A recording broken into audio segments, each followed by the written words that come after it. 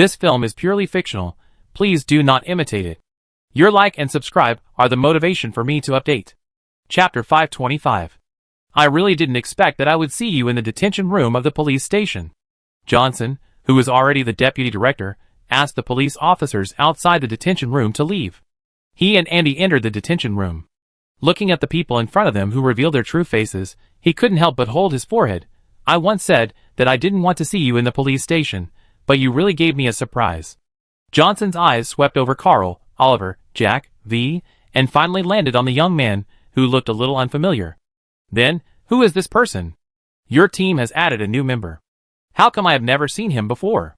He hasn't even been assigned an identity? My friend, I just arrived in Night City recently. Carl said with a smile, and took Arasaka's Nobu's shoulder. It's time to give us the key, Mr. Johnson. My friend has been carrying handcuffs all the way. If you want to break free, just use your monomolecular wire or pistol to shoot. Johnson stared at the handcuffs in Arasaka's Nobu's hands. These are the lowest grade handcuffs, which are specially used to handcuff ordinary civilians. I didn't put electric shock handcuffs or explosive handcuffs on you. It seems that you are very cooperative. That's right, we are good citizens. Forget it, we just killed a group of good citizens of the Tiger Claw gang not long ago, right?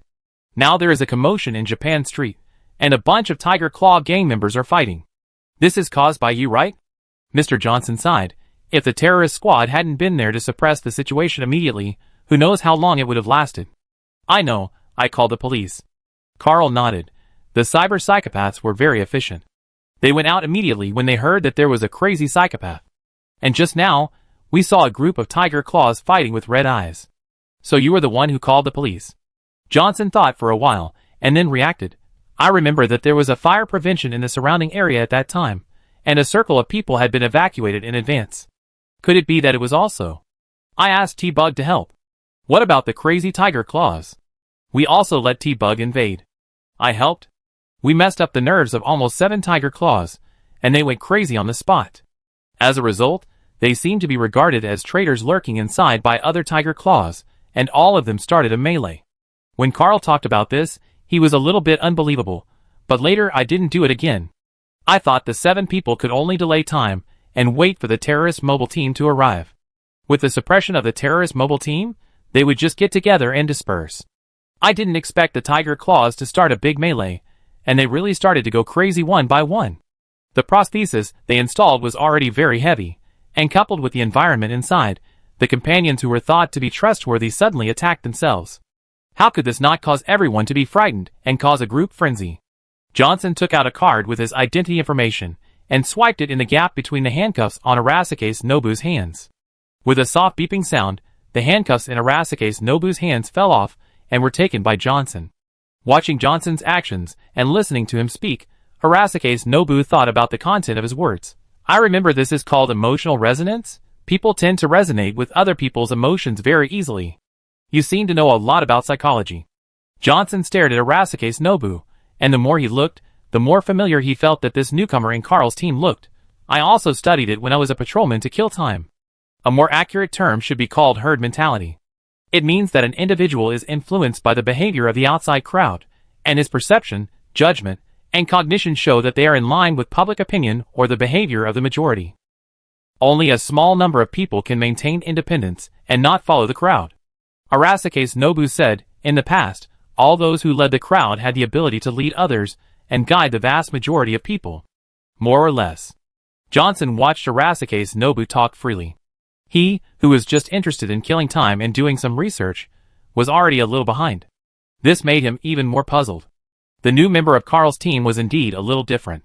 From the outside, he didn't seem to be a man of great physical ability, but his conversation was very organized and very sophisticated. It was obvious that he had received a good education. When he was with the other members of the team, how should I put it, he didn't seem out of place at all. On the contrary, he felt very suitable. Johnson recalled that he had played old-school games by chance when he was young. The existence of this newcomer was like a bard in a medieval fantasy adventure story. He was with a magic swordsman, warrior, assassin, archer, and remote support mage, and they just formed a good team. In short, in order to avoid being caught again, come and apply for an identity. Johnson gestured to Andy to hand over the things, and then took a screen that Carl was familiar with, and placed it in front of Arasaka's Nobu, Night City is a city that will always tolerate foreign things, but it also needs a foundation. You just came from outside, so fill in your identity yourself. You can use your real name or a code name like V. Obviously, Johnson used his authority to directly connect to the NCPD internal subnet and let Arasakase Nobuo register in the detention room. If Arasakase Nobuo wanted to have a disguised identity, he could have countless, but facing the screen Johnson handed to him, he still took it seriously. Because of what Johnson said, he felt something. Night City is a city that will always tolerate foreign things, but does it also need a foundation to stand on? When Arasakase Nobuo left Arasaka, he walked on the street, as if he had nowhere to go, and he was also looking for his own foundation. Whether he was rebelling against Arasaka when he was young or returning to the streets now, his identity was there. Arasaka Nobuyuki only took 1 minute to complete the form. Name, Yuri. Occupation, street vagrant. Age, 21. Nationality, Japan. Yuri? Johnson muttered the name, but he felt that he had heard it somewhere before. He seemed to have heard such a name, but where exactly? Compared to Johnson, who was still thinking, Andy, who was calm on the side, had a strange look in his eyes. He looked at Yuri, and already knew his true identity. This face, so that's it. Chapter 526. Before Mr. Johnson could figure out why this name was familiar, there was a knock on the door of the detention room, followed by a report. Chief, the city council has sent an emergency order, and you need to review it. This guy is quite good at talking, and he also calls the deputy chief the chief. Amid Oliver's muttering, Mr. Johnson ignored this kid, who was born in St. Domingo like him, and immediately put aside his thoughts, turned around and said in confusion, "Emergency order, where is the chief? Didn't he review it?" "The chief has already seen it, and he wants you to see it too."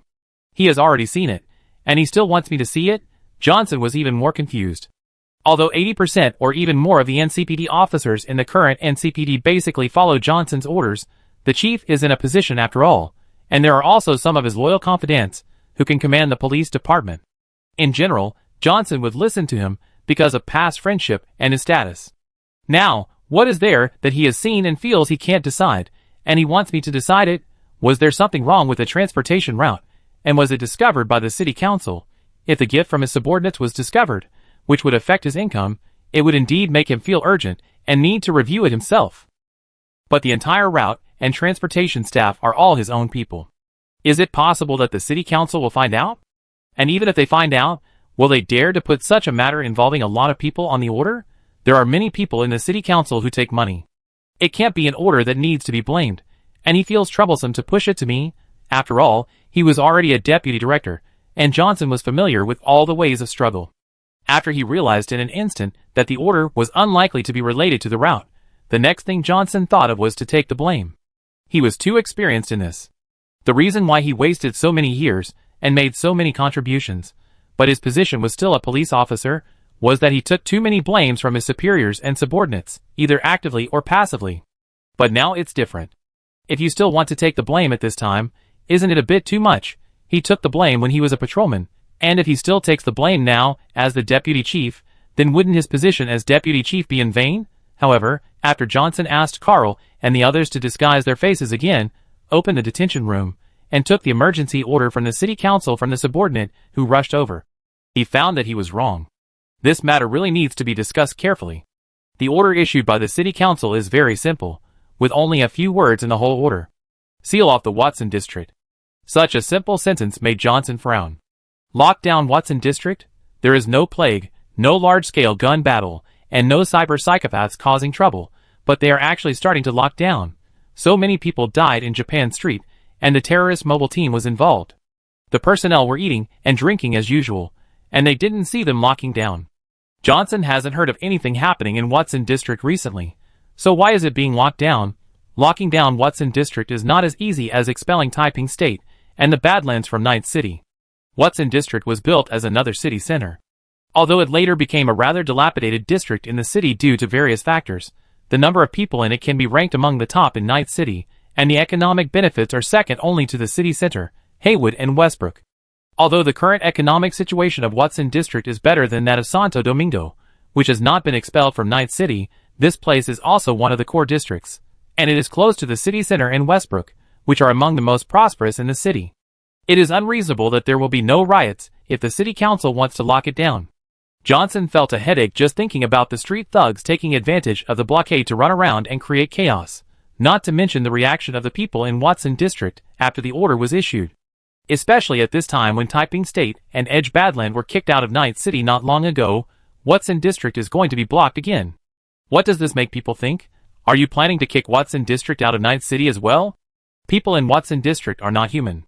Only the company dogs in the city center are considered human, right? Johnson held his forehead.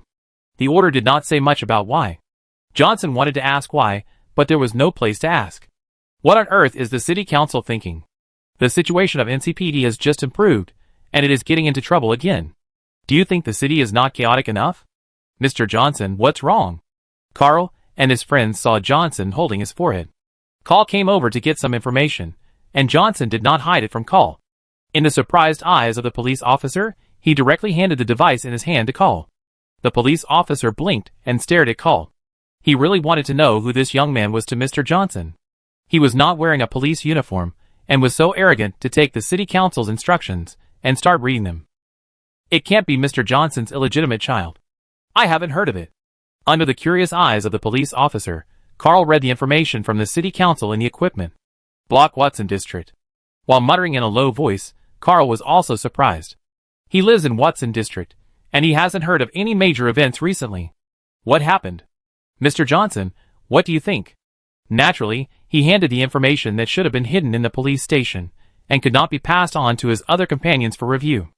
Under the wide-eyed and unbelievable gaze of the police officer, Carl said, "Is the city council going to let Watson District leave Night City as well? They shouldn't dare to do that." Johnson said, "Now that former Mayor Lucius is dead, the current mayor has not been elected yet, and everyone wants to win votes. At this time, doing something that not many people in the city will agree with will only cause public outrage. Maybe there is a particularly urgent reason for the blockade." A particularly urgent reason? For some reason, Carl suddenly thought of the instructions given to him by Saburo Arasaka when they were at the home of the Tiger Claw gang in a suit. Waiting for him to come, right? Carl understood. Then when he turned to look at his companions, he found that they were also looking at him. Everyone, obviously, thought of that. Carl turned back and looked at Johnson. "Mr. Johnson, when does the blockade start?" "Let me see, the execution time is." Johnson raised his eyebrows in surprise. "The blockade will start in 4 days, and the time limit is indefinite? Is it so urgent?" 4 days? Carl already knew the time. Chapter 527. Do you want me to take you there? Andy was outside the police station, looking at Carl and the others on the street. "You came here in the police car, right? Your car should still be parked on Japan Street. Do you want me to take you there?" "No, our Hera has a remote control program after the transformation, and can also drive automatically. We will be here in a while." Oliver waved his hand. "You should go back and continue your work, Andy. You should be busy for a while for today's Japan Street, and the things that will happen later. Then I won't see you off." Andy nodded, looked at the man who called himself Yuri in Carl's team, and turned to the police station. Arasaka Nobuo, who was stared at by Andy, felt something. He looked at Andy's back, and had already guessed in his mind. It seems that this friend of Carl's was quite sensitive, and had guessed some of his identities. Arasaka Nobuo didn't think for too long, because soon he saw the Hera, which was quite crowded because of the number of people, slowly driving towards them. "What do you mean, Yuri?" Oliver took a few steps forward and opened the driver's door. "Do you want to go back with us now, or go for a walk?" "Go for a walk." Hearing these words seemed a little strange. Yuri was a little curious. "What else are you going to do at this time?" "How about having a drink?" Jack suggested. "It's not necessary to drink, but it's good to have a snack with a drink as a midnight entertainment, after all." As he said this, Jack glanced at the distant blue building, which could be seen due to its height. "If we go back to that place, it's not easy to have a good meal even if we want to." Yuri could understand what Jack said. After all, for safety reasons, they cooked their own meals every day in the blue by building. After they got familiar with cooking, Carl began to instruct him to help peel the skin. This was still cooking. If he wanted to make some snacks, he would have to do it all. As one of the people who was also instructed by Carl to work, Yuri naturally understood what Jack said in seconds. "Where are we going?" "Let's get in the car first." V beckoned Yuri to get in the car. "It's not too late to talk on the way." The Hera, which was packed with 5 people, started quickly. Jack, who was sitting on the passenger seat, continued to talk about what he had said before getting in the car. "If it were a normal recommendation, I would definitely recommend the Wild Wolf Bar to you. Yuri, you know that it is a shop opened by my mother, but my recommendation is not mixed with too much personal feelings. But that place is really good, but we are not going there today. Jack looked at the road in front of him and said, "Have you heard of the afterlife?" Afterlife. When he read the name, Yuri recalled some information about this bar. A gathering place for mercenaries in Night City? To be precise, it is a gathering place for mercenaries and middlemen. In that place, you can find the best mercenaries and the worst middlemen. Oliver in the driver's seat interrupted and said, "Of course, there are also a lot of corporate dogs who want to delegate work to mercenaries and middlemen." It sounds like you have a lot of resentment towards middlemen, Oliver. Most middlemen don't have it, but a few do. We once encountered a brainless idiot who took half of the money from you. It seems that he is already dead. During the time they spent together, Yuri had understood the personalities of Carl and his friends. According to your temperament, you probably won't tolerate him. Not bad. Carl said calmly. He didn't cause any trouble to us later, so I didn't bother to bother him. Later, he was blind and wanted to cheat us again, but he was killed. Since there was no follow-up, can you be patient this time? Yuri felt that he understood Carl's character better. The headquarters of NCPD is located in Haywood, which is a distance away from the future life in Watson District. However, when driving on the street, Carl and his team did not encounter the crime that Night City News likes to hear about. On the contrary, they arrived at the target location very smoothly, and the traffic along the way can be regarded as orderly. It seems that the incident in Westbrook Japan Street has more or less affected the public security in the city for a short period of time. Night City is now much more stable than before under the increasing enforcement of NCPD, but even the traffic rules are in compliance, which is not something that the current enforcement can achieve. The only reason Carl can think of is the dispatch of the terrorist squad. With this group of cyber psychopaths dispatched to suppress the Tiger Claws fight, it seems that no one in the city intends to offend the psychopaths at this time. But thanks to them, Carl and his friends have found it much easier to drive. After about 40 minutes of driving in compliance with traffic rules, we arrived at the afterlife. It was Yuri's first time to the afterlife, and when he walked into the underground passage to the afterlife, his thoughts were similar to Carl's first time there. I heard that this used to be an underground morgue. Is it necessary to use this kind of dark green tone as the theme color of the bar? This is too hellish. I said it was very hellish. Hearing Yuri's words, Carl's eyes seemed to light up. Sure enough, people in the Oriental cultural circle can understand it. When I complained about this, Jack and the others didn't feel anything. This place looks similar to the decoration color of the underworld, and the name of the afterlife is not auspicious. It's indeed unlucky. Yuri nodded. In the end, I don't really understand what you mean by unlucky. Jack scratched his head. What does it mean? To use a more hellish metaphor, it's like you go to a place full of bat and black cat models, and the decoration is black, and the name is Friday the 13th. Okay, now I understand it more or less. As Jack spoke with some understanding, Emmerich, the bodyguard at the door of the afterlife, glanced at them and made way. Although this group of people looked very unfamiliar, Emmerich noticed the equipment they had. One of them had a Kant-Out Classic, and it looked like a modified modeling long. This weapon, which only top mercenaries or professional bodyguard teams could get, was enough to qualify them to enter the afterlife. There were many people in the afterlife today, probably because the riots in Japan Street disrupted the plans of many mercenaries and middlemen. There were people sitting everywhere, and the first thing Carl saw after entering was a fat figure.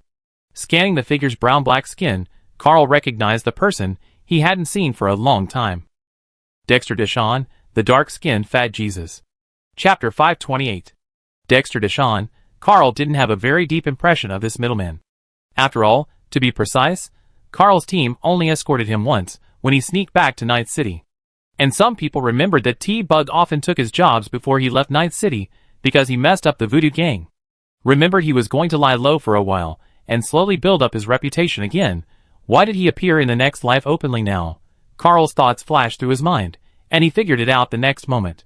Lurking is bullshit. Back then, he fled from Night City in a panic, because he messed up the Voodoo Gang.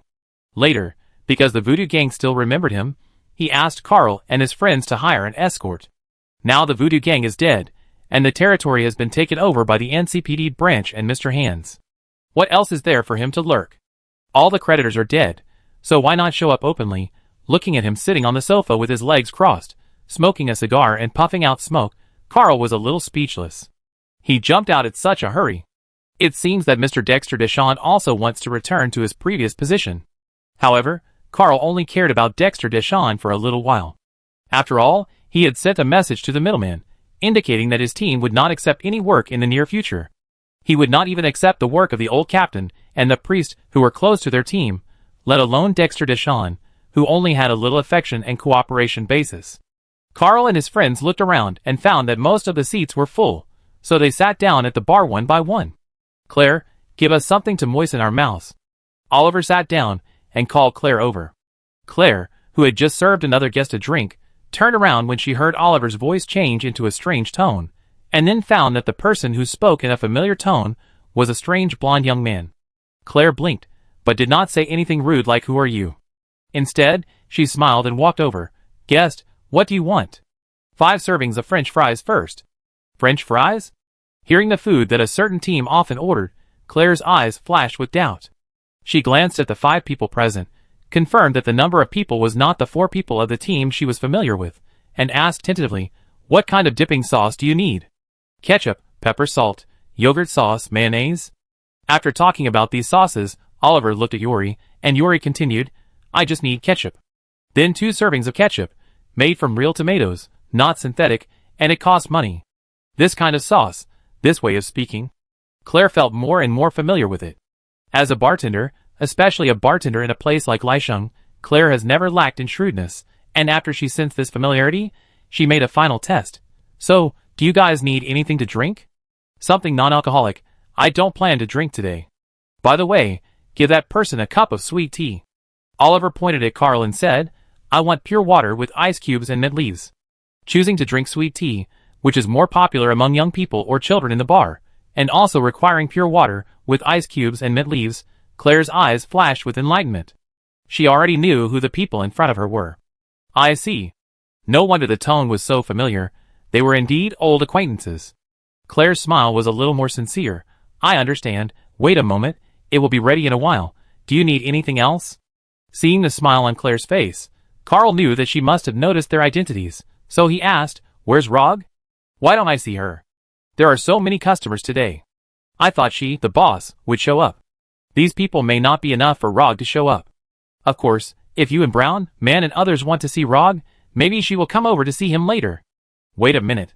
Hearing this, Carl was a little surprised. The Japanese street should be very noisy today. Is Rog still busy assigning tasks to people? The boss has to do other things besides assigning work. Claire blinked at Carl, but didn't say it clearly, just hinted. After all, she is Rog, isn't she? In other words, it's not about the middleman. Rog is not busy with the middleman. Carl immediately thought of Rog's other identity. Arasaka Michiko. Could it be that Rog is now in Arasaka Tower, and is meeting with Arasaka Michiko? It seems that the real owner of Arasaka in America has also sensed a hint of wind. Is he planning to learn about things from the street? Considering the past detective identity and reputation of the detective, this approach is similar to Sherlock Holmes's method. Perhaps it won't take long for this person to know the news that Saburo Arasaka is coming to Ninth City. She may already have relevant information on her chopping board. Before Carl could think about it, he noticed that after them, a new guest entered the afterlife. The group looked very young, and they were probably not as old as Oliver at most, but their weapons and prosthetics were quite sophisticated. Carl looked over and saw traces of heavy subcutaneous armor on the leader's body. After a closer look, he saw obvious signs of modification on his hands. Judging from the huge size that could not be concealed by the sleeves, he should have a gorilla arm. And the footsteps also have a feline feel. From the angle of the hunch, it should be a lynx claw prosthesis. Heavy subcutaneous armor and gorilla arms. This kind of prosthesis is obviously for fighting, but it is equipped with a lynx claw that reduces the sound of footsteps and is suitable for stealth. It feels like a strong man charging on a donkey. And the thin person behind him, a single molecule line. It is rare for Carl to see a mercenary using a single molecule line. After all, for an industry like mercenaries, it is really unnecessary to master a hacking technique while mastering firearms.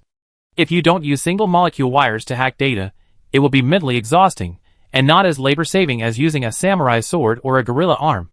Therefore, among the famous mercenaries in the city, only Carl uses it.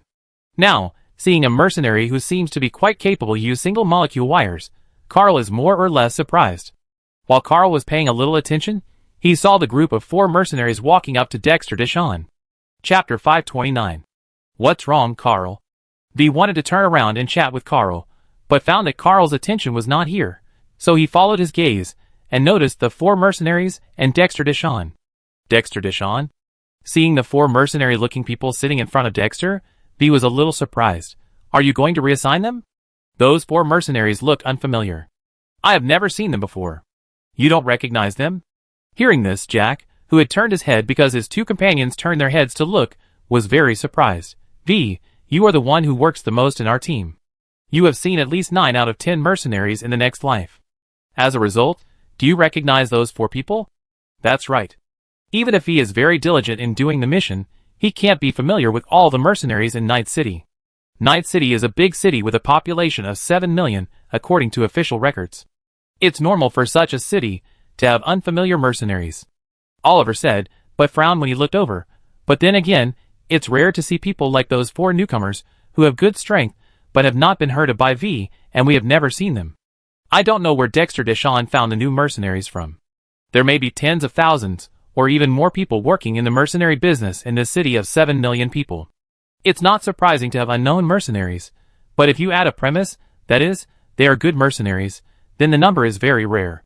Most of the mercenaries in Night City are made up of outside wanderers who can't make it, street kids who think they are special, and unemployed company dogs fired by the company.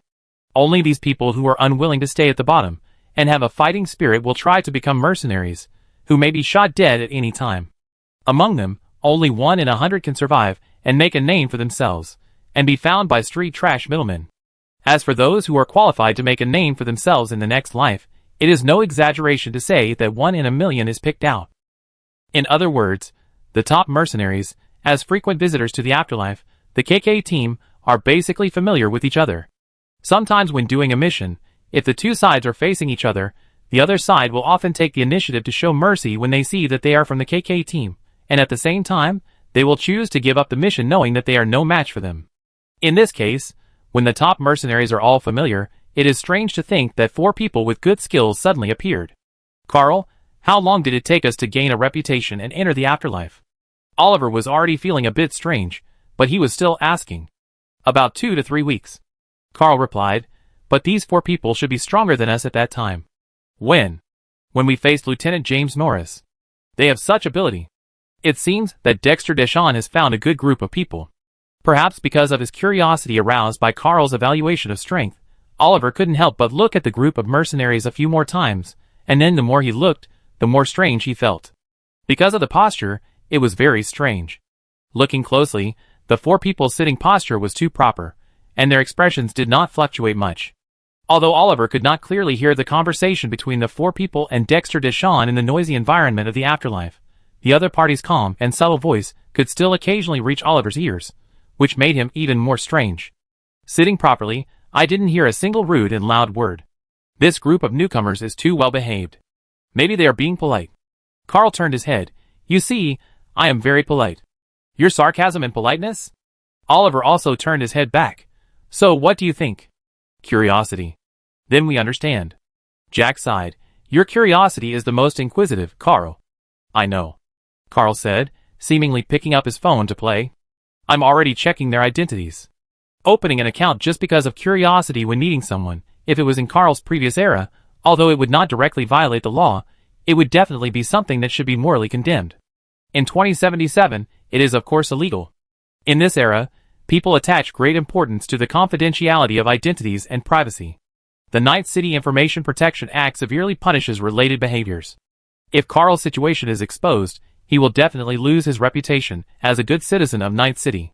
So he used the identity of Mr. Johnson to go to the Information Management Department of the NCPD Police Department. On the other side, Johnson, who was busy in front of the computer, suddenly saw that his identity had logged into the Information Management Department, and he began to search through the Night City personnel files. He was stunned for a moment, and then, this kid. Noticing his identity login verification code, Johnson sighed, and chose not to care. He was the deputy director after all, so he had the right to browse. While Mr. Johnson was indulging himself, Carl smoothly investigated the facial information and also checked the recent foreign population, and then he got the answer. Foreigners. Using this kind of words that more or less carried a sense of local people in Night City in the context, Carl, who was obviously not a local of Night City, spoke without any special ideas. I found the relevant information at the Border Management Department and just entered the country this morning. Do you have any identity registration information? Hearing this familiar time period in the morning, Yuri, who had been silent, thought of something and asked. No, they filled in the name of Wanderers, but according to the records, the Wanderer tribe was disbanded a month ago. In other words, there is nothing to be found from the information? The information of Wanderers is indeed the most difficult to obtain. In addition, the tribe has been disbanded, and the personnel have no way to verify it. Unless we find the personnel of that tribe and make sure that they are not lying, there is no way to confirm the identities of these 4 people. Yuri thought, is there any action record? I checked the camera, and there was no sign of approaching the siege point and the Tiger Claw gang's residence. Carl said, it may have nothing to do with that group of people, but... Your sweet tea is here. Thanks, Claire. After smiling at Claire and watching Claire continue to serve French fries, Carl said, but I don't know that a group of vagrants can have such fair skin, behave so well, and have no calluses on their hands from driving for a long time. Chapter 530. What is a wanderer like? Just look at V. V is a perfect wanderer, with good skills, sincere and enthusiastic, and he will treat you as his own if he gets along well with you. He is an absolute wanderer template. If you follow his example, and fight against the 4 mercenaries, who are registered as wanderers, you can see their flaws one after another. Why choose a wanderer when you can choose any other identity? V ate the fries brought by Claire, at least camouflage the hands, and make some traces of wind and sand on the skin. That fine prosthetic body needs top-level maintenance. It can't stand the dust in the bad land. I think it's shiny. That model is probably expensive. It can buy supplies for the tribe for a long time. I don't know which tribe will be so generous. Even the wealthy Atacado, who is now on the edge of Night City and engaged in smuggling trade with NCPD and the 6th Street Gang, is not even 1/10 as well equipped as this group of registered homeless people. It is absurd to think that such a powerful tribe of homeless people would disband, and that capable people would not be able to make it, and would have to run to Night City to be mercenaries. It is now certain that their identities are definitely disguised. Jack ate salt and pepper fries. So, we should not need to investigate specifically just because of curiosity. Everyone in this city has secrets. A group of foreign mercenaries with special purposes should not be considered strange, and besides... Jack glanced at Yuri. Let's go around, right? I'd love to. Yuri said, and looked at the 4 people again. I'm curious too. How come you're curious about Yuri? Jack was a little speechless. Could he be the most stable person in the whole team? No, I just received a message. Yuri sent the message he received from his subordinates. Please pay attention to the military technology agents. Military technology? In the team chat, Jack said. How come they are involved too? Let's talk about Arasaka. Militech knows it as well as Arasaka knows its own business, just like Arasaka knows Militech. Yuri obviously knows the situation of Arasaka and Militech very well, but he is also very surprised by Militech's arrival. But it's strange, I took action only when I found the right time, and I don't know why they were able to mobilize forces to Night City when Militech and New America should have been fighting each other. Military technology and New America are fighting each other. Oliver knows the relevant things very well. Don't they often fight each other over the division of interests? Is there something special recently that makes them have to fight? The new U.S. presidential election. Yuri said something that made the other members of the team stunned. In previous years, even if the election was a foregone conclusion, both sides would use all means to entangle until the last moment before the presidential election results came out, or even until the day the president officially took office. According to the time, it should be during this period. Why can military technology still intervene? Presidential election, no suspense, entanglement. We may know something about this. V hinted to Yuri with some hesitation. After all, we have taken on a lot of work. Took on a lot of work. Yuri understood. It turned out that Carl's team did something to unbalance the internal fighting forces that were still in the entanglement period, allowing one of the parties to withdraw their hands and reach out to Arasaka. It seems that they are planning to do something. Carl glanced at Yuri. If there is anything in Night City recently that military technology needs to do, then it is obviously another identity of Yuri. I don't know if it is aimed at him. However, Arasake's Nobuo had come to Night City before. Why didn't they target him that time? But are they ready to move this time? Or are they not targeting Arasake's Nobuo, but another person named Arasaka? Will this not lead to the 5th corporate war? Or are these people likely to be military technology people, but with the involvement of a third party? Third party. Carl thought of a person. No, or to be precise, it was not a person. When Carl and Arasaka's Nobuo met for the first time, a blue-eyed man in a suit, who was obviously controlled by a wandering AI through a prosthetic body, was taken back to Japan to meet Saburo Arasaka. Later in Night City, a person who was originally scheduled to meet with Arasaka's Nobuo was killed by a robot that tried its best to imitate humans, and even abandoned the advantages of machinery. If it weren't for Carl and the others, then Arasaka's Nobuo should have died in that meeting. Think further. On the day of the Arasaka party, a group of AI-controlled personnel had blue light flashing in their eyes. Carl turned his head. But he did not see Dexter Deshawn and the four newcomers. Carl did not think for long. Dexter Deshawn did not go far. His fat and huge body and brown skin were not difficult to find in the afterlife with faint green light. After a little search, Carl found their traces. They were walking towards the inner part of the afterlife. Apparently, a box was vacant. They were going to a more confidential place to discuss in detail. Carl was looking at the person with a single molecular line at the end, and the other person seemed to notice Carl's gaze and turned her head away. It was a woman with blue pupils. From her appearance, she was pretty, but when Carl looked into those eyes, he felt only coldness and dead silence. It was as if those eyes were just the surface, just a layer of skin, and there was something real underneath, watching him.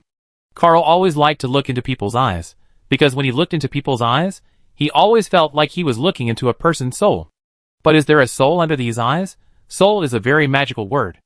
In layman's terms, Carl can also call that feeling human nature. But now, he can't feel human nature. The two of them just looked at each other, and the woman with blue pupils looked away. And at the moment when he looked away, Carl saw something that seemed not unexpected, but also seemed unexpected. A touch of blue light flashed by like a meteor that streaked across the sky in the daytime. It was inconspicuous, but it was so conspicuous in the eyes of those who noticed it. Chapter 531. Very suspicious. Carl ate the last French fry. I'm curious. That's enough. Jack stood up. Let's go, we should go back. As for them. T-Bug, is it okay? Although I had some feelings for Dexter Deshawn in the past, didn't we accept the mission? If it happens to conflict with us. T-Bug's voice was a little cold. I will take action. Your words are enough to reassure me, T-Bug.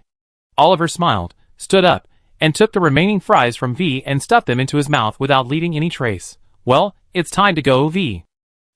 Oh. V, who was originally judging in his mind whether he could handle this group of people against him, nodded when he heard Oliver's voice. He looked at his plate, wanting to finish the remaining fries in one bite and stand up, but found that the fries on his plate were gone. When did he finish eating the fries?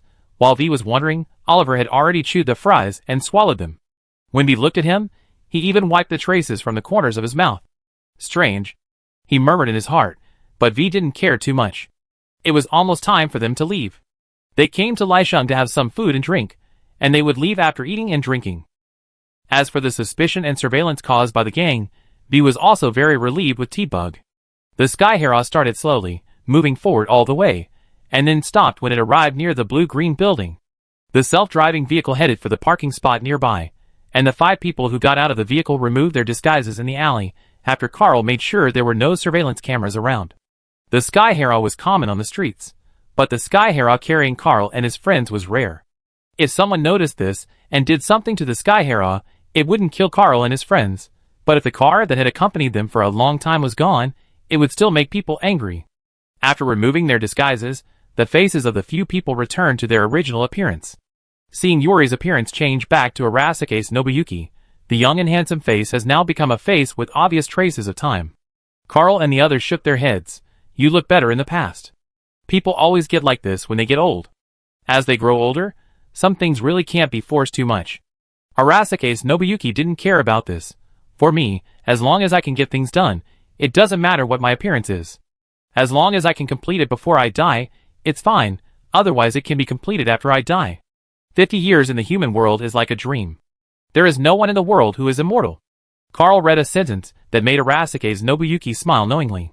I also like the farewell poem sung by Oda Nobunaga at Sumi, but I am over 50 years old. I think this poem is quite hellish. Oda Nobunaga liked to sing about 50 years in the human world, but he encountered the Hinoji incident at the age of 49, and was killed by his subordinate Akechi Mitsuhide. It really didn't exceed 50 years. Carl shrugged and talked to Arasaka's Nobuyuki in a conversation that the other uneducated people in the team could not understand. However, the next sentence was understood by everyone. If there is really someone who wants to be immortal and control the world forever, I don't mind to fight him in Hinoji. Hearing Carl's obviously pointed words, Arasaka's Nobuyuki's pupil shrank, and then the expression on his face tensed for a moment, and then immediately relaxed. He looked at Carl and said calmly, "Did you guess anything?" "To be honest, I guessed it by half guessing and half guessing, plus the conversation with you. I just wanted to try to ask. But now from the results, it seems that I guessed it right." Carl looked to the west. His eyes seemed to pass through the heavy barriers of buildings and the sea and fell on the island country. There has never been an eternal emperor, nor has there been a permanent high and mighty one. I will remember this sentence in my heart. Arasaka's Nobuya stood and looked into the distance with Carl. Then, "You will help me, right, Carl?" "I won't help a company dog," Carl said, but turned his head to look at Arasaka's Nobu. "But I will help my friend Yuri. I will help my friend Yuri." Arasaka's Nobu kept repeating this sentence. "That's enough, Arasaka's Nobu. It doesn't matter if I don't help." After this sentence, Arasaka's Nobu stopped talking, but walked out of the alley and headed towards the blue-green building. Leaving the alley and walking on the street, Carl found that the place where people parked randomly was very familiar. In 2075, he had been around, and he just raised his hands and looked at the place nearby. It was different after all. Carl was where he faced ACPA in the past. In the past, the mercenary who had just debuted could only rely on the other party's arrogance and carelessness when facing ACPA. He sacrificed his arm to barely get the other party damaged, and almost died from the injury. Now, the mercenary Carl, who has debuted for 2 years, suddenly thought of his conversation with the ACPA. He was waiting down there when he died, but now he's alive, so the one waiting now should be that guy. Then wait a little longer. I talk about it after 50 years. Anyway, I have to experience 50 years of life in the human world first. Master Nobuaki, welcome back. The receptionist at the entrance of the Blue Azure building bowed humbly and politely, and under the gaze of other people in the Blue Azure building, a person who the residents of Night City would naturally know appeared next to Arasaka Nobuaki. KK Squad. Under the gaze of the service staff and guests, Arasaka's Nobuyuki, who was protected by the KK Squad, walked into the elevator leading to the top floor without saying a word. Arasaka's Nobuyuki has come to Night City, and the KK Squad is responsible for protecting him. Originally, it was a secret that the KK Squad was protecting Arasaka's Nobuyuki, but after Yuri confirmed that he would get help from his friends, this secret was no longer worth keeping. As the KK Squad would protect Arasaka's Nobuyuki, it didn't matter if everyone knew about it. As long as other personnel don't know, Yuri is now a member of the KK team. KK team? In Japan, an elderly man in kimono saw the intelligence he received, and also saw the information about the KK team submitted by his subordinates. After watching it carefully, the old man thought deeply for a while. Is it the most famous and capable team in that sinful city? He pointed his finger at the solid wood table. Will this be your reliance? Lei Xian. Chapter 532. Beep. The sound of the sirens always seemed so penetrating. Even if you were in a 100-story building, looking down at the night streets flashing red lights, you could still hear the urgent sound of the sirens. It's not even time to block the streets yet, and the streets are already in chaos. V stood next to Carl, looking down at the familiar night scene of Night City. The city government's ability to keep secrets is really not that good. It's just a carnival before it starts. Jack commented, when the official lockdown begins, the terrorist squad will personally take action. By then, even if they want to cause trouble, they won't have a chance. I heard that the NCPD will also deploy drones and exoskeletons equipped with heavy weapons. With the terrorist squad and NCPD working together, no idiot should think of making trouble during the lockdown. Who knows, there are more and more outsiders in Night City recently. Oliver folded his hands and looked at the night scene with constant gunfire and flashing firelight on the streets. So these few days will be the last carnival time in Watson District of Night City. I don't know if Old Wei and Misty will be in trouble. Lao Wei and Misty's shops are both in Little Chinatown. If Watson District gets in chaos, they will definitely be affected to some extent. At this crazy moment, if some ignorant thugs come to cause trouble. Listening to Oliver's words, Jack said, "Don't worry, I have already dealt with this matter a long time ago." Andy said that he will send a team to patrol Chinatown. Misty and Lao Wei's shops are the key areas of concern. I believe in Andy's ability, nothing will happen. It's obviously his girlfriend who's over there, so he should be the one who's more worried, But he's the one who's comforting me who's worried about his friend. Oliver was a little speechless, but he was relieved to hear that Jack had already prepared in advance. If it's Andy and the others, then we can rest assured. It's ridiculous to say that I used to look down on NCPD and thought they were just a bunch of people who were eating for free. But now I know that I can feel very relieved after knowing that there is protection from NCPD. I have to say that people change really quickly. That's because the current NCPD is really doing practical things. Arasaka's Nobu came over with a bottle of beer with the ring opened. Would you like to moisten your mouth? I saw that there was beer among the drinks you brought, so I put it in the refrigerator to cool it down. In my impression, young masters, like you always drink red wine from crystal clear glasses.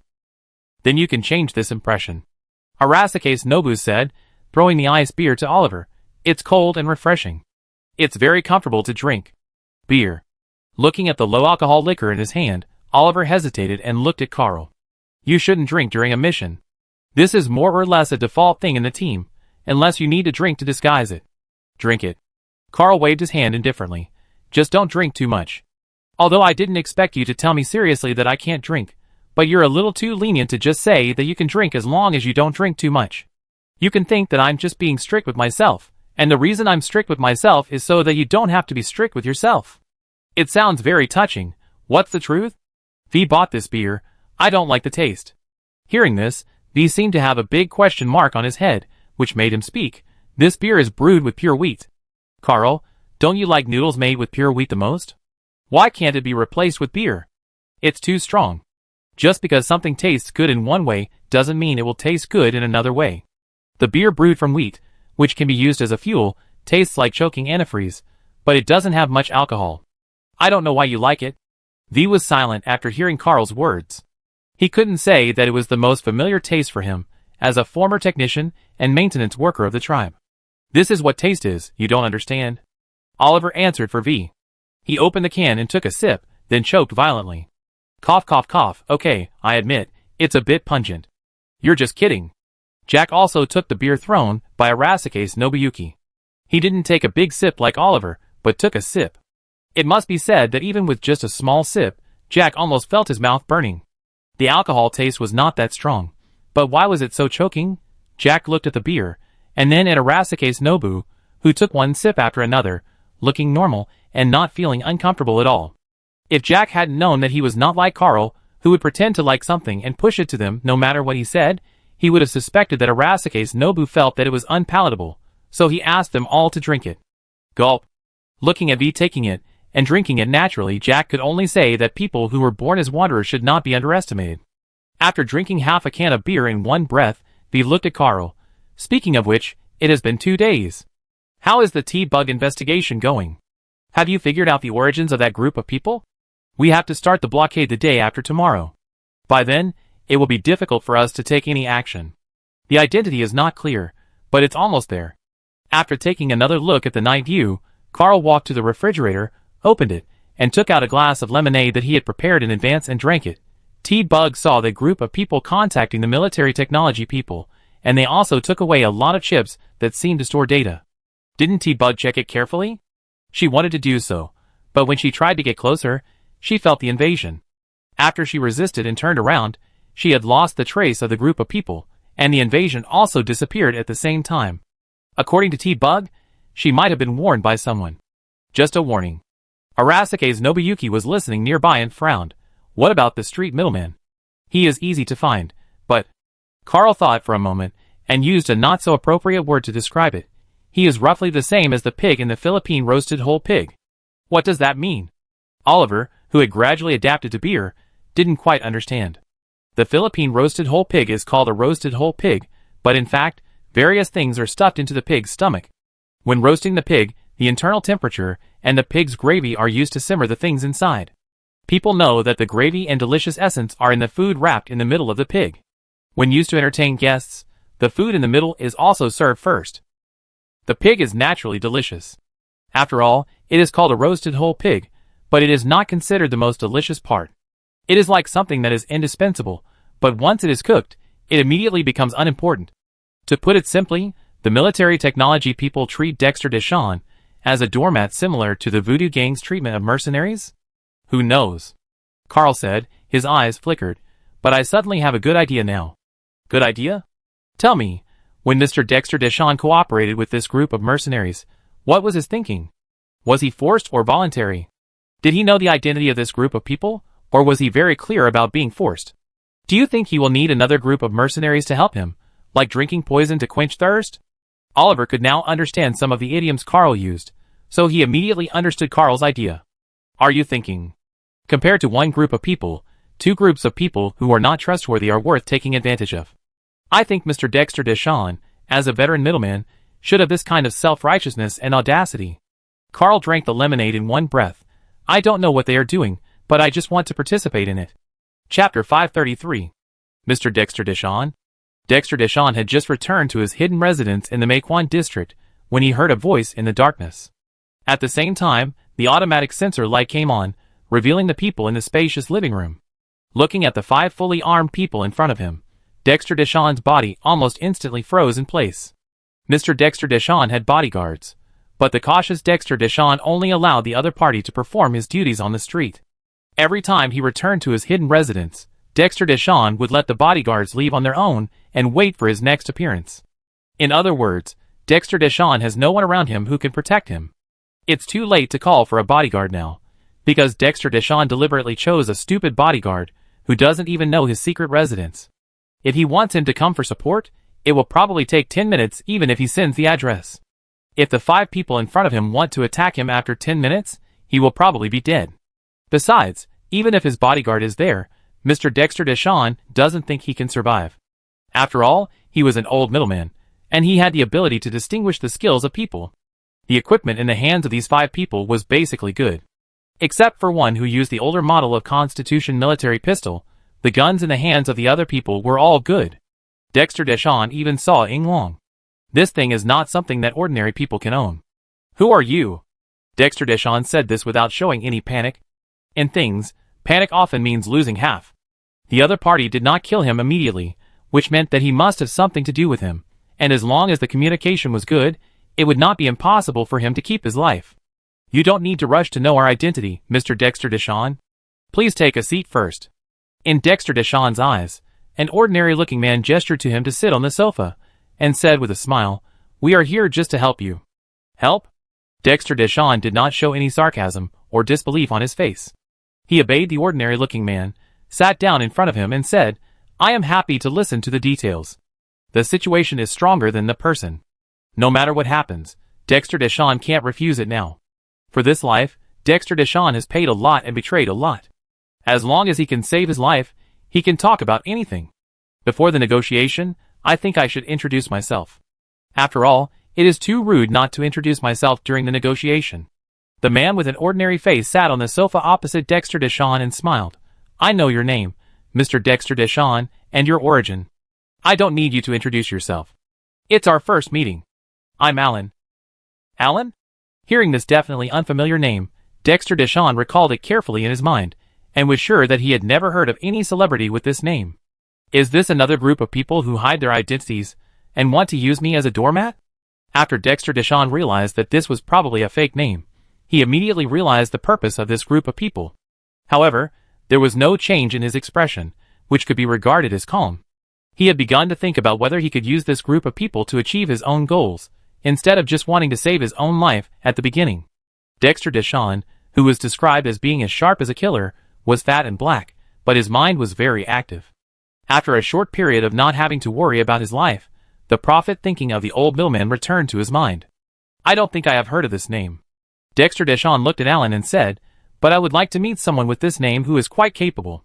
This was a compliment, and it did not change Alan's smile at all. He just said, "Since Mr. Dexter Deshawn is willing to meet me, then we can talk about things properly." Alan's words were calm and indifferent, but the next words were like a knife that instantly pierced Dexter Deshawn's heart. "We want to participate in what you are planning and provide a little help to you, Mr. Dexter Deshawn." "What am I planning now?" Hearing this, Dexter Deshawn's heart jumped suddenly. Although he had expected it, when this sentence really came out of the mouth of the person in front of him, he almost couldn't help but stand up directly from the sofa. "How did you know this? Who are you?" The words that were about to come out of his mouth were suppressed by Dexter Deshawn. Dexter Deshawn barely calmed down the change in his expression, looked at Alan again, and said in a deep voice, "Since you know this, You should also know how terrible the other party who entrusted me is. Dexter Deshawn paused and continued, You are asking me to die. Anyway, I will die. I think I may not need to agree to your request. No, you won't die, Mr. Dexter Deshawn. Alan kept smiling, at least not now.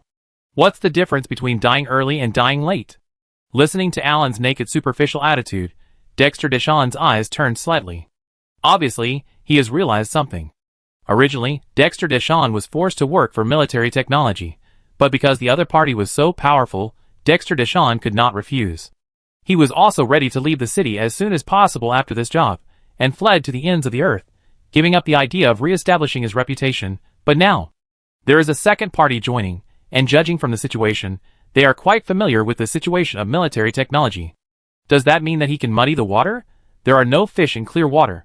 Although this is not absolute, a chaotic and unclear pool of water always gives black fish a chance to swim through it, and Dexter Deshawn thinks that he seems to have such an opportunity.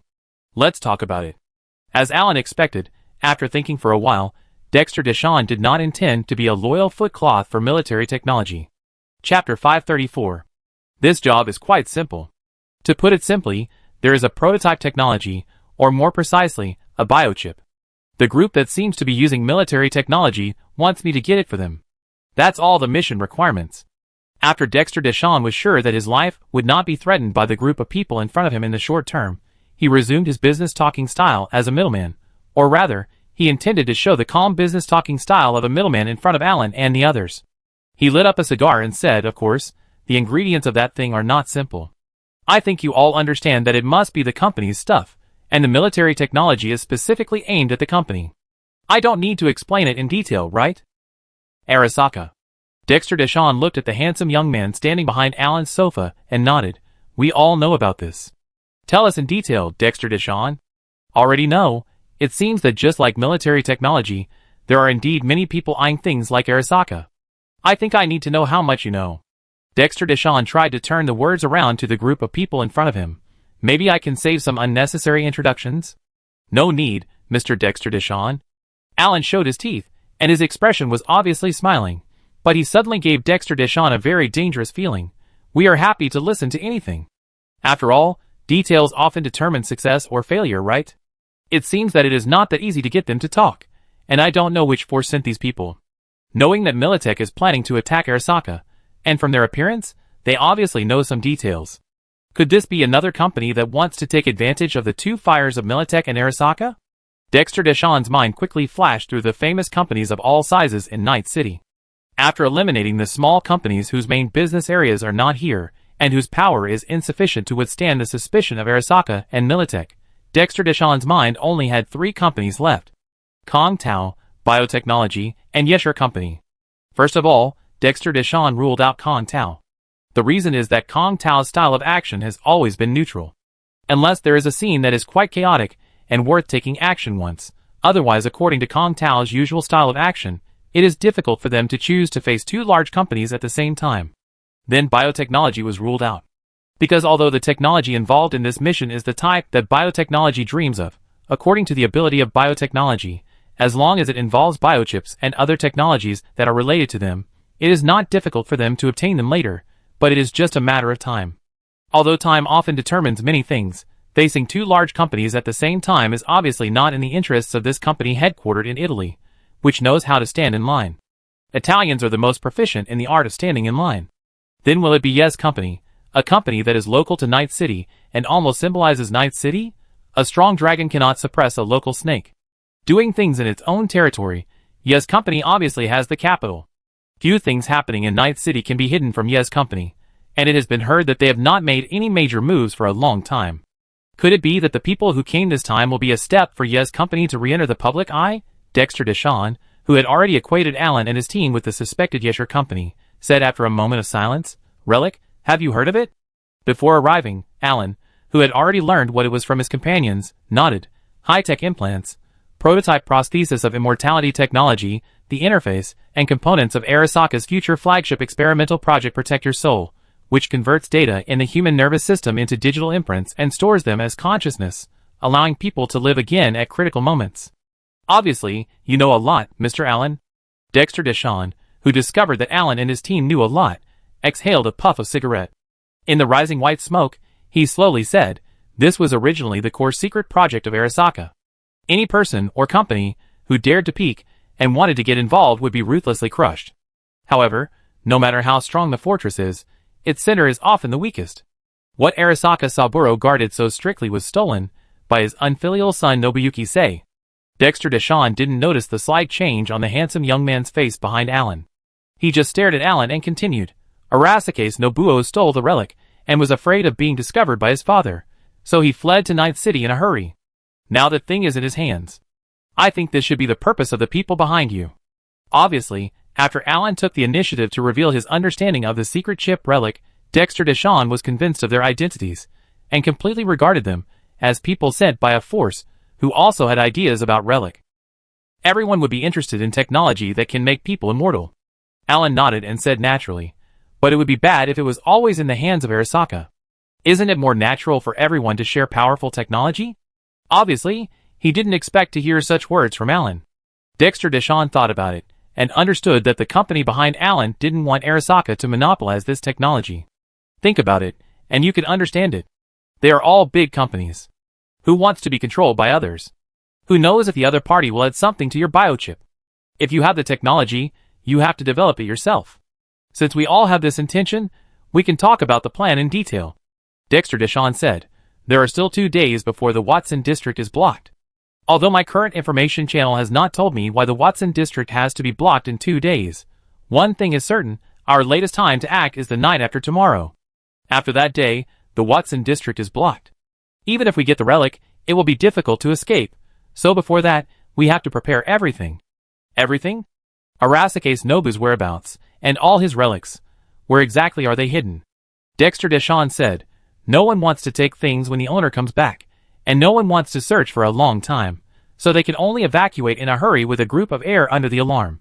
"What do you mean?" "The group of people in military technology are only responsible for the implementation of the plan. Regarding the arrangement of the plan, they entrusted me with a considerable commission. Although I don't know if I can spend all the money, my original plan was to ask other mercenaries to help me complete the arrangement of the plan, but now..." Dexter Deshawn looked at Alan. "You should all have disguised identities. If you are going to do something, I think that identity is very suitable for playing mercenaries to hide from military technology. After all, we all have some little secrets." Alan laughed happily. "What a great middleman, Mr. Dexter Deshawn. Hiding identities seems to be helping them and considering them, but Alan is sure that at a critical moment, Dexter Deshawn will take the initiative to expose their identities to the other side of the military technology, thus causing a melee between the two sides. Street people are rarely fools, let alone middlemen." But Alan nodded to Dexter Deshawn's seemingly well-intentioned suggestion. "Then I leave it to you, Mr. Dexter Deshawn. Now, tell us about the plan you have prepared." Chapter 535. My plan is very simple. After the matter was made public, Dexter Deshawn's words were obviously much more relaxed than the previous one-sentence three-test situation. He leaned slowly on the sofa behind him and said, "To steal something, you only need to do 2 things. One is to know where the thing is, and the other is to find the time when the owner is not at home. This is a truth that street thugs know." Alan, or Carl, nodded. "After all, if you want to steal Arasaka's things, you can't rob after the theft is exposed. It's great that you understand." Dexter Deshawn said, shaking the ash of the cigar that was almost an inch high into the ashtray. "I will find a way to get it when the owner is not at home, but you have to find the location of the thing yourself. I remember that Arasaka Nobu lived in the Tavernier Suite on the top floor of the Blue Sky building. The information of that place is not so easy to get. That's none of my business." Dexter Deshawn's eyes were fixed on Alan. "My original plan was to see if I could bribe the waiters, or call girls, let them install the prosthesis that can record Mutuo, and explore the internal situation while delivering food or serving Arasaka Nobu, and then ask a Mutuo master to study the location of relic from Mutuo step by step. But all these ideas failed before I thought about it." "Failure? I know about it. It's because of the KK team's vigilance." "It seems that you already know it." Dexter Deshawn was not surprised that the group of people in front of him, who were obviously supported by a big company, knew that the KK team was protecting Arasaka Nobu. Although he just learned about this 4 hours ago, and it was through the people he bribed in the Blue Abyss building that he saw the KK team standing next to Arasaka Nobu openly, but this did not prevent him from acting as if he had already known that the KK team was protecting Arasaka Nobu. I once assigned the KK team a job. Dexter Deshawn said, they are an excellent escort team, with strength, reputation, and good sense of rules. No matter what the situation, they are undoubtedly the best mercenary team in Night City, or even in the world, but when they become opponents, they will undoubtedly be the most terrifying existence. Speaking of the KK team, a trace of fear flashed in Dexter Deshawn's eyes. Although I was forced to take this job, if I had known that the person I was going to steal was Arasaka's Nobuyuki, who was escorted by the KK team, I might not have taken this task even if I died. But you still took it, Alan said calmly. Things always get worse step by step, just like people's psychological tolerance, which always gets heavier step by step. Dexter Deshawn said, if I knew this kind of thing from the beginning, I would definitely not dare to do it, but step by step, first I knew that the things to be stolen belonged to Arasaka, then I knew that the person to be stolen was Arasaka Nobuyuki, and then I knew that the KK team was guarding Arasaka Nobuyuki. This step by step, people's tolerance has also increased. Is that so? Alan looked at Dexter Deshawn, who seemed to be afraid, but could not hide the slight sense of self-praise in his words, and he could see clearly Dexter Deshawn's current psychological state. Dexter Deshawn was also excited. Obviously, if he succeeded in this job and really got away with it, his name would immediately become the most famous in the entire Night City. This was almost done by stepping on Arasaka and the KK team, and it would definitely send his reputation to the peak. At that time, the most powerful middleman in Night City would only be him, not Rogue. Whatever he had fled Night City in a hurry, whatever he had messed up with the Voodoo Gang in the past, they were nothing before his return to glory and fame. In the future, there will only be one legendary middleman in Night City, and that is Mr. Dexter Deshawn. Of course, this is premised on the fact that he can really accomplish this, and completely escape unscathed from the many forces. If he really has this ability, then the title of legendary middleman should naturally belong to him. In other words, if you can accomplish something like this, you are already a legendary middleman. Of course, despite his uncontrollable excitement, Dexter Deshawn was still calm. He warned Alan and the others seriously, but you must remember that if an accident occurs, you must all withdraw immediately and disconnect. I know you may not be mercenaries, but if you are planning to take the job, then I think you should also learn some mercenary rules. Follow the rules and never cause trouble. What do you mean? Don't mess with the KK team. Dexter Deshawn spoke in a serious tone, almost pausing every word. If you mess with those guys, you will lose your life. You are definitely not a match for the KK team, even with the military technology personnel. I know that for you who may come from a company, street mercenaries, even if they have a resounding name, can't scare you, but remember, that is the KK team. Is there any difference? Alan and his companions looked at each other, and asked curiously. Everyone who wanted to challenge the KK name, whether it was a company or a gang, has died. So far, I remember that there is only one person left alive after fighting with KK, except for the person KK took the initiative to keep alive, and I think you all know that person's name. Dexter Deshawn's words made Alan and his companions look more serious. Adam Hammer. Alan read out the name. If you think you are comparable to Adam Hammer, then go and provoke the KK team. Just don't get me involved, and don't count me as a suicide. Dexter Deshawn said this, and put out the half-smoked cigar on the glass table. You can start the action. I don't need to know what methods you have. But if you want to participate and do something, then as the basis for cooperation, you better bring me the information about the 100th floor suite. A reasonable request. Alan nodded and stood up. Then we won't disturb you, Mr. Dexter Deshawn, and you can continue to rest. Under Dexter Deshawn's gaze, several of Alan's figures disappeared almost in the blink of an eye, and when he blinked again, there was only one Alan left in front of him. Dexter Deshawn's eyes seemed to see the afterimage of one of Alan's companions being taken away by his companions. Before Dexter Deshawn could figure out how they left so quickly, Alan had disappeared, and his voice came from behind Dexter Deshawn. By the way, I have another word here. Dexter Deshawn did not look back. What? Nobody, or famous, I look forward to your choice, Mr. Dexter Deshawn. Chapter 536. So now the situation is very clear.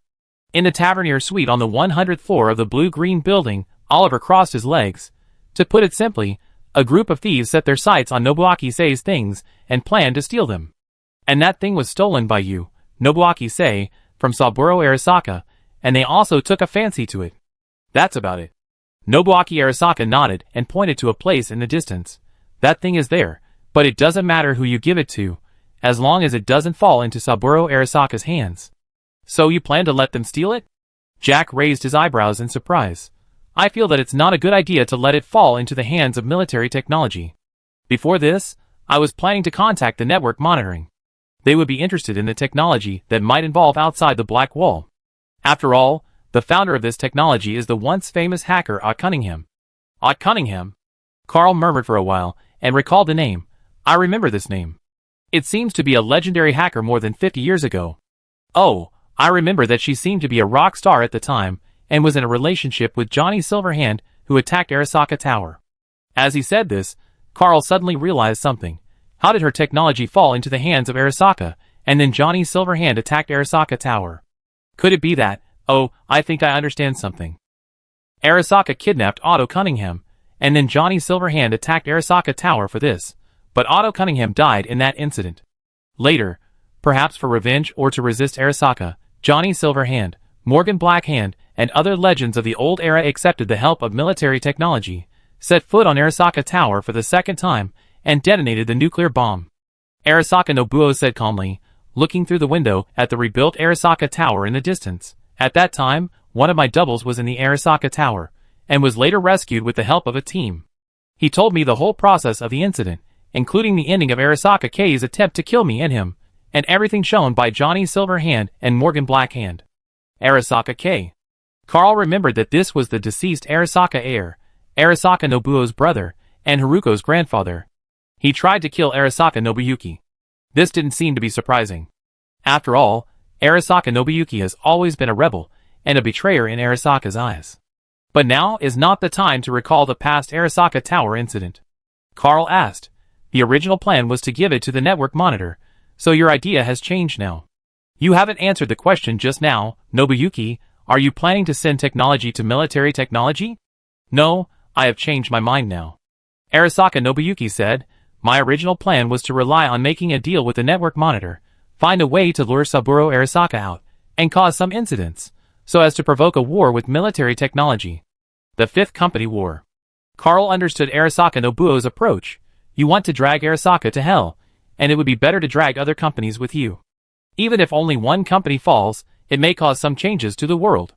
If all companies fall, no matter how much it costs, as long as it is for a new world, it is acceptable. This is what I thought in the past. Arasaka Nobuo did not hide his previous plan to use Arasaka to drag other companies to explode together, similar to Johnny Silverhand's tough approach to blowing up Arasaka Tower, but now he shook his head for his past thoughts. But I have changed my mind now. If one company falls, there will only be another company that will stand up again. It is not realistic to want to drag all companies down with it. Even if we make great sacrifices, we cannot do this with the power of Arasaka alone. Arasaka Nobuyuki said, after I failed in the street resistance, I entered the company and began to insist on defeating the company with the company. My thinking began to change slowly.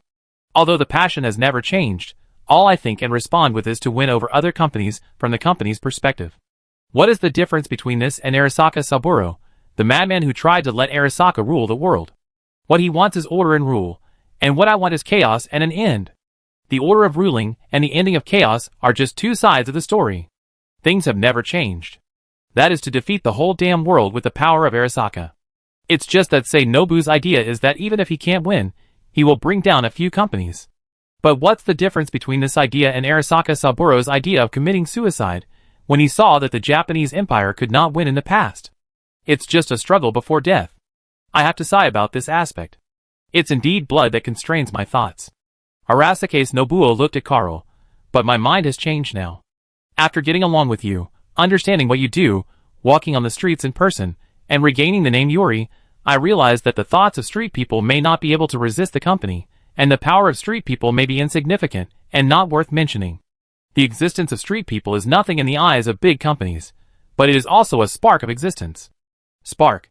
Carl recited this too familiar word. I never thought that in Night City, a place that seems to be always in chaos, I could see NCPD officers who are truly just and maintaining order, and people who would actively call the NCPD for help. Arasaka Nobuo paused and looked at Carl. I can also see people with past ideas, who seem to be unable to integrate into Night City for a moment. You can just say that my ideas are as old-fashioned as yours. Isn't it just the feeling of seeing people with the same past ideas? Why do you make it sound so mysterious? Carl rolled his eyes. So, you originally thought that there was no one to rely on in the world, And the next generation was doomed, just like a generation gap with an old man, stubbornly doing things according to your own ideas, and now you find another young boy who thinks exactly the same as you did in the past, and you feel that you can talk to him, and you feel that the world is not hopeless. What kind of ultimate old second dimension is the relief born from seeing new people entering the old second dimension? Carl felt that his thoughts had jumped to another level. Isn't Arasaka Nobu's idea? The world is over, no one will resist anymore, and after me, I don't know if anyone can save the world anymore. Instead of that, I might as well turn my body into a raging fire and explode with the world, taking as many people as I can, just in case I succeed. No, there are still people who can understand. That person is younger than me, and has changed Night City, done real things, and there is still hope. The world can still be saved. Hearing Carl's complaints, Arasaka Nobu laughed. He hadn't laughed so happily for a long time, just like riding a motorcycle on the street with the wind blowing, and the whole person's hair was blown messy. Maybe it's like this. After laughing, he pointed to where the relic was. Anyway, my current idea is that the thing belongs to you, use it however you want. Carl, I think you can think of a better way to use it than I can. You asked me to think, but I can't think of it for a while. Carl complained, but his eyes slowly became serious. We have to kill Saburo Arasaka first, and then we can have a good chat. Chapter 537. Dexter Deshawn needed Carl and his team to bring information about Tavernier's suite, which was not difficult for Carl and his team. It would be strange if they could not provide information about the residence. However, Carl did not write very detailed information in the information. The basic environment and general situation were enough. Too detailed information would appear suspicious. Carl prepared documents, one of which was the layout of Tavernier's suite during construction, and the other was the reconstruction diagram of the subsequent renovation workers. These were downloaded from the database of the Blue by building. Whether Dexter Deshawn could accurately find the storage place of important items from these data was Dexter Deshawn's business. Dexter Deshawn did not disappoint Carl. He was indeed quite capable. After getting the data and conducting a detailed analysis, he marked the possible storage locations of Relic and sent them back the next day. According to the suspicious points he marked, as long as the search was carried out in a proper manner, it would take at most half a minute to search through the Tavernier suite. Because of the temperature requirements of Relic, it can only be stored in some specific constant temperature areas. Obviously, Dexter Deshawn knew this. Among the points he marked, there happened to be a point where Relic was currently stored. As expected, there is no shortage of talented people in the world. Carl briefly commented on Dexter Deshawn, who roughly determined the location of the relic with just 2 layout maps, and then stopped caring about it. After all, there are only a few locations in the entire Blue by building that are suitable for storing relics. Dexter Deshawn can think of this, which can only be said to be a smart guy, but that's all. If a normal person thinks about it, he can easily come to such a conclusion. Carl was more curious about how Dexter Deshawn could know when they would leave Tavernier's suite. Carl had already found out the 2 factors of the theft, the location of the items, for Dexter Deshawn. With this information, Dexter Deshawn could give an explanation to the strange military technology group, but what he still lacked was the time of the theft. What means would Dexter Deshawn use to control the time when Carl and his friends left the suite? Was it through an accident, or was Carl's eyes on the camera in the corner of the suite?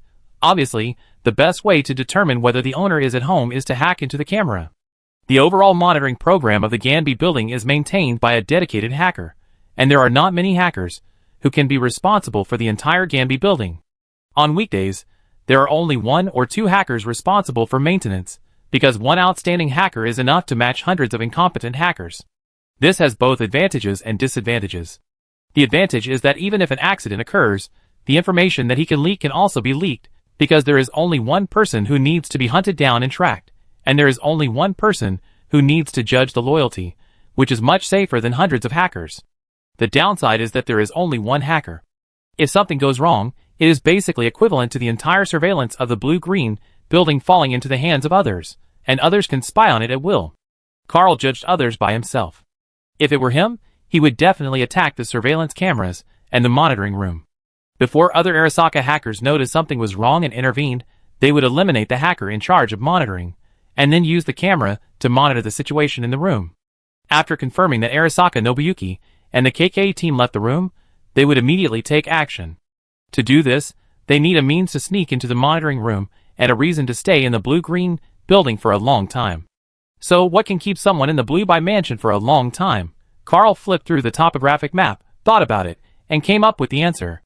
Guests.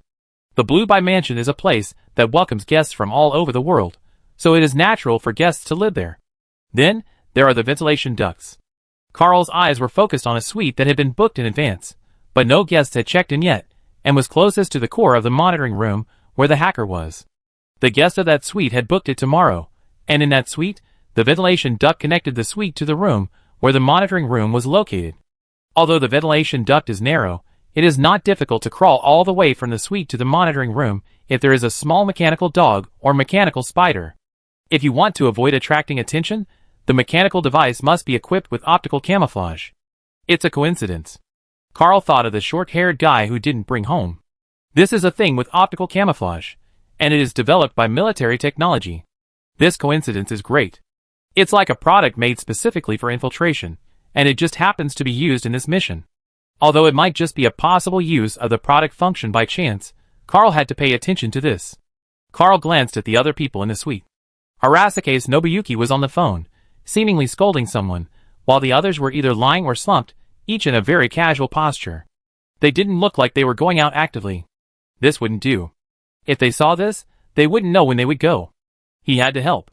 Carl looked at the camera in the room that was not activated again.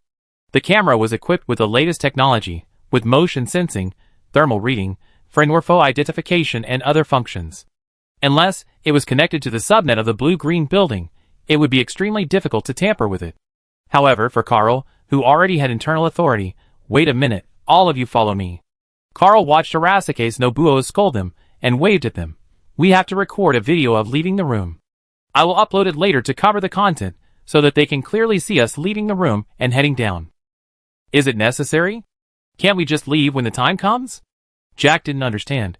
Besides, is it really necessary to let those thieves in? We already know their purpose, and we don't plan to give them the relic. Can't we just find time to get rid of them all? That won't work, because I will stay alone to see the situation, and... Carl looked at Arasaka Nobu, who nodded, and he said in a deep voice, Arasaka Saburo has left Japan. That's right. Carl nodded. There must be someone with military technology present. When the Emperor of Arasaka died, there were people with military technology around him. Even if there was no problem, there must be a problem. The sun and the moon rotated again. When the sun was hanging high in the sky over Night City again, a car carrying 4 people stopped at the door of the blue building. Chapter 538. 4 people in suits, 3 men and 1 woman, got off the car without attracting much attention from the people around them.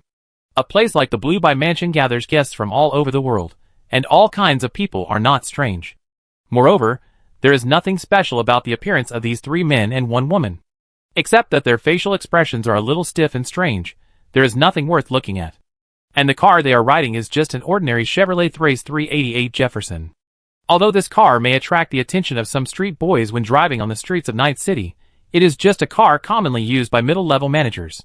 It can only look ordinary in the Blue by Mansion, where luxury cars are everywhere. This group of people had no special features, and the vehicles they were riding in had no special people, but the leader was holding a large box in his hand. Judging from the slightly uncoordinated left and right swings when he walked, the things stored in the box were not light. Such a large box naturally attracted the attention of the bodyguards of the Blue by building. After they made a stop gesture to the group of people, they asked them to keep forming a line to be scanned one by one. The blue light of the scanner turned red almost the next moment it hit the box. The warning also alerted the bodyguards. May I ask why you brought combat robots into the Blue by building? The bodyguard's hand was already on his waist. The Blue by building does not allow the entry of lethal weapons. This is something that every guest knows before booking a stay. This group of people has obviously signed the relevant regulations, but now they are openly violating the regulations. No matter what the reason, the bodyguards should be vigilant. Faced with the bodyguard's vigilance, the group's expressions did not fluctuate at all, as if the indifferent face had been solidified on their faces. Before they could say anything, a concierge with a modified face, like wearing a golden mask, came over quickly. Sorry, you are the guest who has made a reservation in advance, Mr. Chun, right? Your belongings have passed the control in advance.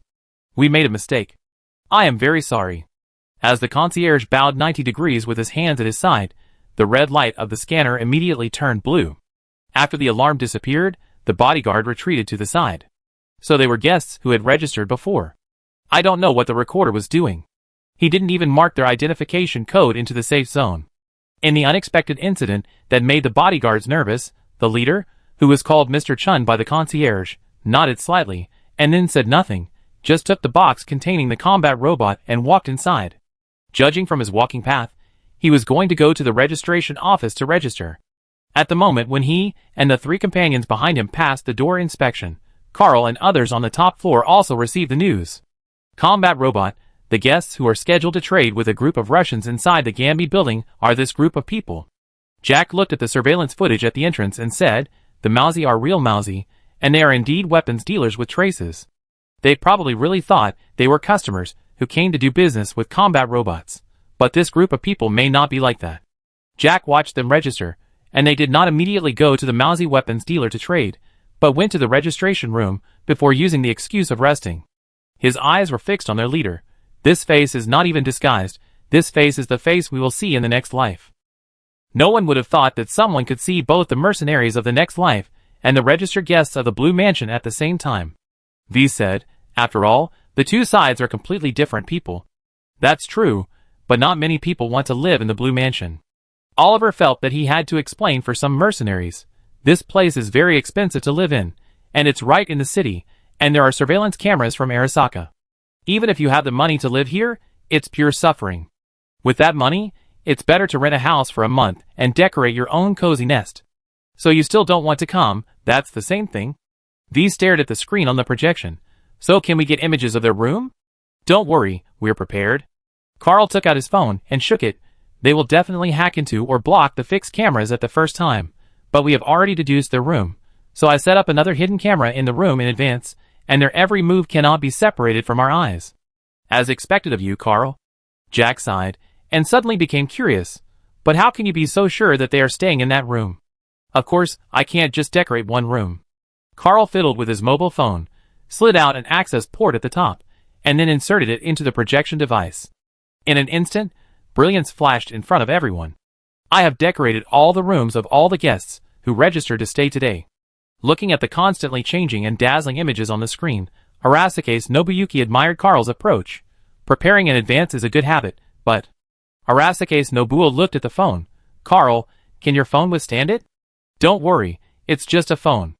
With the help of V, it can now be regarded as a small data storage device. Except for the old problem of sudden explosion, it has no disadvantages, and even if it explodes. Carl took out 2 spare phones from his pocket. I have 2 spare phones. Oliver glanced at Carl's phone, but he didn't ask what to do if it exploded. He looked at the constantly changing pictures in the projection and wanted to complain. We are breaking the law. No. Carl put the spare phone next to him. According to the laws of Night City, companies have the right to set up surveillance in the places they build and monitor them at all times. I have never heard of this law. Carl, have you memorized it? No, but I know the general idea. Carl's hand slid slightly on the screen of the mobile phone, and after erasing the temporarily unoccupied pictures, he locked the room where the 3 men and 1 woman stayed. Look carefully. They really can't wait. In the picture, the 4 people checked around and hacked into the camera, and the first thing they did was to open the big box they carried with them. The robot that jumped out of it was the small flat head that Carl and his friends were very familiar with. Chapter 539. Small flat head, prototype of NTOD-12.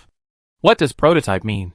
To explain it in the lexical sense, it refers to the first batch of machines for testing or mass production prototypes manufactured according to the design drawings during the development of a new machine.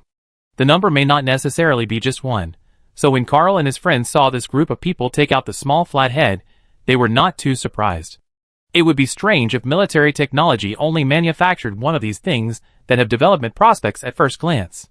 Even if it is a prototype, according to military technology, which is not short of money and has a strong financial attitude, it should have manufactured a batch.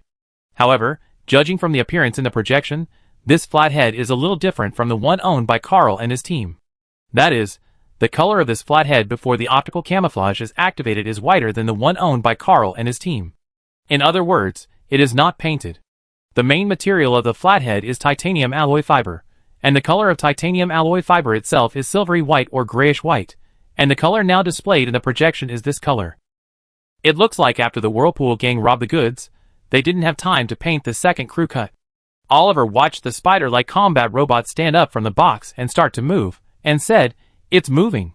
Looking at the trajectory of its movement, it is really heading towards the ventilation duct. Is there a view from the next door? It's ready. Watching the crew cut open the ventilation duct under control and get in, Carl slid his phone to switch the camera, and on the projection, the surveillance footage of the house next door was displayed in front of everyone.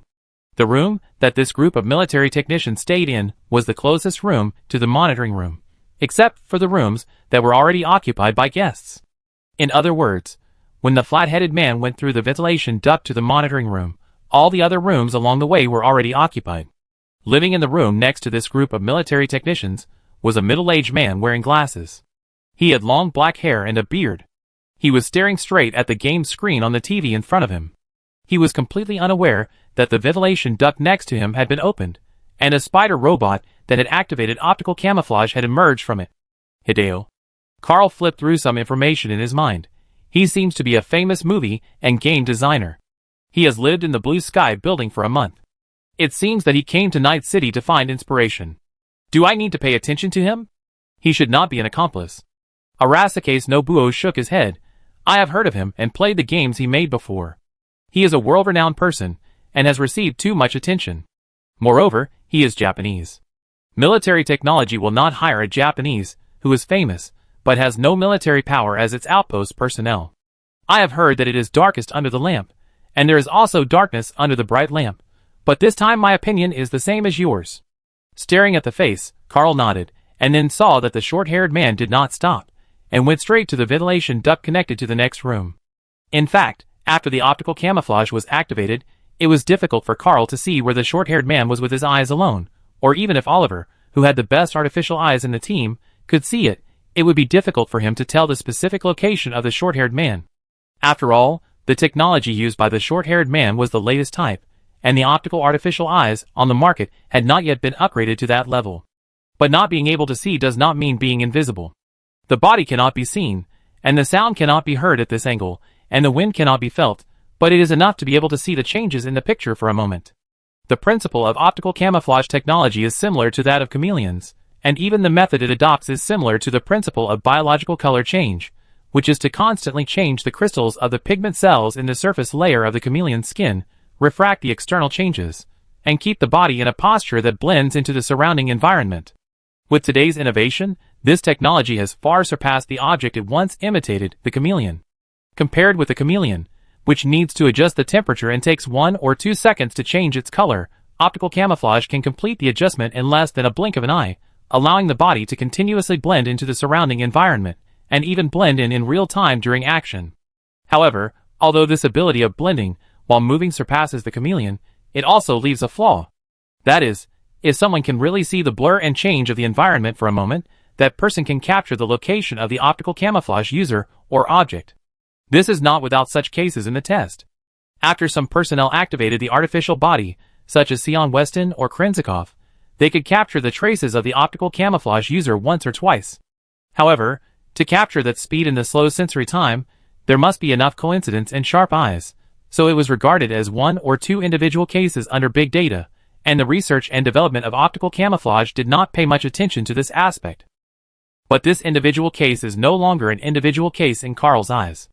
As Carl observed attentively, the movement of the crew cut was like a piece of cloth that was constantly being torn and painted with colors. It changed with the stretching, and slowly moved and deformed. The crew cut moved very quickly. After passing another suite where the guests were not in the room, it had arrived at the security room, and was only a hair's breadth away from the room where the network administrator hacker was. I have switched to the camera in the room where the network administrator hacker of the blue-green building is located. When Carl used Arasaka Nobuyuki's authority to switch to that camera, he saw that the crew cut that was pulling the surrounding colors had come to the front of the network administrator hacker. From the looks of it, this guy with a flat head is planning to connect through the hacker's network. Oliver stared and frowned. Is he going to burn the hacker's brain? No, they chose a safer way. If the hacker's brain is burned directly, it will be bad if the security guards outside hear the noise and come in. The hacker's death will cause a commotion in the entire Blue by building. They changed the transmission path, causing the hacker to fall into a data shock, and his nerves could not bear it for a moment, and he was deeply dizzy. T-Bug also watched the operation of the flat-headed man through the shared perspective, and this action surprised her greatly. This method, not many hackers can do it. Maybe one of my guesses is right. After Carl said something that T-Bug didn't understand, he frowned and saw the flat-headed man pulling the wire and connecting to the mechanical body. How long does it take to invade and take over the authority? It depends on the efficiency, but if there is a hacker like this, 4 hours should be enough. 4 hours? Does it only take 4 hours to take over the network of an important hotel under Arasaka control? I see. Let's start the action in 4 hours. Carl put his phone over there, sat on the sofa, picked up a bucket of chips, and controlled the TV to play a video. The video was playing the room surveillance that Carl had recorded in advance. The final investigation. Arasaka Nobuyuki also confirmed the news at this time. Lord Nobuyuki, we have already controlled the itinerary of the White Whale. Kujira, Arasaka Saburo is heading towards Night City and is expected to arrive in 4.5 hours. Do we need to control the time? Arasaka Nobuo calculated the distance from the port to the Blue Sky building and replied, Don't let Arasaka Saburo's men find you. Put up some obstacles. Make it look like I noticed his arrival and wanted to escape from Night City. Make my subordinates block me. Spread out false news. Let him speed up to catch me so that he can arrive in 4 hours. We understand, Lord Nobuo, please be safe. The message stopped. Arasaka Nobuo was ready. The plan that was originally rushed, and he didn't know if it would succeed, now seems to be progressing steadily step by step with the addition of military technology. Chapter 540. The whereabouts of Arasaka's Nobu and the KK team have been confirmed. The military technicians who had connected to the subnet of the blue-green building looked up and looked at the leader of this operation. They have left the top floor. Judging from their whereabouts, they are planning to rest in the bar on the bottom floor.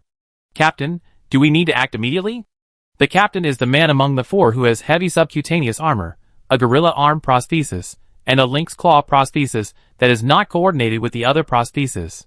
He heard the words of the team members, and the blue light in Yi's eyes flashed. He always felt that his memory seemed to be missing, and he always felt that he had forgotten something. However, looking at the blue light flashing in the eyes of several team members in front of him, for some reason, his heart slowly calmed down, and a stream of thoughts came to his mind. He is Chun, the captain of this team, and what he needs to focus on now is just to get what the superiors want. The superiors? Who gave this order? I felt the memories in my mind flickering, and finally, they were restored to a logical appearance after self-recall. That was a superior who had hidden his identity, and he had blue eyes. Let's take action. After the memory was restored by self-recall, which might be a false impression, the captain named Jun issued an order. The access to the top floor has been opened. Arasaka's Nobuo and the KK team have left the top floor. There is no reason not to act. Yes, Captain. The four of them cleaned up the room they would never return to, cleared all traces of their information, and came to the elevator on the floor. After finding a time when no one was around, they pressed the button for the 100th floor. The elevator that would have popped up without permission was smoothly switched to a permissioned ascending posture after the team had completed the operation of invading the subnet. While feeling the elevator start to rise and his body being dragged by gravity, Chun took a last look at his team members in the elevator. He blinked. I don't know if it was because of the nervousness before the final action, but the thought that suddenly came to his mind was that his team members were all unfamiliar, like strangers who had only met a few times. How could this be possible? He felt an incredible strangeness for this inexplicable feeling in his heart, and recalled his memories. The memory told him that he and his team members were an old military technology team with 4 years of cooperation experience. Under his leadership, they had completed countless difficult tasks. Yes, his memory told him this. And his memory would not deceive him. He subconsciously touched his right hand with his left hand, but after touching it, he was stunned again. Gorilla arm. Gorilla arm.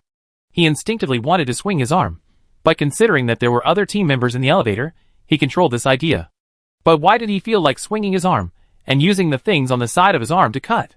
And his body also felt strangely heavy, even though his flesh had already adapted to the heavy subcutaneous armor.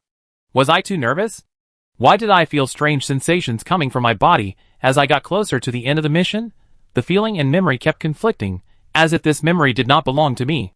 But how could this be possible? Ding. The sound of the elevator arriving disrupted Chun's thoughts. He looked at the luxurious suite in front of him, and the blue light in his eyes flashed again, and then his face slowly returned to numbness and calmness. No, everything now should be based on the mission. I have to get the relic for military technology and New America, and then give it to the man with the blue artificial eye. Everything is for military technology and New America. June took a step and read the information he got from the middleman. There are 8 suspicious points. We have 4 people, just 2 people each. According to the points we have selected before, we will quickly search now. Arasaka's Nobuo and the KK team may not have much time to leave the top floor. Act quickly. Yes, Captain. The other 3 people also had blue light flashing in their eyes when they heard Chun's words. In the action of the 4 people following the order of one person searching 2 suspicious points, the storage location of Relic was found in just 3 minutes. Captain, I found the possible location of Relic. Hearing the words of the only female in the team, Chun looked over and found that she pressed something on the bedside table, then ran straight to the corner of the room, and on a slowly popped out safe, he used the pulled out single molecule line to start access cracking. Chun glanced over, and the artificial I gave him information feedback. The storage temperature is correct. How long will it take? 1 minute. Everyone, get ready to retreat. Under Chun's order, the rest of the team moved closer to the only female in the team, ready to retreat as soon as the relic was in hand. The female member of the team did not disappoint the team members. She did complete the cracking quickly in just 1 minute, and in the unfolded safe, a special box appeared in front of him. As the captain of the team, Chun was the first to pick up the box, but the moment he picked it up, he felt the weight of the box. Relic's box, material and constant temperature equipment are so heavy? Even I, who have gorilla arms, felt a little heavy the moment I picked it up. Before Chun could savor this heavy feeling, the female members of the team suddenly frowned, and a bit of panic appeared on their calm faces. Oh no, Captain, the Blue Sky building suddenly issued an emergency notice. It seems that someone is coming, and Arasaka's Nobuo and the KK team are also coming up. Don't panic. Chun frowned and looked out the window. The glass on the rooftop can still be opened. Call the internal authority, open the glass on the rooftop and disconnect it. We will quickly evacuate from the edge of the rooftop. Chun was the team leader after all. He had paid attention to the relevant terrain when entering the room. In his judgment, the only way to quickly leave the room was through the glass on the rooftop that could be opened. Although it was a bit dangerous to walk along the edge of the emergency maintenance passage, it was better than staying in the room. Yes, Captain, I do it right away. The female member regained her composure after Chun's words.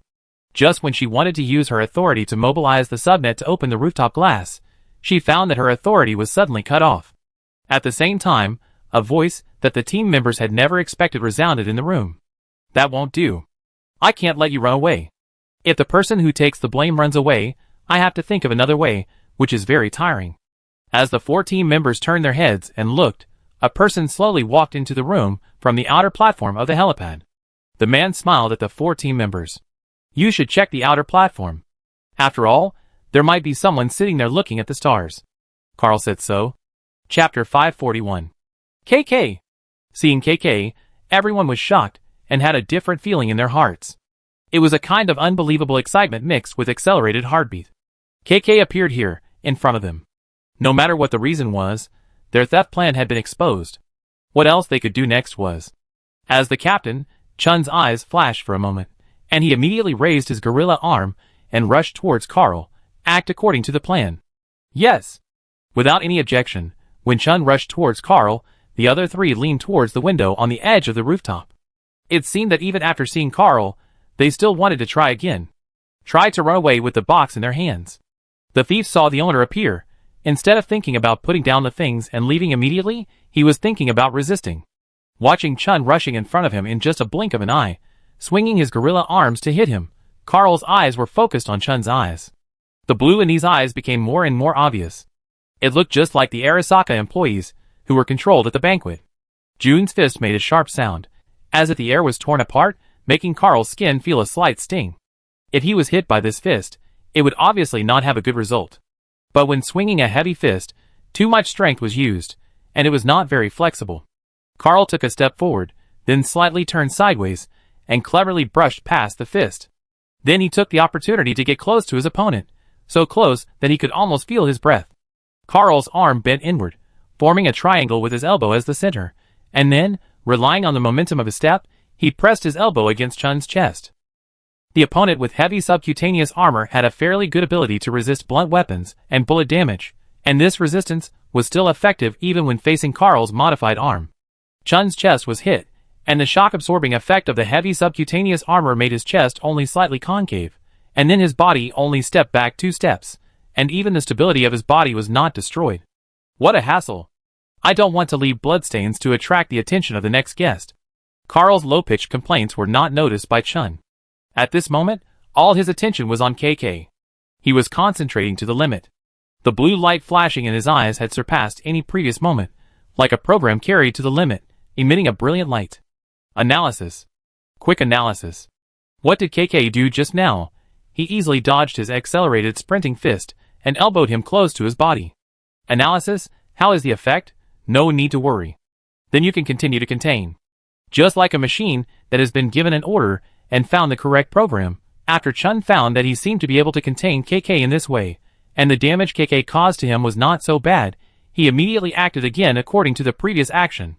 It's like a program that keeps running as long as it can be used. June didn't know what the result of changing the action would be. When the program can continue to run, it is the most reasonable choice to continue to run according to the program. Reasonable choice. If it is a program, as long as it can run, no matter how cumbersome it is meaningful, but KK is not someone who acts according to the program. I elbowed you and found that the effect was not very good. You still want to continue punching, let me continue elbowing, right? Are you treating me as a staff member testing the pile driver, or as a fool? No matter what you are treated as, it is very unpleasant. In Carl's eyes, Chun's action trajectory has been seen clearly. In his sight, Chun's next move has also been presented in front of him, and the weakness is also so clear. Current actions, future actions, and fatal weaknesses. Carl divided everything he saw into one and took action. There were 6 fatal points, but if he didn't want to bleed and change the smell in the air, then the place he should attack now was Carl's single molecule line popped out. After dodging Chun's punch, Carl's palm slapped Chun's neck. Under the slap, the access port on the side of Chun's neck popped out. The slot that was originally used to insert the chip was inserted with a working chip. Is it some kind of combat auxiliary chip? When this thought flashed through Carl's mind, his single molecule wire was already connected to the slot between taps. Invasion protocol, prosthetic control, neural terminal. Input command. Interrupt. Squeak. After Carl issued the command to interrupt the activity, the blue light in Chun's eyes disappeared instantly. At the same time, a slight sound came from the location of the chip, followed by a tiny puff of white smoke. The moment it sensed the invasion, it activated the self-destruct program. This chip did not seem to be a combat auxiliary chip. Plop. While Chun rolled his eyes and fell to the ground, Carl's eyes were already on the other 3 people by the window. He now had a guess, and he had to find the other 3 to verify it. When Carl looked at the 3 people, the 3 people also noticed what was happening here. The captain of his own team was solved by Carl in the second blink of an eye. This kind of thing was obviously not worth their expressions showing any fluctuations, and they didn't even need any eye contact. When the 2 were still standing by the window, staring at this place with their artificial eyes flashing blue light, a person who didn't hold a suitcase had already taken the initiative to greet him, wanting to be the next person to delay Carl. If one operation fails, should we switch personnel and conduct another test operation? Trial and error. It must be said that this is the first time that Carl has encountered such a group that, except for the beginning, acts like something has been activated without any emotional fluctuations, and acts like a rigid machine and program. During the last banquet, he was upstairs, and V and his team dealt with it downstairs. Carl didn't know whether what happened downstairs at that time was the same as now. But no matter what it was, before the guests come, everything must be cleaned and prepared in advance. The scapegoat is not to be put out for others to see. The moment Carl slightly adjusted his breathing, time seemed to slow down. And at this moment, in the elevator of the blue building, in the hovercraft in the night sky of Night City, the 2 people with the name of Arasaka were ready for the upcoming meeting. Chapter 542. I put these people in the bathroom first. The bathroom in the suite is big enough, otherwise it would be difficult to put 4 people in. Jack closed the door to the bathroom as he spoke. They won't wake up in a short time, right? Oliver glanced at the bathroom and said, rather than saying they won't wake up in a short time, it's better to say they may never wake up. Carl frowned and said, there is a chip in their access port. I thought it might be a combat auxiliary chip or something, but I found out that the chip is actually a special program that is directly connected to the nerves.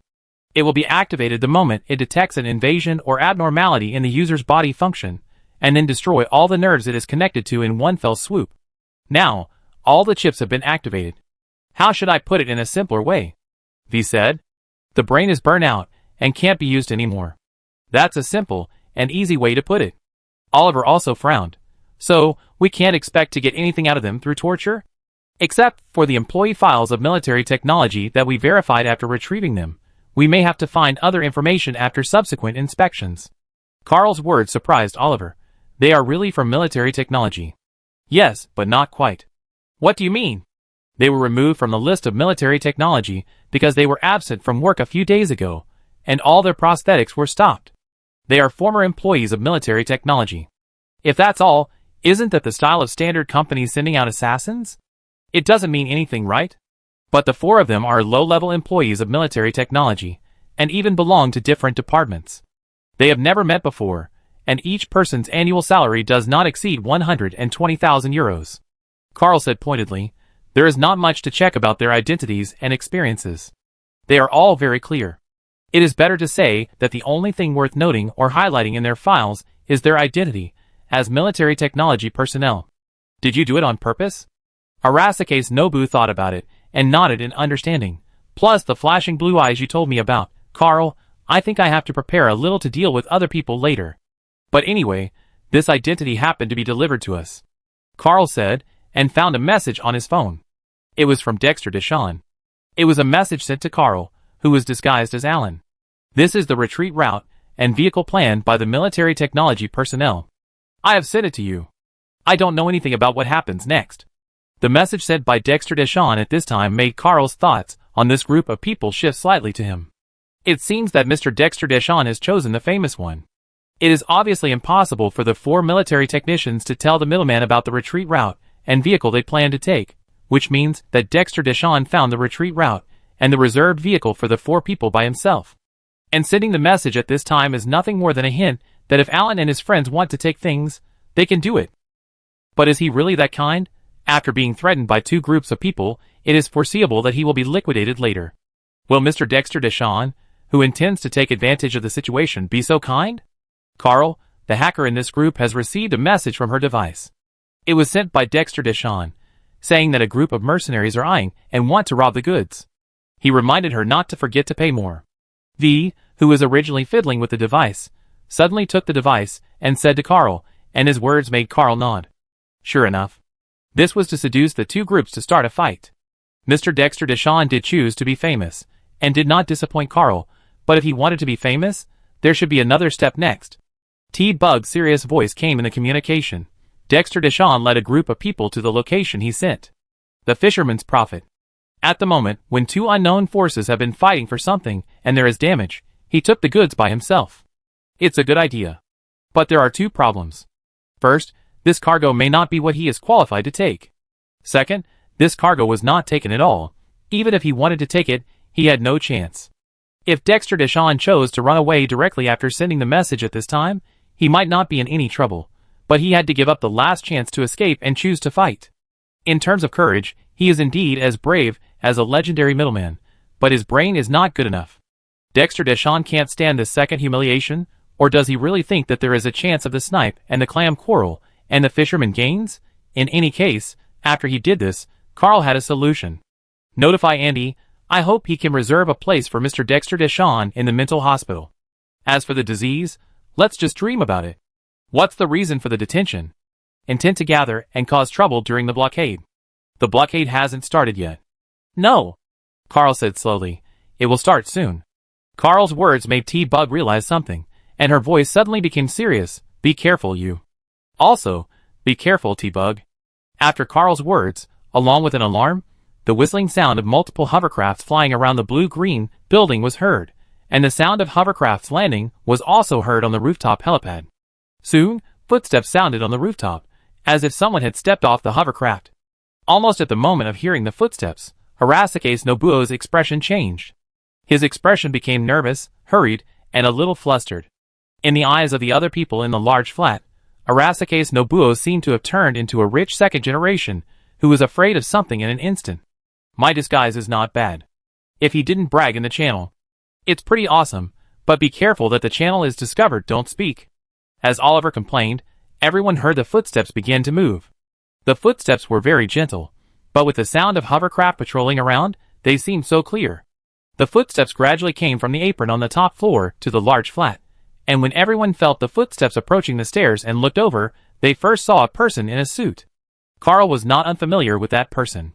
Goro Takemura. And his appearance also symbolized. Click. The footsteps fell on the stairs. An old figure in a kimono appeared in front of everyone. No need to say more. Everyone knew who that person was. One of the people standing at the pinnacle of world power, the Emperor of Arasaka. Saburo Arasaka. Chapter 543. Arasaka Saburo. Carl had known a lot about him before, but it was the first time he saw him in person.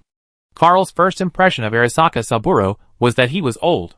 Wrinkled skin, a face with obvious age spots, and skin that drooped slightly from his cheeks like firewood. At first glance, he looked like a mummy walking.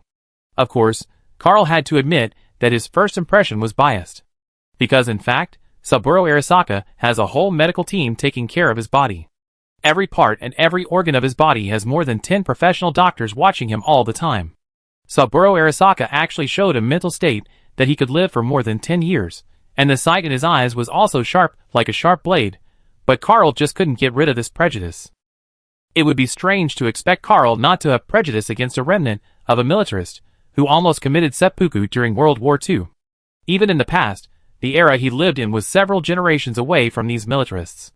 Carl was well-mannered if he could not feel disgusted after seeing them. Carl never had any different ideas about people because of their nationality, just like he could become friends with Oliver, an old American who was a fan of the Stars and Stripes, and with Arasaka Nobuyuki, a Japanese. He never cared about nationality, but he cared about a person's consciousness. Saburo Arasaka was undoubtedly the most old-fashioned and disgusting scum to Carl. Carl just glanced at Saburo Arasaka twice and then looked away. Compared to Saburo Arasaka, it was Goro Takemura's aura that Carl was more concerned about. Unlike when they met on the White Whale, Carl could clearly feel that Goro Takemura was in a state of high alert. His prosthetics were obviously activated, and his every move gave people a sense of almost fatal threat. Carl just glanced over and was noticed by Goro Takemura. When he looked back, his artificial eye flashed red, revealing a deadly threat. Carl felt as if a cold blade was attached to his neck. If he moved a little, the blade would pierce his neck. Isn't this exciting? I felt as if the pores all over his body were dilated in an instant. Carl felt his body instinctively mobilized, and entered a state of being ready to fight at any time, just by being stared at by Takemura Goro. If I attack directly at this time, can I defeat Takemura Goro? After making a judgment in his heart, Carl got the answer. It is absolutely impossible to determine the winner in a short period of time, unless thee and the others attack together, but that would make too much noise. Then, give up the idea of a surprise attack and follow Seto Nobu's plan. Carl's slightly tense body relaxed instantly. In Takemura Goro's sight, Carl was only nervous for a moment, then gave up the fighting posture, and then when he looked at him, he even smiled. Smile? Goro Takemura accompanied Saburo Arasaka this time, and he was ready to fight, so his body was always in combat mode. In the sky not far from the blue-green building, there were 8 hovercrafts parked, and 5 members of the 100-man ninja group sat in each hovercraft. If Carl and his group of mercenaries invited by Arasaka Nobuyuki were to take action, Goro Takemura could call for support immediately. Goro Takemura's prosthetics were all configured to protect Saburo Arasaka, and he was confident that he could resist Carl and his group's attack alone in a short period of time. However, despite his deliberate provocation with dangerous eyes, Carl only instinctively guarded himself for a moment, showing a hint of fighting intention for a moment, and then regained his composure. This action, which seemed to be instinctively guarding and then giving up, made Takemura Goro very puzzled. Why is this? Could it be that Arasaka Nobu, the thief who stole the important items of Saburo-sama, was frightened and dared not resist? Or was it that the KK team was afraid of Saburo-sama's appearance and did not intend to continue the mission of protecting Arasaka Nobu? While Goro Takemura was confused, Saburo Arasaka, who looked at Nobu Arasaka after going downstairs, spoke. His voice was full of unquestionable feeling. Let's talk alone. Hearing this, Nobu Arasaka and Carl had no reaction. Goro Takemura had already turned his head back. He glanced at Nobu Arasaka and said hesitantly, Lord Arasaka, but this is my son. After Saburo Arasaka said this, Goro Takemura hesitated for a while and said, Do you need me to recycle the things this time? Leave it to me, you can go. Yes. Faced with Arasaka Saburo's order, Takemura Goro had to obey. He looked at Arasaka Nobuo again, bowed 90 degrees to Arasaka Saburo, and then went to the elevator in the room. He knew the environment of the entire suite before he came. It can be said that he was almost as familiar with it as the people living in the suite. Naturally, he would not fail to find the elevator that could be seen at a glance. Takemura Goro stood at the door of the elevator. Carl and the others looked at each other and looked at Arasaka Nobuo. Arasaka Nobu, who was sitting, also turned his head to look at Carl and the others. The two sides looked at each other. Arasaka Nobu nodded slightly. "You guys leave too, leave it to me next." Without saying anything, Arasaka Nobu told Carl and the others what he meant in his eyes. Next, he will face Arasaka Saburo directly. This was originally a predetermined plan, so there was naturally nothing to object to. V nodded, put his palm on the end of the hilt of the samurai's sword at his waist, and took action first. He walked to the side of Takemura Goro and looked at him calmly, his eyes full of scrutiny. Obviously, he was going to take the elevator down with Goro Takemura, and on the way, he would monitor Saburo Arasaka's personal guard. V's action was coordinated by Jack and Oliver.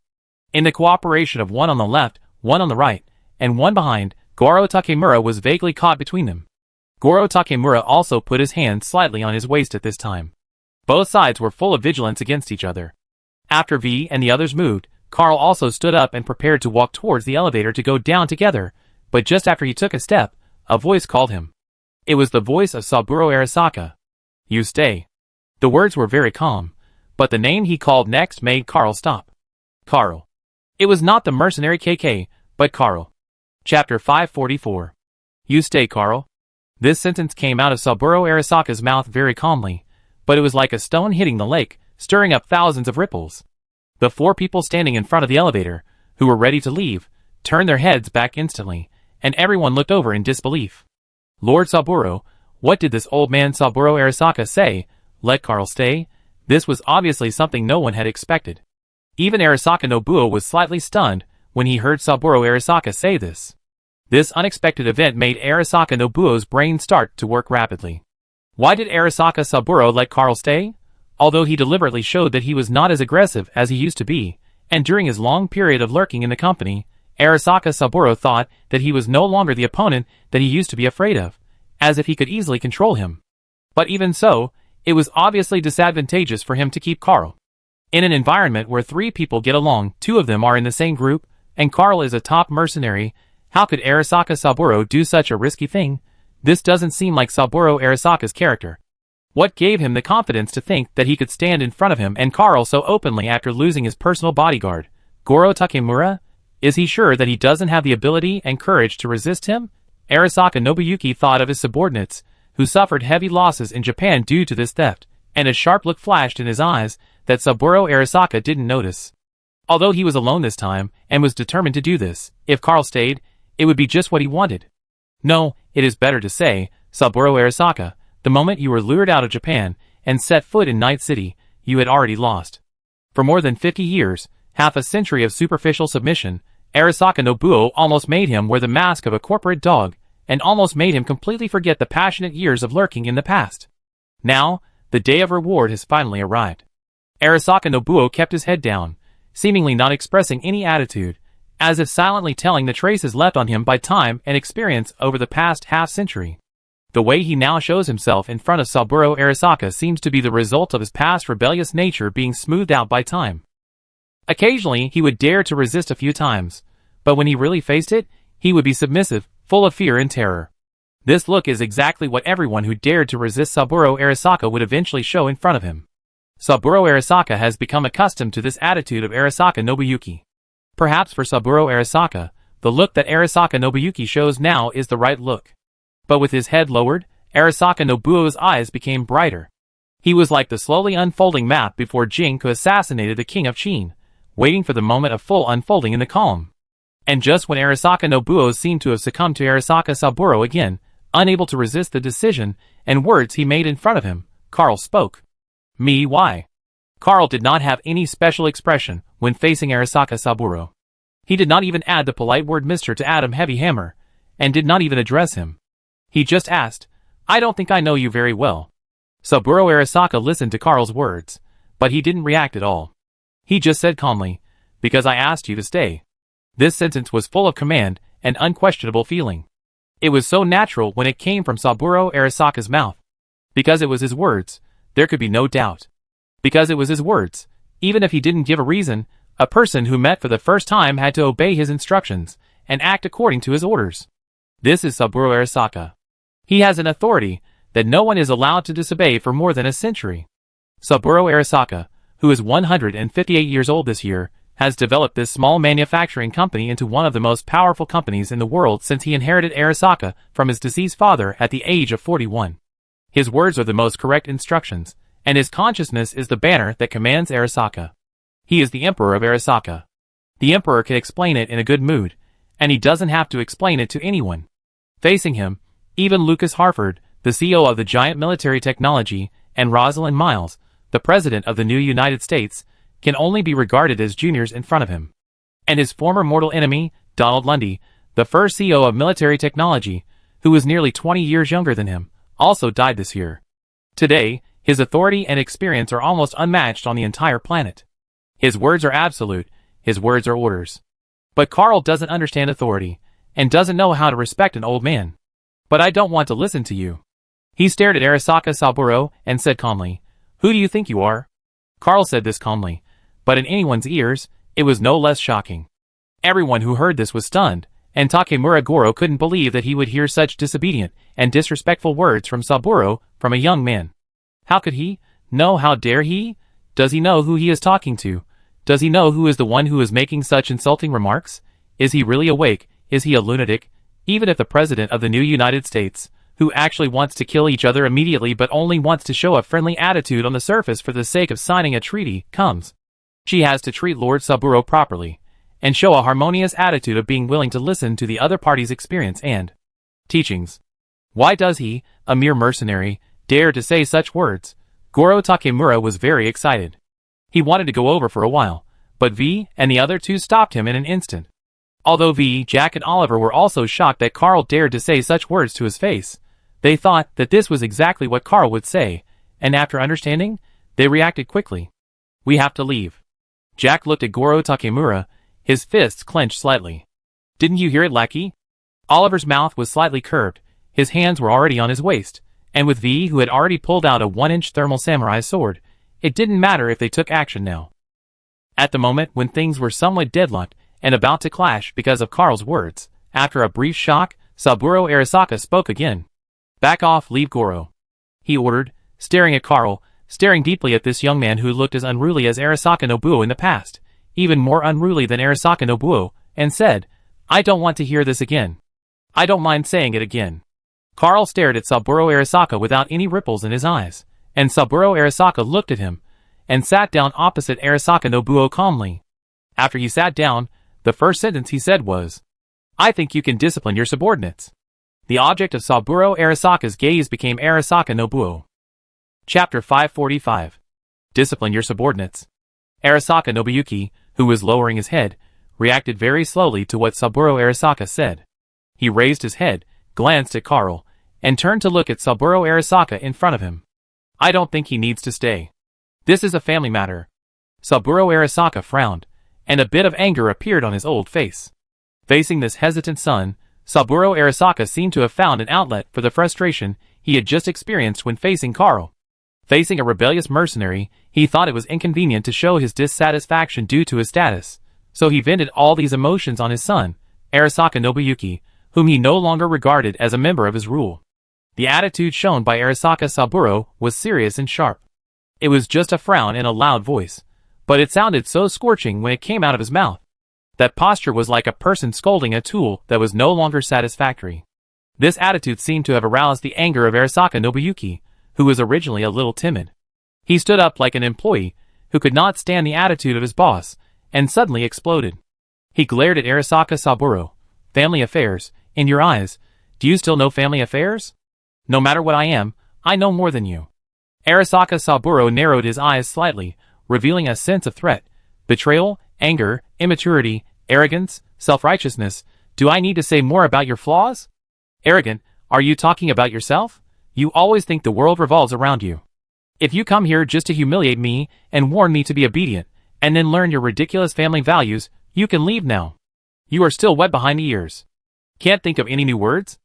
Arasaka Nobuo looked at Arasaka Saburo, his face full of anger, and facing his explosive attitude, Arasaka Saburo just recalled with a cold look. The two looked at each other for a few seconds, and the coldness overwhelmed the blazing anger. Arasaka Nobuyuki's expression was ferocious, unwilling, and he slowly sat down again. Facing Arasaka Saburo, he showed his submission again. Just like in the past half-century, as time passed, he became more and more like the one in front of Arasaka Saburo now. Unlike Arasaka Nobuyuki, who almost fought with Arasaka Saburo on the spot at Arasaka Kei's funeral, and needed Arasaka Hanako to mediate, the current Arasaka Nobuyuki, in the eyes of Arasaka Saburo, was like a rebellious house cat who ran away, but walked back to the cage by himself, hoping to get a bite of food. From the moment he returned to the cage, Arasaka Saburo had already seen through how to discipline him. Saburo Arasaka stood, looking down at Nobu Arasaka. He knew that he had impressed Nobu Arasaka once again. From the moment Nobu Arasaka entered the company, this outcome was not beyond his expectations. He is the god of the company, the person who knows how to manage a company and employees best in the world, and no one can understand the thoughts of the people in the company better than him. Under Saburo Arasaka's gaze, Nobu Arasaka moved his lips unwillingly, and then turned his head away in anger and unwillingness. Carl, sit down. In the eyes of Saburo Arasaka, this sentence has already announced the outcome of another confrontation between the two. Arasaka Nobuyuki, still the Arasaka Nobuyuki, who has gradually become a company man. He can no longer resist. Everything is under his control. Saburo Arasaka turned his eyes to Karo. Now, this unruly mercenary may be more difficult to deal with. Unlike Nobuyuki, whose temperament he has figured out and is under his control, this kid who is very similar to Nobuyuki Arasaka in the past must find a way to convince him in the same way. Saburo Arasaka thought about the information he had collected about the mercenary, and a thoughtful light flashed in his eyes. The first step, indirect control, will he resist? Saburo Arasaka quickly came up with the answer. Facing Arasaka Nobuyuki's words to sit down, the mercenary's face changed and sat down. It seems that he has surrendered. It seems that it is not impossible to tame him. At least he knows some rules. After watching all this, Saburo Arasaka looked at Goro Takemura in the distance. His meaning was clear. You can leave now. Yes, after bowing his head and upper body respectfully and silently saluting, Takemura Goro, who watched Saburo win once again as he deserved, glanced at the mercenaries around him, said nothing, and walked towards the elevator. Jack, V, and Oliver looked at each other, and a hint of abnormality flashed in their eyes. Then, none of them said anything, but walked into the elevator silently. After the four of them entered the elevator door quickly closed automatically. At the same time, Takemura Goro spoke. Teaching rules and eliminating wildness are necessary steps to train eagles. What are you mumbling about, Japanese guy? Oliver glanced at Takemura Goro, but found that his face was full of contempt. Facing his words, his eyes were also full of disdain, so Oliver moved his lips to say something, but finally closed them. He was a little nervous, but he didn't show it yet. He could only force himself to show indifference on his face, and silently complain in his heart. This idiot, he wouldn't really believe what Carl and Nobuyuki had just done. He and that Arasaka Saburo are really two idiots. They really think they are the kings of the world. A lecture and a look can make people surrender. This is because he has been on top for a long time, and he doesn't know what's going on below until he falls and hurts. Power, if held for a long time, will really make people think that others are in awe of themselves. Oliver thought of some of the history he occasionally learned from Carl. Did some of the tyrants in the past also think so? In the slight weightlessness of the elevator going down, none of the four people in the elevator spoke. In the suite on the other side, as the bodyguard left, Saburo Arasaka looked at Carl and spoke. I've heard something about you and Haruko. The words he said made the two people who were sitting there, as if being lectured and listening to the Emperor's teaching, stunned for a moment. Haruko, it was something about her, but the two of them reacted immediately.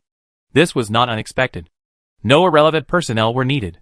For Arasaka Saburo, irrelevant personnel were obviously people outside the family. So that's it. Chapter 546. I heard that you and Haruko are very close.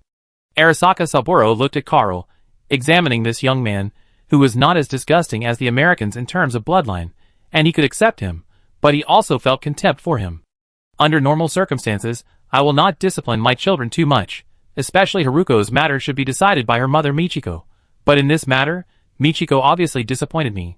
Arasaka Saburo, who was also reproachful to his granddaughter, said slowly, "Anyway, Haruko grew up under my care, and Hanako often cared about her, but it seems that our attention was not known to outsiders, so that any unknown kid from anywhere dared to target the people of the Arasaka family." Saburo Arasaka's words were pointed, and the person he was pointing at was obviously Carl. His words made Carl frown deeply. Care value? Why do these words sound disgusting to him? Carl at least knows Japanese, so he didn't mishear. He was sure that Saburo Arasaka said these two words. But should Saburo Arasaka really say these two words? Carl didn't forget that Saburo Arasaka set a so-called test for Haruko because of her blood relationship. That test almost sent Haruko and him away. Is this the so-called care, the so-called value? That's really funny. Carl couldn't stop talking about his friend's affairs. If you really cared about Haruko, maybe I wouldn't be here to be targeted by what you said. This is a necessary test. People like you who are disguised have no family heritage, and no family values will not understand. Arasaka Saburo looked at Carl's sarcastic expression and said, "This is also the reason why you have been reduced to a pathetic country in the previous century and even before." Fists clenched. I think losers are not qualified to say such things. Carl looked at Saburo Arasaka deeply, especially a participant who joined the war, lost his eyes and hands, and rolled back to his homeland like a dog, raising his hands and surrendering. Arasaka Saburo's experience has long been known to people as he became famous. Arasaka Saburo was not surprised that Carl knew about his experience when he was young, but he did not feel ashamed or repentant for it. This is exactly why I can stand here. No one said that you can't stand up again after failure. He said in a matter-of-fact tone, only the weak will linger in failure, while the strong will hold the ladder of ascent with their own hands. I have made Arasaka stand on the top of the world with my own hands, and will also make it surpass all companies, and become an existence standing on the top of the mountain. My ideal country will also be in my hands, and I will return to the position that it should be in. Nothing is taken for granted.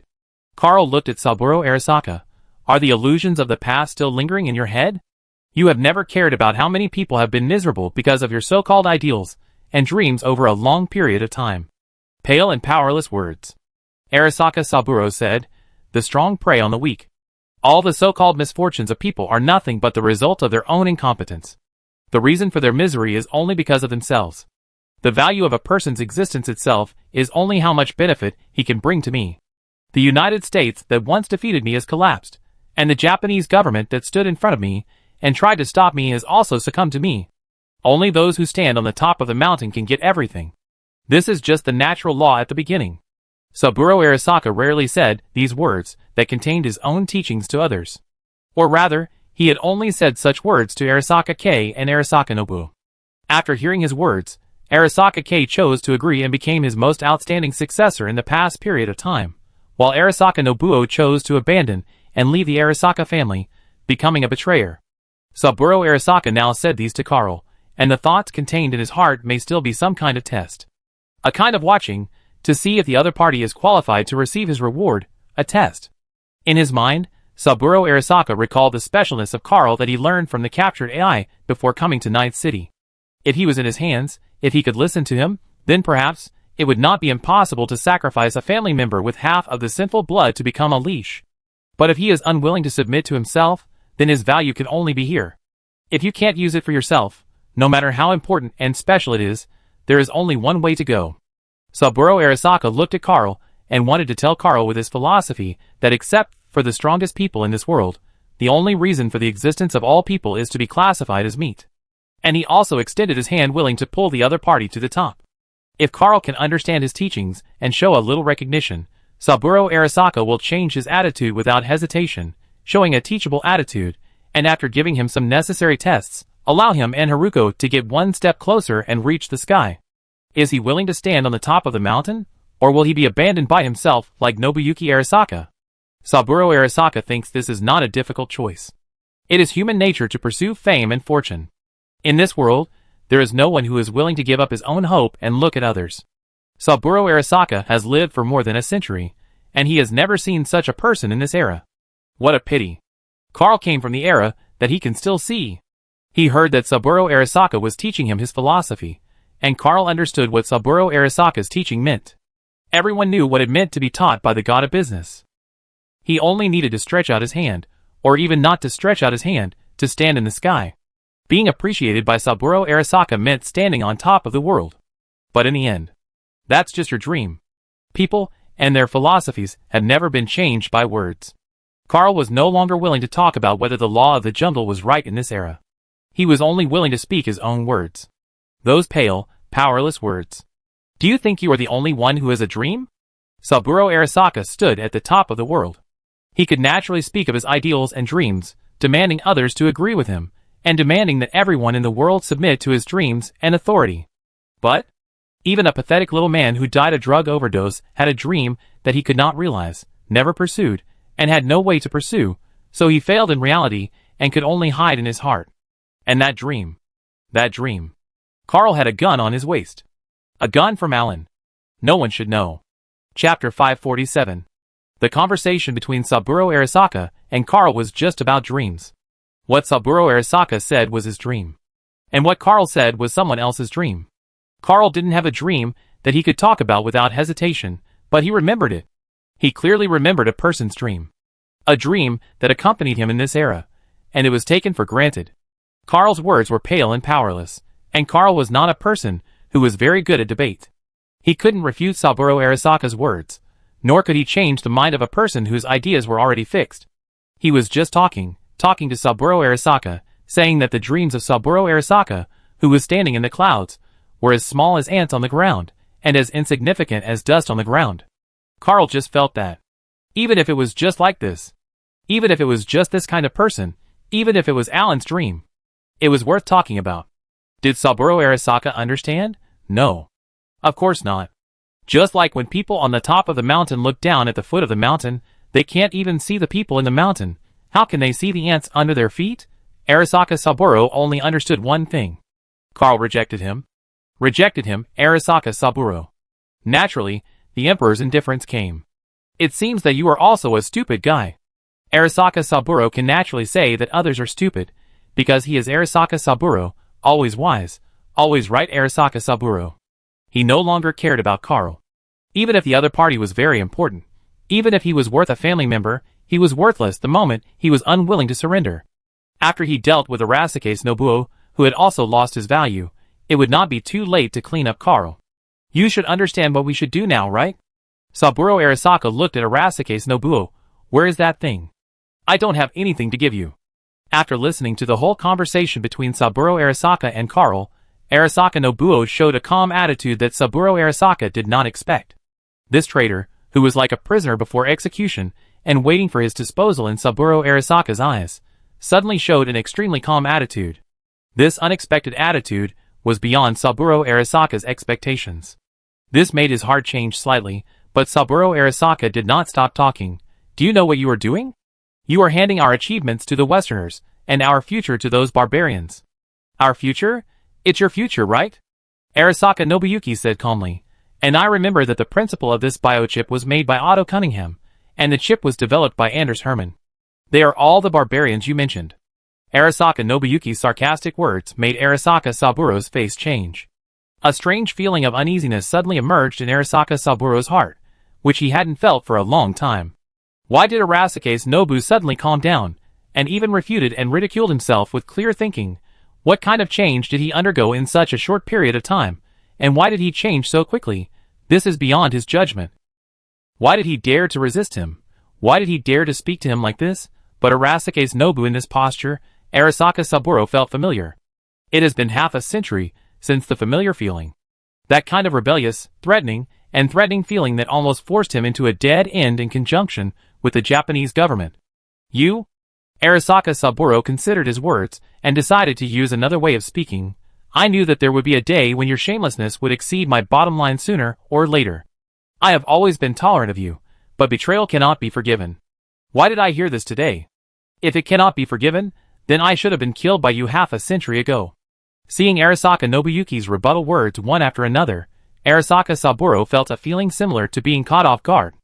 At the same time, he also had a vague feeling of uneasiness in his heart. The two people present were beyond his expectations.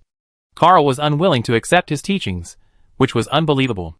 The betrayer who had always been subdued by him also showed his past rebellious attitude, which was unexpected.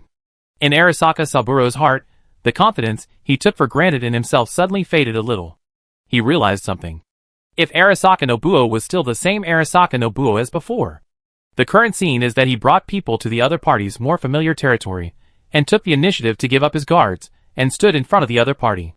Next to the other party, there is a mercenary who is as unyielding as the other party. The prosthesis on Saburo Arasaka's body is a specialized prosthesis that exists to maintain his life. In other words, he has no fighting ability at all. If this betrayer has been pretending for half a century, and he is waiting for an opportunity to strike a fatal blow, Saburo Arasaka realized that he had taken the initiative to remove his guards because of his self-confidence and arrogance. He now has only himself to rely on. Just like in the past in the Pacific during World War II, he only had himself to rely on. And the result at that time was... Saburo Arasaka immediately changed his words. He said, "Seeing you like this, your mother will be disappointed and heartbroken. She once hoped that I could teach you to be an excellent person, but now you only talk too much and Hanako will be sad about your betrayal." Saburo Arasaka's thoughts were quick. After realizing that something was wrong, he secretly called Goro Takemura back and came with a 100-man ninja team on the external hovercraft. At the same time, he used Arasaka Nobuyuki's dead mother and Arasaka Nobuyuki's only sister Hanako, who Arasaka Nobuyuki valued very much and could be said to be the only one with whom he had a family relationship, to contain him. But the map of Jinku's assassination of Chin has reached the bottom. At the end, the dagger flashed coldly. It has been confirmed that there are no ambushing ninjas with optical camouflage. Carl suddenly spoke, and Arasaka Saburo turned his head to look over. At this time, Arasaka Saburo found that Carl's gaze was the same as Arasaka Nobuyuki. Very calm. Calmly looking at himself. Like looking at a dead person. Startled, Arasaka Saburo realized what they wanted to do, and at this moment, relying on his brain that was developed and strengthened by Arasaka, he understood how many mistakes and misjudgments he had made. This is a trap. Relic is a trap. Surrender is deception. The attitude they just showed is just a disguise, and the real purpose is... Then do it. Arasaka Nobuyuki pulled out the Kongo from his waist, originally named Freedom. Carl pulled out the Lexington from his waist, originally named Lexington. Freedom. Kongo, hard, strong. Lexington's gunshot. End of the night. Bang. 2 gunshots merged into one. The Emperor of Arasaka. The man on the top of the mountain. There is a bullet hole on his forehead. One dream killed another dream. The dream of the little man killed the dream of the big man. Chapter 548. Thump.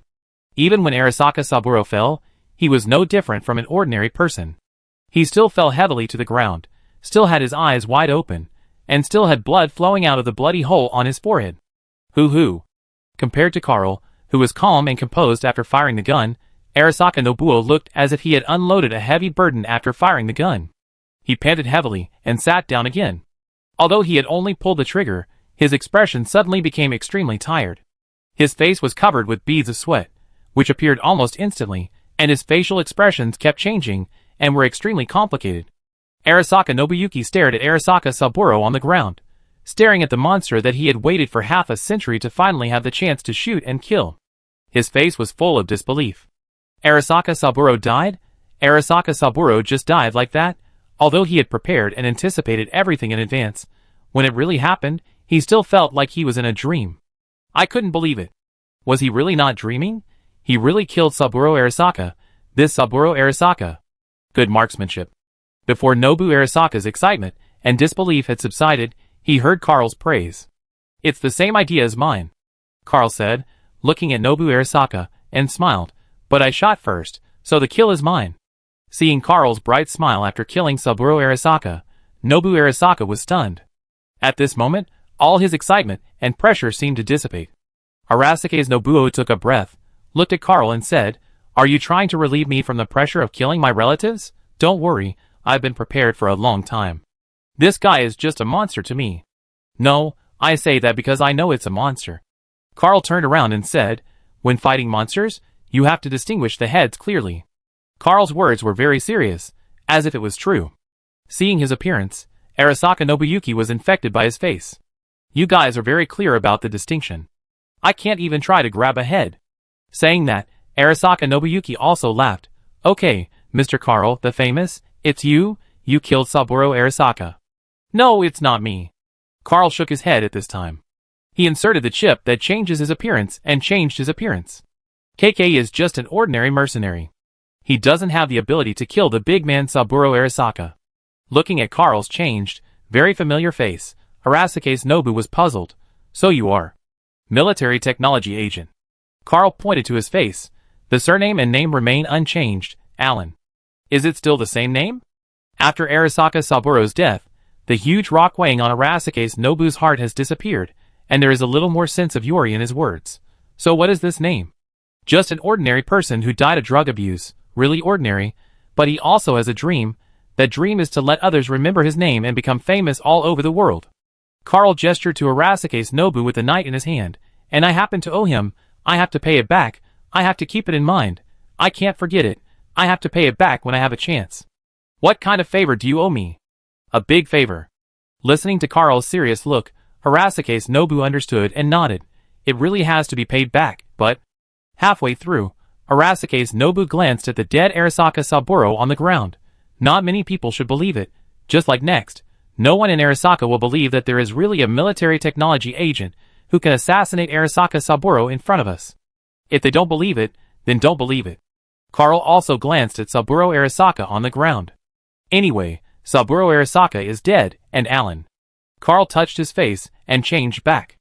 Alan is here. Yes, Alan is here. Arasaka Nobuyuki looked at the toilet. Military technology agent.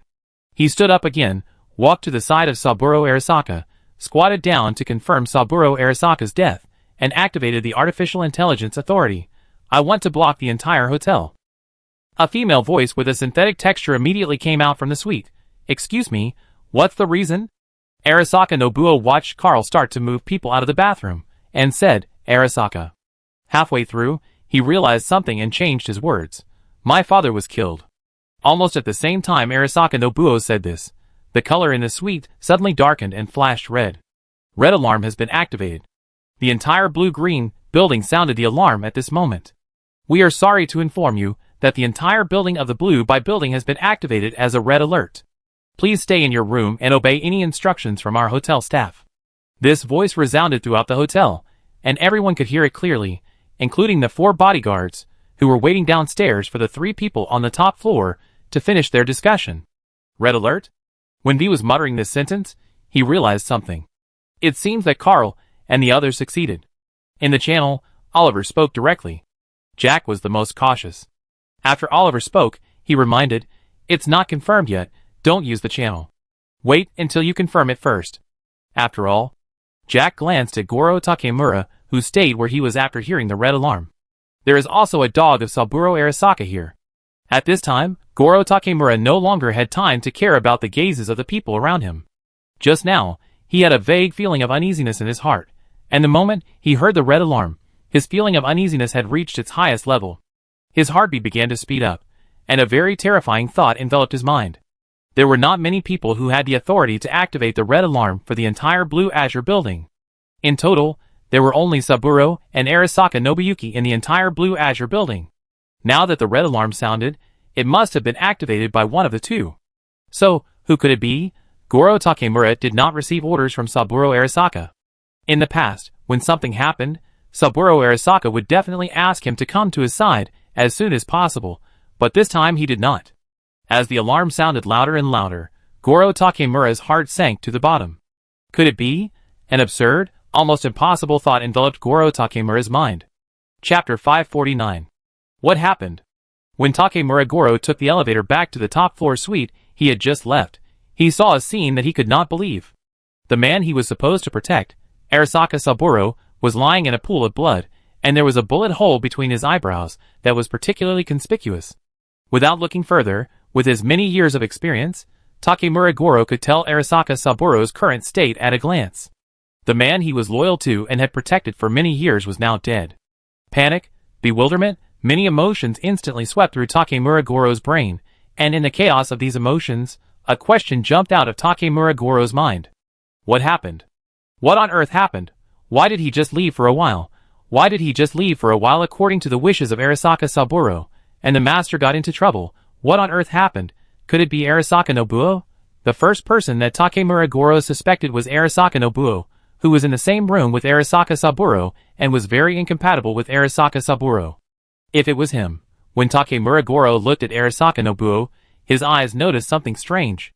Around Arasaka Nobuo, there was a circle of people lying on the ground, or more accurately, a circle of corpses. Judging from the appearance of the group of people, if they were still alive, they would have surrounded Arasaka Nobuo. Who were these people? Why were there people in this suite that he didn't know about? Takemura Goro was shocked. In the three-person suite, that was supposed to be only Arasaka Saburo, Arasaka Nobuo, and Carl, there were suddenly 4 unidentified people. Who were these 4 people? His brain was working fast, and Goro Takemura subconsciously quickened his pace and walked towards the place where Saburo Arasaka and Nobu Arasaka were. When he was halfway there, he met Nobu Arasaka's gaze. Those eyes were full of anger and questioning, which made Goro Takemura pause halfway through his fast pace. Takemura-san.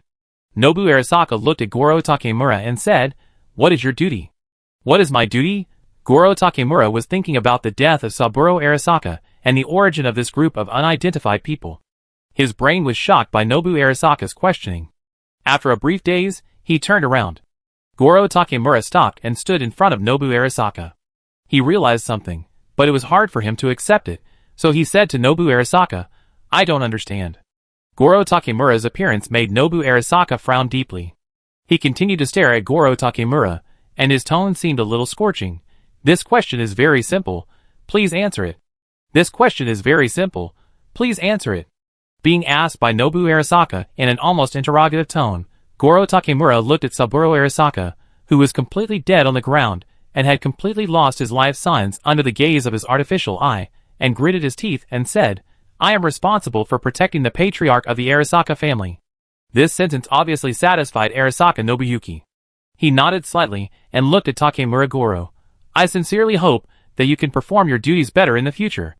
Arasaka Nobuyuki's words made Takemura Goro silent. "I hope that I can perform my duties better in the future." "What are my duties?" "Protect the head of the Arasaka family." "Then who will be the head of the Arasaka family after the death of Saburo-sama?" Takemura Goro himself is also very clear about this matter. There is only one male in the Arasaka family, and he is also the most legitimate heir. Arasaka Nobuyuki.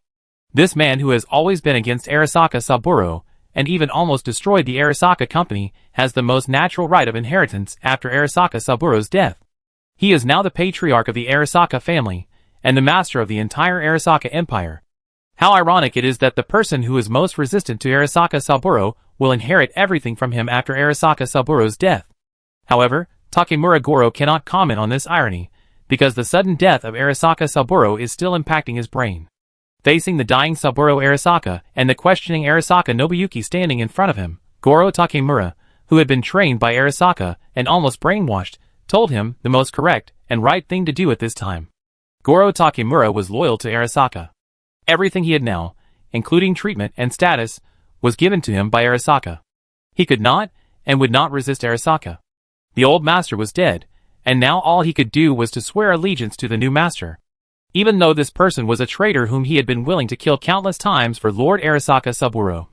Goro Takemura bowed his head deeply, facing the doubts and accusations of Arasaka Nobu, and expressed his submission and loyalty to Arasaka Nobu. "Sorry, Lord Arasaka, I will definitely not let you down." Although he was almost the same height as Nobu Arasaka, under the gaze of Nobu Arasaka, Goro Takemura's attitude of not daring to face and bowing his head seemed to be much shorter than Nobu Arasaka. In the face of Goro Takemura's surrender, Arasaka Nobuyuki was very satisfied. Of course, Arasaka Nobuyuki knew that the current situation was just because Saburo Arasaka's death was too unexpected.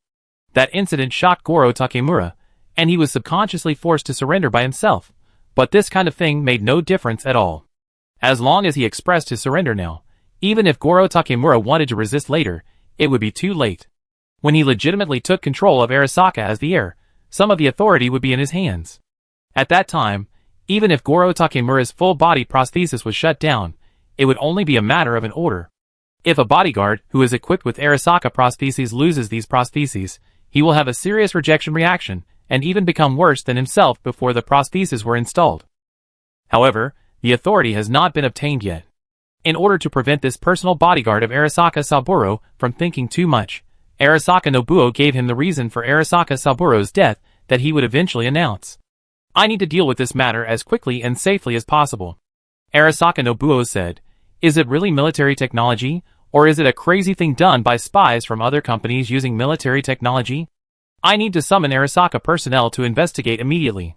Military technology, other companies? Listening to Arasaka Nobuo's words after confirming his loyalty, Takemura Goro's eyes slowly widened. He looked at the corpse that had fallen in a circle, and made him very strange. According to Arasaka Nobuo's words, could it be that Lord Saburo was killed by them? Chapter 550. Thank you for allowing me to check, Lord Arasaka. After getting permission, Takemura Goro squatted on the ground and checked the bodies. With his eyes and prosthetics, he was able to judge that the dead people died at the same time a few minutes ago, and the time was almost the same as the time of Arasaka Saburo's death. In other words, this group of people died at about the same time as Arasaka Saburo's death. Judging from the wounds, they should have died after Arasaka Saburo. Their fatal wound was. Goro Takemura looked at the thin wound on the neck of these people, which was still oozing out a little blood, and understood their death. When they were in a posture surrounding and rushing over, they were cleanly cut by a sharp weapon. The person who had a sharp weapon and dealt with 4 assassins at the same time should be. Goro Takemura looked at Karl, the mercenary standing around Arasaka Nobuyuki and guarding him. Karl, who had a single molecular line in the intelligence, was not difficult to kill the 4 rushing mercenaries with a single molecular line instantly with his skills, and the time was right. There is a very important time difference that Goro Takemura noticed. That is, Saburo Arasaka died first, and then the assassins were eliminated by Karl. This made it difficult for Goro Takemura not to think about it.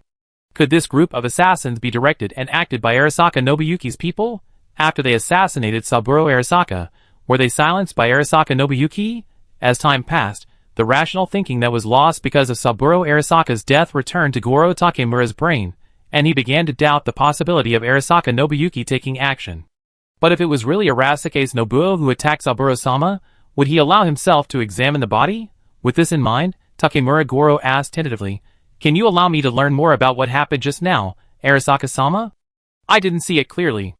Arasaka Nobuo's words, which seemed to be a cover-up, made Takemura Goro's heart jump, but the next sentence calmed his heart. It happened too fast. I didn't see anything clearly. My father was assassinated by the despicable and shameful attackers, and even I almost lost my life in their attack. If it wasn't for Karl saving me, then you would have failed in your duties twice today. Listening to Arasaka Nobu's angry rebuke, which sounded like he had just survived a disaster, and his appearance as a naughty boy that had not changed in half a century, the suspicion that had just risen in Takemura Goro's heart disappeared again. So, Takemura Goro apologized for his negligence again, and then looked at Karl, the mercenary who had dealt with the attacker. Can you tell me what happened before? The details may allow the investigation to confirm the identity of the criminal behind the scenes. Karl did not refuse. He nodded. When Arasaka Saburo and Nobuyuki were talking, they were talking about something about the family, and they started arguing about it. Saburo and Nobuyuki Arasaka started arguing. This kind of thing was expected by Goro Takemura, and it did not surprise him, so he continued to listen to Karl's story. Then, when they were arguing more and more fiercely, I heard a sound. That was the sound of the toilet door opening. The toilet door? Takemura Goro looked towards the toilet. When he and Arasaka Saburo arrived before, they left the top floor suite without even doing the regular inspection, because of Arasaka Saburo's order. At that time, the only place in the suite that could not be noticed at a glance was the toilet and bathroom. If the group of people were hiding there, they would not be discovered. Takemura Goro's eyes jumped out of the intelligence information that he was still working on as Arasaka Saburo's bodyguard. Before Arasaka Nobuyuki inherited the Arasaka family, the authority granted by the previous owner Arasaka Saburo was still in effect, and a series of intelligence was flashing in his eyes. 3 of the intelligence were particularly eye-catching. After comparing the identities of these people with Takemura Goro's instructions, they were confirmed to be military technology personnel, and they disguised themselves as guests of the Blue-Green Building this morning and entered the Blue-Green Building. The second one was that the black guest room of the Blue-Green Building was invaded, and the time of the invasion was close to the time when this group of people checked in. After the red alarm sounded, the source of the invasion was confirmed to be the experimental product of military technology, the Flathead. Third, the video footage of the Blue-Green Building shows that this group of people took advantage of the time when Arasaka Nobu and Karl and others went downstairs to drink and entered the room, and seemed to be looking for something. There was no sign of modification in this video, and the time was 2 minutes before Saburo and himself arrived. The clues connected into a line in Takemura Goro's mind, and everything made sense. The military technology personnel were looking for something. Relic. The military technology personnel also targeted the things that Arasuke's Nobu stole from Saburo, so they wanted to send spies to rob them. But there was an accident that Saburo suddenly appeared, so they were forced to hide in the bathroom. Saburo and Arasuke's Nobu were arguing, and they came out. Yes, it must be that Saburo-sama was arguing with Arasuke's Nobuyuki about the relic, and demanded that Arasuke's Nobuyuki hand over the relic. Seeing that they could no longer hide, the military technology people simply went all out and came out of the toilet to attack Saburo-sama and Arasuke's Nobuyuki, trying to create chaos and force their way out. How audacious, how audacious, how dare they do such a thing? Thieves, damn military technology. While Takemura Goro was sorting things out in his mind and understanding every line clearly, Carl continued to narrate. Then, after they rushed out, someone activated the Sion Weston, and the action was too fast, so I protected Nobuaki-sei behind me, and then used the single-molecule line to deal with them. But after everything was over, I found that Arasaka Saburo's head seemed to have been shot in the melee, and he fell directly on the spot. You mean Saburo-sama was because you didn't protect him? Hearing this, Takemura Goro stopped thinking and stared at Carl. What else? Carl spread his hands. I haven't received the task of protecting him. I have to put my employer's safety first. I can't face the people who surrounded me with Sion Weston, and when I deal with them, I have to take time to protect 2 people. I'm not a professional bodyguard. I don't have this ability. Facing Carl's spread hands, Takemura Goro moved his lips, but he couldn't say a word. What can he say now? Why didn't he give up Arasaka Nobuyuki to protect Arasaka Saburo? He is not so stupid as to say this in front of the person who needs to be loyal now. Who can he blame? Now that he thinks carefully, who is it that didn't let him explore the suite and let him leave? Takemura Goro didn't dare to think about it anymore. He couldn't think that it was Lord Arasaka Saburo who killed himself. Chapter 551. Dear viewers, this is the WNS News Lib News channel, and now we bring you an urgent message. According to reliable sources, Mr. Saburo Arasaka, the head of Arasaka Corporation, died suddenly in the Blue Sky building today. The cause of death is not yet clear. As the leader of the internationally renowned Arasaka Corporation, Mr. Saburo Arasaka has always had a significant influence in the business field. Arasaka Corporation has a wide range of business, involving multiple high-tech fields. It has always been at the forefront of the industry in terms of personnel security, network security, and military equipment research and development. Mr. Saburo Arasaka's leadership has made the company occupy an important position worldwide. The sudden death of Mr. Saburo Arasaka in the Blue Sky building has undoubtedly caused a huge shock in the business and technology circles. At present, NCPD has intervened in the investigation and is conducting a careful investigation of the scene and questioning relevant personnel in order to find out the cause of Mr. Arasaka Saburo's death as soon as possible. Since Mr. Arasaka Saburo's sudden death may involve many complex factors, including but not limited to business competition, internal conflicts, and potential external threats, the subsequent development of this incident has attracted much attention from all walks of life. We will continue to pay attention to the progress of the police investigation and bring you the latest news as soon as possible. The sudden broadcast sound in the street restaurant made the staff in this fly-in-the-wall restaurant pause their actions. Boss, why are you playing the news again? And the news about WNS licking Arasaka's ass? If you don't know how to play it, you don't have to. After hearing the news, a muscular customer with a face full of flesh and a bad temper subconsciously wanted to slam the table and curse Arasaka, but when he was halfway through, his brain, which was corroded by animal supplements, suddenly came to his senses. Wait, what did the news say? Arasaka Saburo, dead. Arasaka Saburo is dead. When the people in the restaurant reacted, the whole street was filled with noise. Obviously, this news that just spread everywhere with the news broadcast made everyone a little unbelievable. The emperor, who lived for a century and a half and seemed to be with Arasaka forever, suddenly died, and the place where he died was the Blue Mansion in their Night City? What happened? When did Saburo Arasaka come to Night City? And how did he die? The muscular man who had subconsciously asked his boss to turn off the news sat down, not caring about the half-eaten macaroni in his hand. He turned half of his body to face the TV, staring at the news broadcast on it, wanting to see the details. No matter who it is, as long as they are sure that this matter has nothing to do with them, when they see the emperor die, they will always have a desire to watch the fun. This is really a big deal. The store manager who likes to watch the news also quietly put down his work at this time. Although there are still many customers in the store waiting for the synthetic food he has heated, who would care about cooking when there is big news to watch. After reporting the death of Saburo Arasaka, WNS News quickly switched to the scene, and the screen showed a chaotic scene. The blue-green building has set up a cordon, and outside the cordon is already crowded with well-informed reporters and people from all walks of life. At the same time, the crowd is also crowded with people from various companies wearing suits, among which Arasaka and military technology personnel are the most. Saburo Arasaka died, and the company that was most affected was of course Arasaka Corporation, followed by Militech. As Arasaka's old rival, Militech almost followed Arasaka's personnel to get specific information, and even took faster actions than Arasaka, whose emperor had died. Someone is coming out. In the crowd, WNS News was allowed to enter the blockade because it was backed by Arasaka, and the reporters of WNS News had just used the live broadcast equipment to shoot the scene at the entrance of the blue-green building, and someone with a sharp eye in the restaurant noticed that someone was walking out from inside the blue-green building. The spokesperson of Arasaka is coming out. I don't know what happened. The old man Saburo Arasaka is dead. Keep your voice down. It's over after watching. This is a big deal. Arasaka will be in chaos for a while. We may find an opportunity to take advantage of it and rob a few company dogs. Are you still thinking about robbing? If Saburo Arasaka is dead, the whole night city will be in chaos. Have you forgotten that it will be blocked tomorrow? If you go there at that time, you may run into the gun of the NCPD guys. Their recent methods are very cruel, not to mention the violent terrorist squad. I don't want to run into those cyber psychopaths. Amid the murmurs of the restaurant people, the people who came out of the Blue Mansion to face the reporters appeared in front of the camera, and seeing the street, which was already lively because of the death of Saburo Arasaka, became even more noisy. Arasaka Nobuo.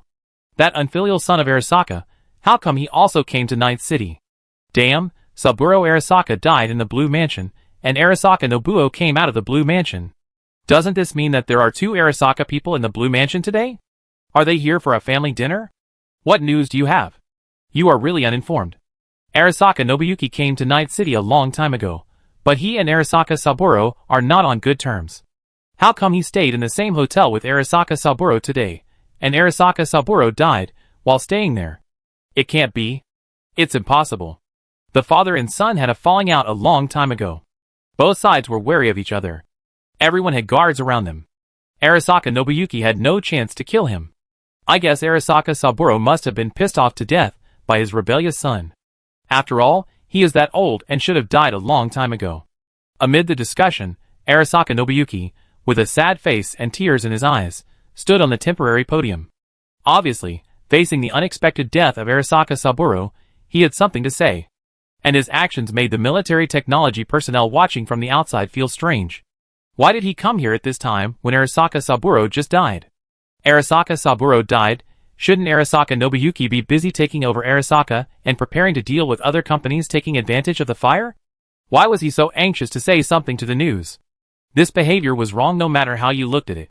Some hurried military technicians had already started to retreat when they felt something was wrong. At this moment, facing the WNS live camera, Arasaka Nobuyuki slowly said the words that instantly silenced the noisy scene in an extremely sad tone. My father was killed. This simple but heavy sentence, like a heavy bomb, instantly exploded among the audience watching this scene around the world, shocking everyone. What did Arasaka Nobuyuki say? Someone killed Saburo Arasaka. Chapter 552. After Arasaka Nobuo said that his father Arasaka Saburo was killed, he immediately pointed his target at military technology. Dear reporters, I am standing here today not to play any word games with you, but to face a cruel truth. My father, Arasaka Saburo, the legendary figure who once held the power of the Arasaka group, has now fallen in a pool of blood, and I have solid evidence and witnessed it with my own eyes. He did not die in an accident, let alone a natural death. He was killed by a military tech assassin. Yes, those killers, with the most advanced equipment and the most ruthless heart, they sneaked into my room in the Blue By building and took the life of my father who came to visit me in Night City in the most cruel way. This kind of bad thing makes me want to question, is this the true portrayal of the world we live in? The so-called order and security are nothing but a hypocritical cover. My father, a man who gave everything for the city and this group, was ruthlessly killed by a military tech madman. I will not let anyone who is related to him go. I will make those behind the assassination pay the price. The Arasaka group will not fall. I will inherit my father's will, and make those who hurt us pay the price in blood. Today, I am here to announce to the world, the revenge of the Arasaka group has begun. I demand that the military technology immediately hand over the relevant personnel to repent for my father's death. Otherwise, I will personally lead Arasaka to revenge. In the emotional and angry words of Arasaka Nobuyuki, all the military technology personnel present were numb. What did they hear? The assassin from military technology killed Saburo Arasaka? No, how is this related to military technology? Okay, maybe someone in military technology really did it, but why is it such a big deal now? They originally thought that the death of Saburo Arasaka would give them, the low-level people in the field of military technology, the opportunity to come and get some information, and then report back to the higher-ups to get some benefits. But you told me that Saburo Arasaka died because of the assassination of the assassin from military technology? Those big shots above really don't understand. Don't they know that attacking Saburo Arasaka is almost equivalent to declaring war on Arasaka Corporation? If they want to start the fifth corporate war, don't drag us low-level people into it. The military technology personnel have already felt the gazes of the surrounding Arasaka personnel. The greedy gazes that regard them as merits and stepping stones make the low-level military technology personnel present shudder. It can be predicted that if Arasaka Nobuyuki shouts that he can get a promotion and salary increase by killing the military technology personnel, these Arasaka company dogs will definitely rush over regardless of whether they have combat prosthesis or not. Fortunately, Arasaka Nobuo did not issue the order of revenge right now. He still maintained a certain restraint in his words about the corporate war, that is, as long as the military technology personnel handed over the mastermind and made a confession, paying benefits, then he could turn the page on this matter. But for the military technology personnel, who did this?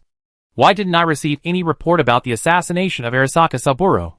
The hawkish personnel in military technology began to make emergency contacts, looking for the person who attacked Arasaka Saburo and was not even known to the insiders, while the doves started an emergency meeting and began to prepare for the attack on the hawkish personnel. Their business was doing well, but the hawks killed Saburo Arasaka. Isn't this a sincere attempt to make things difficult for them? And the extent of their actions was too much. Today they dared to assassinate Saburo Arasaka, the Emperor of Arasaka. Will they dare to purge other people internally tomorrow, and kill the CEO of military technology and the President of the new United States? A thorough investigation must be conducted. Military technology personnel so easily believed what Arasaka Nobuo said. Military technology personnel assassinated Saburo Arasaka. In addition to the understanding of the hawkish personnel within military technology, this statement is also because their high-level spies planted inside Arasaka have reported the relevant situation. The person who assassinated Saburo Arasaka did come from military technology, and his identity can be confirmed, but it has not yet been found out who inside did it. This matter is not radical. After all, there are conservatives within military technology who want to use nuclear bombs to wash the world and re-establish order, but this matter is too bad, and it was caught, and no one stood up to admit it in the first time and lead the Hawks to start a war with Arasaka. This unlucky job that no one claims. No one will be happy if it falls on their head rashly. When the world was plunged into an emergency meeting following Arasaka Nobuyuki's speech, the list of assassins announced by Arasaka later did not attract the attention of these company executives. For them, the only thing worth paying attention to about these assassins is their identity label of military technology. Everything else is not worth staying in their minds for a moment. Those who can become assassins are obviously not particularly important people. Even the dead soldiers are just people trained with certain benefits. Under their identity labels, their life, appearance, age, experience, etc. are not important. But this thing that was not important to them was seen by one person. That was a tattooed man who was eating synthetic steak and watching the live broadcast in a restaurant. At this moment, he was staring at the screen shown on the live broadcast, and his sight was lingering on the announcement of the name of an assassin. In the military technology personnel information released by Arasaka Nobuyuki, there was a name of a shooter, and it was marked that he shot and killed Arasaka Saburo. In the mark, the shooter had another real name, which was his disguised name. It was a very common name, so common that if you shouted it on the street, someone might respond, but that name was the name of the friend the tattooed man grew up with. His friend eventually died in Night City along with other companions who left their hometown. Was he overthinking? The tattooed man thought so, but he saw a familiar figure behind Arasaka's Nobuo. Although he had only met him once, as his reputation spread throughout Night City, the figure that was deeply engraved in his mind was Carl. Carl, who was just a little-known mercenary at the time, once met his friend to repay his friend's kindness, wanting to know if his dead friend had anything to repay him. The tattooed man's answer at the time was that his friend had no relatives, and if he wanted to repay, he only needed to remember his friend's name. And now, the man closed his eyes. He knew the truth about Arasaka Saburo's assassination. This truth came from Carl's memory. He also understood the meaning of this name left behind. Alan. Yes. His friend was called Alan, a very ordinary name. But the person who killed Arasaka Saburo, the person whose name everyone in the world knew, was called Alan. Chapter 553. 2 hours have passed since Saburo Arasaka's death. In the Blue Sky Mansion suite, after denouncing the despicable behavior of military technology, Arasaka Nobuyuki sat on the sofa and said goodbye to Carl and others. Farewell is a matter of course. Carl and his companion's escort mission has ended. After Saburo Arasaka's death, Arasaka Nobuyuki's biggest threat has disappeared. What he has to do in the next period of time is to integrate Arasaka's power and control Arasaka as his own successor. In this process, he will stay in Arasaka Tower. In the entire Night City, for Arasaka Nobuyuki, the upcoming manager of Arasaka, there is no safer place than Arasaka Tower. He is the Prince of Arasaka, and he is also the person who will soon become another Emperor of Arasaka. After the assassination of Saburo Arasaka, his safety represents the face of Arasaka. At this moment, even if there are dissatisfaction with Arasaka Nobuo, the people who are rebellious will stop, so his safety will become the top priority during this period, and this importance also comes from the opinions of the main island of Japan.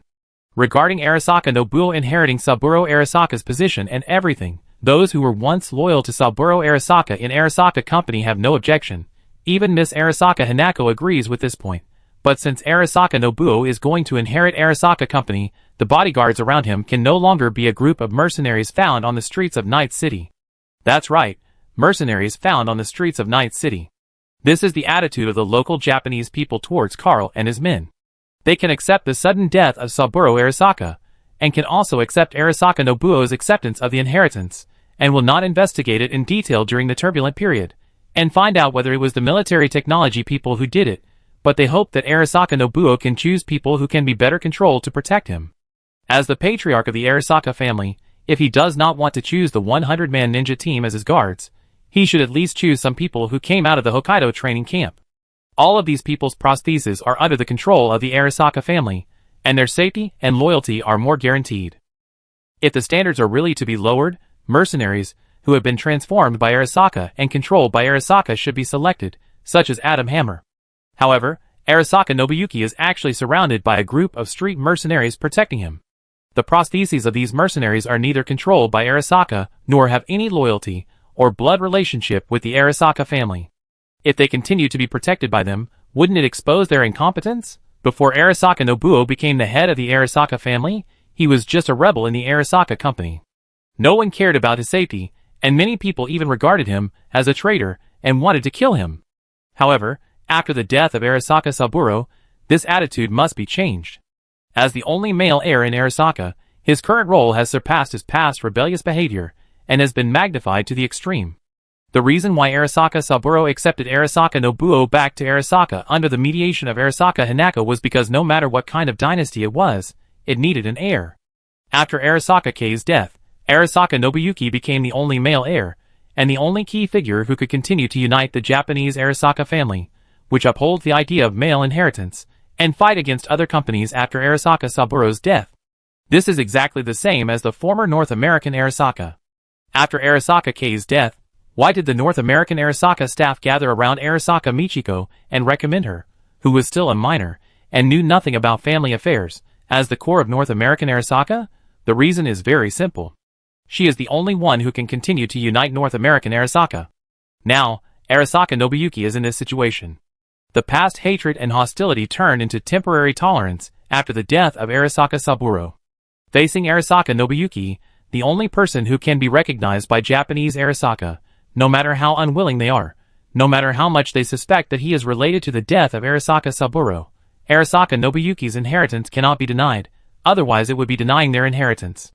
In the Arasaka family, There has never been a lack of high-level people who lie on the merit book and are ready to pass it down from generation to generation so that their descendants can live a life of superiority.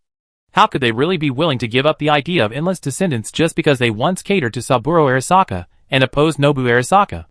Opposing Nobu Arasaka was just a necessary attitude when Saburo was still alive. Now that Saburo is dead, if they still oppose Nobu Arasaka's succession, wouldn't it be hard on themselves? Their sons will inherit their positions. Many people have set their sights on the position next to Nobu Arasaka, and are ready to let their descendants become Nobu Arasaka's guards to show their loyalty. This is exactly the attitude of submission that the small daimyo showed to the big daimyo in the Warring States period, that is, sending hostages.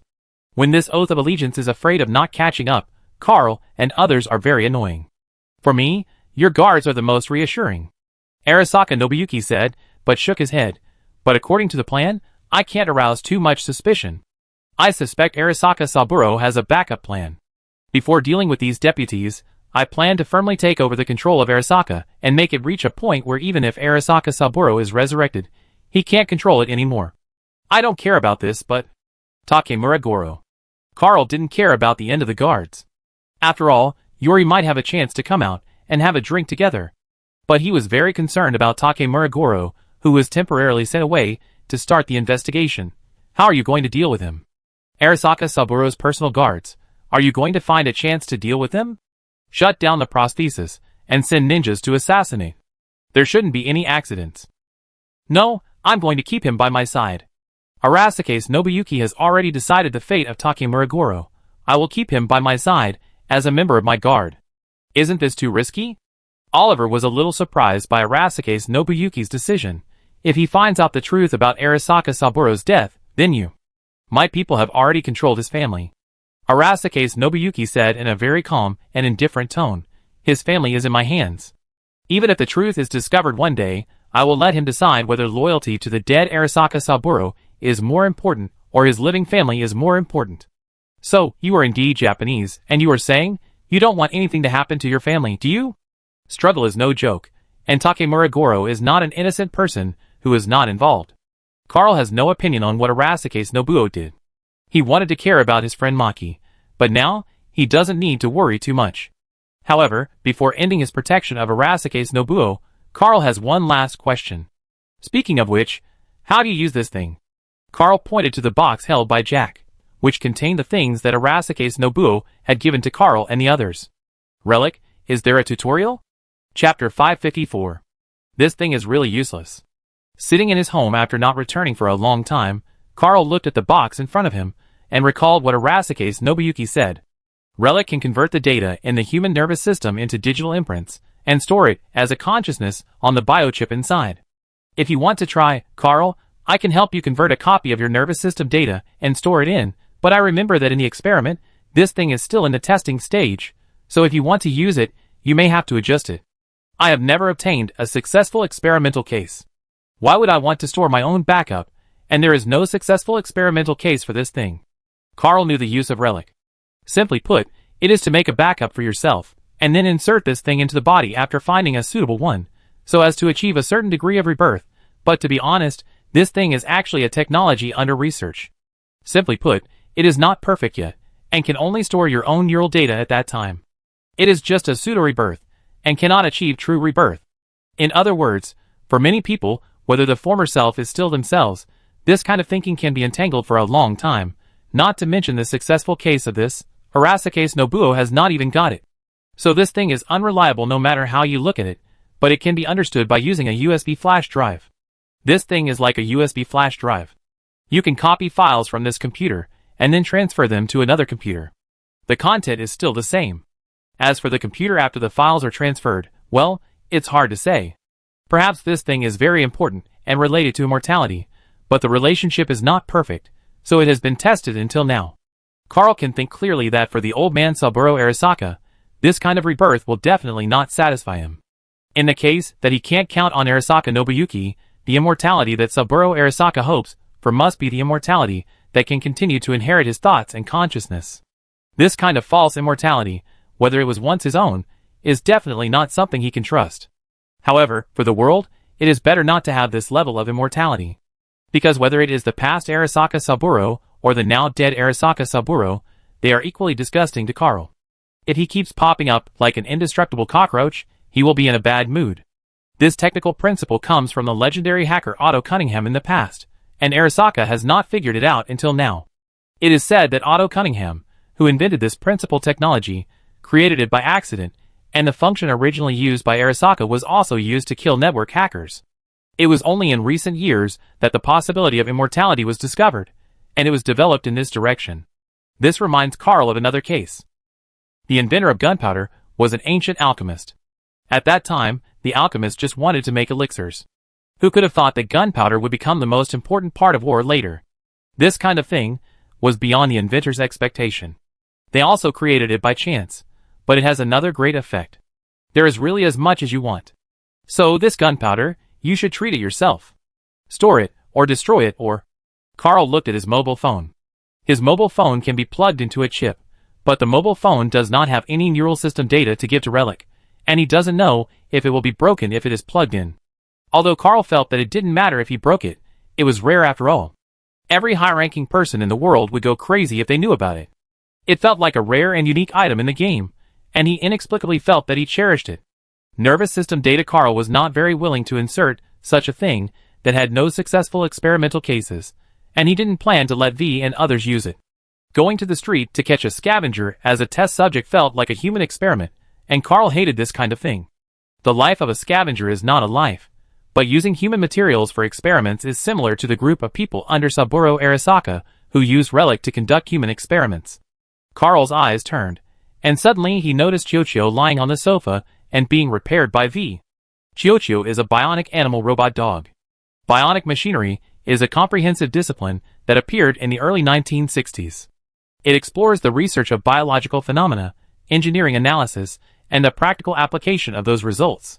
After years of development, a branch of bionic machinery has now developed into a type that imitates real animals. Using steel to shape bones, wires as blood vessels, and energy as blood, completely imitating real animals, to create a creature that is not made of flesh, blood, and bones, but made of steel and electricity. If the left and right brains of Chiyochio, which are connected by horizontal nerve fibers imitated by wires, like dogs, are regarded as the left and right brains of creatures, can the transmission nerve system data in the wires also be copied? No. It should be said that this may be much easier to copy than human nerve system data. Carl suddenly understood something. Compared to people constructed by human nerves, people constructed by circuits are more suitable for Relic. In other words, for robots, copying a copy of themselves is more natural, because their backup is much more convenient than that of humans. By constantly uploading and downloading, they can achieve immortality. But what kind of things need immortality? Carl thought of the blue eyes. If artificial intelligence or digital consciousness in virtual space wants to exist in the real world and experience the world as a human, they need a carrier. However, the carrier will age, get injured, or even die. But with Relic, they can easily switch bodies. Compared with humans, the storage and update of human nervous system data is extremely complex and difficult. Relic provides great convenience for these virtual beings. They can back up and download data at any time, without going through the troublesome brainwashing process of humans, nor relying on control prostheses to control the human brain. For these virtual beings, the plug-and-play method may be more convenient. Moreover, for these beings in virtual space, there may be no difference between their past selves and their present selves. For them, the continuity of identity and memory depends more on the integrity of data rather than the continuity of physical carriers. Will Relic be more convenient for them to use? Is this the reason why they got involved in this? Carl thought in a low voice, and finally made a decision. No matter whether it is or not, let's try it first, and then discuss other things. Carl called V, who was repairing it, and then after he turned his head, he said, I want you to help test the effect of Relic on bionic things. Can you adjust the system of the ball to make it more like a dog? Chapter 555. V was actually quite puzzled by Carl's request to modify the ball to look more like a real dog. He didn't know what Carl had in mind to ask for that, but since Carl had asked him to do it, it didn't matter if he worked on it. The modification materials had to be purchased on the spot, and the program also needed to be modified by T-Bug. The modification time, which was originally completed in 1 hour, was extended to 10 hours. After the sky of Night City was bright again, V, who had been busy for 10 hours, handed the ball to Carl, who was making breakfast nearby and was handing it over. It's done, but it took me a lot of effort. I need to take a good rest later. You've worked hard. Eat something before you go to sleep. Carl looked at the ball that V brought to him with one hand. It was not small at all. He held it in both hands and brought it over. Well, are there any biotechnology items that you sent by the drone just now? The feel of it is different from before. Some parts are still mechanical, and some parts use animal viscera products of biotechnology. These things were originally supplied to some wealthy people to extend the life of their pets. This is because this is Night City. Even if these things can be bought in other places, I don't know how long it will take. Drinking the preserved egg and lean meat porridge made by Carl, V, who felt that he had gradually accepted preserved eggs for breakfast recently due to the influence of his friends, said, "Speaking of which, today's preserved egg and lean meat porridge tastes good. The seasoning doesn't seem to be very strong?" In the past, the seasoning was heavy to suppress the smell of pork. During the period of marinating the lean meat, many processes were done. Putting it in porridge, which is originally light, it will naturally be very obvious. Now that we have good marinated and bled pork, we can naturally follow the original method. Of course, the seasoning will not be very strong. Carl fiddled with the ball, pulled out his single molecule line to access, and confirmed various data. Dogs have a higher body temperature than humans. Some temperatures that are low fever for humans are just normal for dogs. Relic, a digital personality backup product originally designed for humans, can maintain the integrity of the copy at a temperature based on humans. If you want to try whether Relic can also copy other biological digital data, then the first thing you should do is to adjust the ball's body temperature. This aspect still needs to be adjusted, which reminds Carl of mice, which are the most commonly used organisms for experiments. Biological gene sequences are very similar to human gene sequences, and are easy to breed. If there are mice, then maybe he doesn't need to be so troublesome. Not only does it make V and T-Bug busy for a long time, but he also needs to make adjustments after taking over. But it's hard to say. After all, the relic is too big, and a mouse can't fit in. With strange things in his mind, Carl's hands are not slow to adjust. After confirming that the relic will not be damaged due to temperature problems, Carl took the box containing the relic chip. Next is the experimental stage. Anyway, it's just a thing that has never been successfully tested, and it's okay to break it. It should be okay to try it on a dog. Carl knows that humans and dogs cannot be generalized.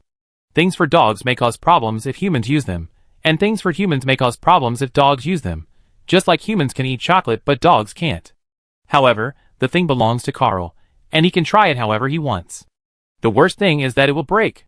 The code for immortality that 90% of the world's top executives dream of is not as valuable to Carl as an interesting one. I hope it won't break, otherwise V and T-Bug will have worked in vain for so long, and if the ball breaks, T-Bug will definitely scold me. With this in mind, before conducting the experiment, Carl took out the original data record and chip of the ball. In this way, even if the ball's body is broken by the relic, it can be repaired and inserted back to make the ball move as before. Speaking of which, isn't this very similar to the perfect immortality method of relic pursued by Saburo Arasaka, taking the person out and then replacing the body? Isn't Saburo Arasaka, who pursues this survival method and desires to go further, just like a dog? Humph. The ball is much more important than Saburo Arasaka. After carefully placing the chip of the ball, Carl opened the temperature-controlled relic box. In front of him was a slender pink chip. Pink? It's quite childish. However, this long strip is almost as long as the index finger. Carl compared it slightly. It really can't be inserted into the mouse. Fortunately, the body of the ball has been modified. Carl, how is your experiment going? While Carl was looking at the chip, Jack and Oliver just woke up and lay on the railing on the second floor looking at the sofa on the first floor where Carl and V were. It will be ready soon. Carl said, inserting the chip into the body of the ball. There will be results soon. I am connecting it with single molecule line data now. You'd better not damage the ball, otherwise if T-Bug gets angry, we won't help. Oliver shrugged. You'd better learn how to repair it when the time comes. It's okay, I asked T-Bug. She said as long as the data is complete, it's okay. I've taken out the data of the ball in advance, now it's an empty shell, and most there is a little bit of what I input. I want to see if Relic can copy the data I input. You're not afraid that this thing is disposable? Jack scratched his head because he just woke up and didn't tie his hair into a pigtail. So what data did you input that needs to be copied? Basically, it's a record of food in Night City. I asked V to install a human voice system on the ball. If the experiment goes well, then it should use human voice to announce the names of dishes, and then the string of data will be copied by Relic. And if it really works, will this thing copy the weird memory of the names of dishes recorded from the dog's perspective? V placed one hand on the soft armrest of the sofa, propped up his face, and looked at the ball. He was looking forward to the result of his 10 hours of hard work. Under their gaze, even T-Bug opened the door and walked to the second floor railing to look down with Jack and Oliver. Under their gaze, Chiyochio's eyes, which had dimmed because the data chip inside was taken away, slowly brightened as the relic was inserted. Just when several people were expecting Chiyochio to still name the dishes, Carl suddenly frowned. Strange. What's wrong, Carl? T-Bug asked on the second floor. I found that this relic seems to have stored data, and it is being input into the ball. What do you mean? This thing has been copied. As Carl and T-Bug were talking, the ball's eyes suddenly lit up. Then, under the gaze of everyone, his mouth opened and closed, and a voice with a sense of anger rang out. What the hell? What kind of mess is this stuff poured into my head? Who stuffed this shit into my head? It's more disgusting than the stuff that people vomit on the ground when they are drunk. Night City food records. Can there be delicious food in this damn place of Night City? The person who made this thing must be an idiot. There seemed to be a question mark on Carl's head. What the hell? The dog cursed? Chapter 556. When a person is scolded, he will definitely be stunned for a moment. Especially when he is scolded by a dog, not to mention that this dog is a bionic dog. Looking at the ball in front of him, barking wildly, everyone in Carl's team was stunned. In the dog's barking, Jack blinked his eyes, then patted his head, and after making sure that he was not still asleep, he pointed at the ball and looked at Oliver next to him with an inquiring look. Did the dog scold people? I heard it too, and it was pretty dirty. Oliver nodded, then turned to look at T-Bug. Did you input some strange program into the ball? How could you not have heard what Carl said before? There is already a digital personality in the relic. T-Bug said, looking at the ball cursing over there. He felt dazed. Anyone would be dazed when seeing their dog suddenly curse. Of all the people, V reacted quickly. After realizing that the body of the ball might be infected by the personality data stored in the relic, he reached out and grabbed the back of the ball's neck and lifted it up. No matter what happened inside this thing, it's always right to control it first. Feeling that he was being lifted up, the dog kept cursing. Which bastard touched me? UTM, try again.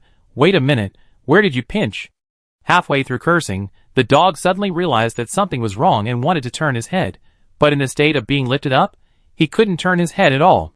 He could only see the ground under his feet getting farther and farther, until he reached the point where he was parallel to the person's line of sight. The dog saw a black-haired young man looking at him in front of him. Who is this guy? The dog subconsciously wanted to move, but found that as he moved his hands, what appeared in front of him was just a fluffy paw flapping up and down. Paw? The dog forgot to continue cursing for a moment. He tried to move his hands, but found that the fluffy paw pawed forward. Move again. Paw again. The dog's bionic pupils gradually widened, and the naked eye could see the shock. Damn, Arasaka, where are you from? Carl blinked as he heard the Arasaka coming out of the dog's mouth.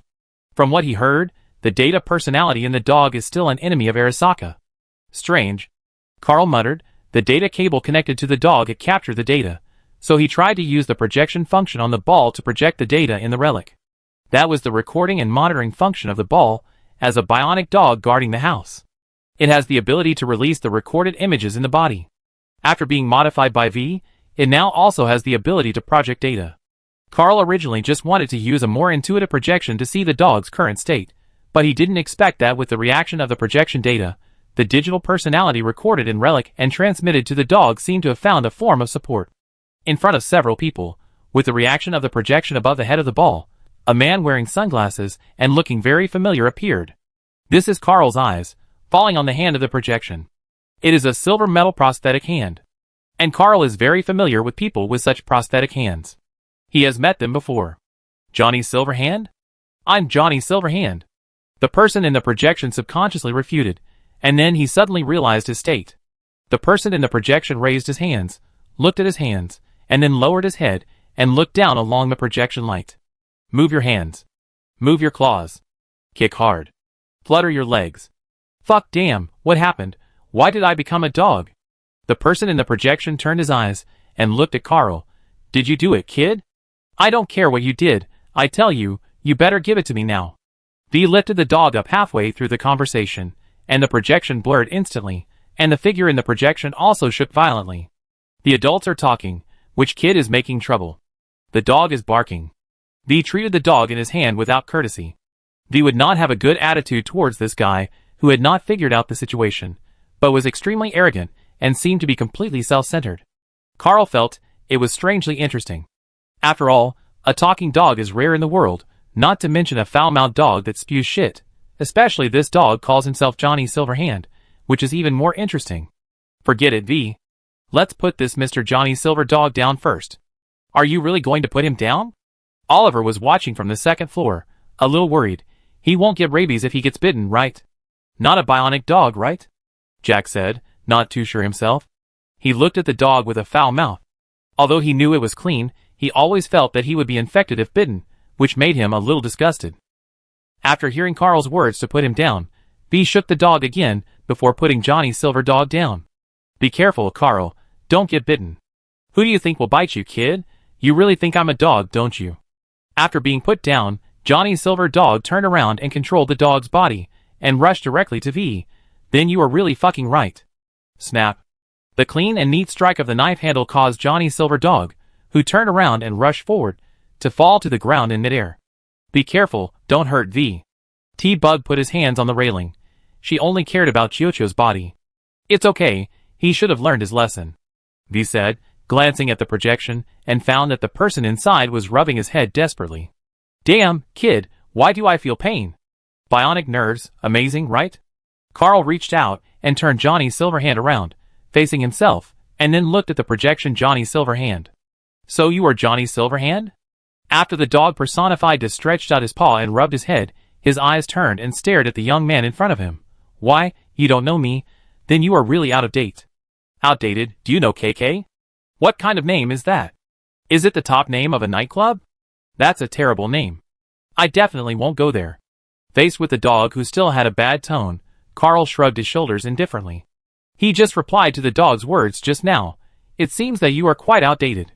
Speaking of this, Carl pulled out the single molecule line he had been directing on the dog. He had collected enough information. But considering that you died more than 50 years ago, this doesn't seem to surprise me. In the information Carl read, he found an interesting thing. The digital personality imprint in the dog in front of him, or the digital personality imprint in the relic, seemed to come from Johnny Silverhand himself. Chapter 557. Who is Johnny Silverhand? If you ask this question to someone on the streets of Night City, the answer you get should be a few bullets mixed with angry curses of how dare you get close to me. But if you use tricks to make the person being questioned obedient and accept the questioning honestly, then they will get answers like this. Madman, rock youth, legend, son of a bitch scumbag. Each of these answers is very appropriate for Johnny Silverhand, and each of them is suitable to describe Johnny Silverhand. But if Carl were to describe his impression, it would be, suck, suck, suck. I'm not a dog. You're a dog now, aren't you? Carl retracted his finger that was almost bitten, stared at the dog jumping around on the ground, and held his hands. So, Mr. Johnny Silverhand, you should have died in the Arasaka Tower incident more than 50 years ago, but at that time you were used as an experiment by Saburo Arasaka and killed with the relic, and the digital imprint of your personality has been stored in it until now, right? Why, do I need to tell you step by step how I got to Arasaka Tower, to show my respect to you? Johnny Silverhand's projection also raised his hands like Carl. You have already accessed and read. Do you still need me to open your legs for you to come in and take a look? Don't be so rude. I have a normal sexual orientation. Carl put down his arms and waved his hands. I just feel that there is something wrong with your data record. In your memory, you were driven to Night City in America as an experimental subject by Saburo Arasaka, but as far as I know, Saburo Arasaka has been in Japan for several years before and after the Arasaka Tower incident. He was so busy dealing with attacks from the Japanese government and other companies that he had no time to rush to America to deal with you. Carl thought about it and came up with an appropriate adjective. Little Karami? The words Carl used when speaking were in Chinese, and Chiyochio's body had a language recognition system installed in advance, so Johnny Silverhand understood the meaning of this word as soon as he heard it. This made Johnny Silverhand raise his eyebrows. You mean, is my level not enough for Saburo Arasaka to deal with it? Of course not. Carl said, as a matter of course, staring at Johnny Silverhand. To put it bluntly, Mr. Johnny Silverhand, I feel that your memory data may be confused. At least I can't find a reason why Saburo Arasaka accelerated to Arasaka Tower at the critical moment, dealt with you, and left his son Kei Arasaka and the entire North American Arasaka alone, and then rushed back to Japan across the Pacific Ocean to fight with the government company. Carl continued to stare at Johnny Silverhand and said, "Do you think you are more important than Arasaka Saburo's most respected son, Arasaka Kei, and the entire North American Arasaka?" Hearing Carl's words, Johnny Silverhand frowned. Although he was arrogant and conceited, and would not listen to anyone's advice, he was not an idiot, especially when it came to his own memories. He still had some reservations. After realizing that the Arasaka Saburo in his memory was unlikely to be real, his movements in the projection became serious. "Boy, do you mean that my memory is wrong now?" "Almost. At least it's not the real Johnny Silverhand."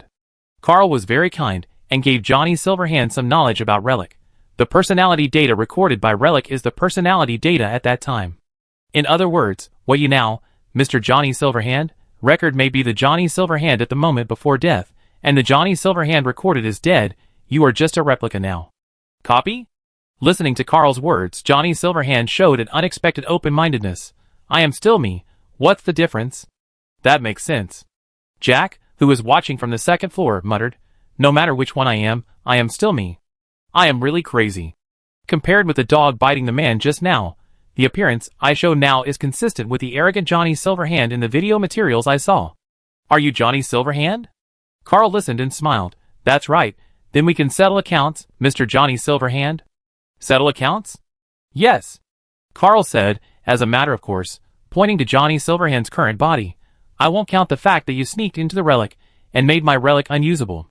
The body you are using now is my dog. I am a generous person, and will not count other miscellaneous expenses and labor.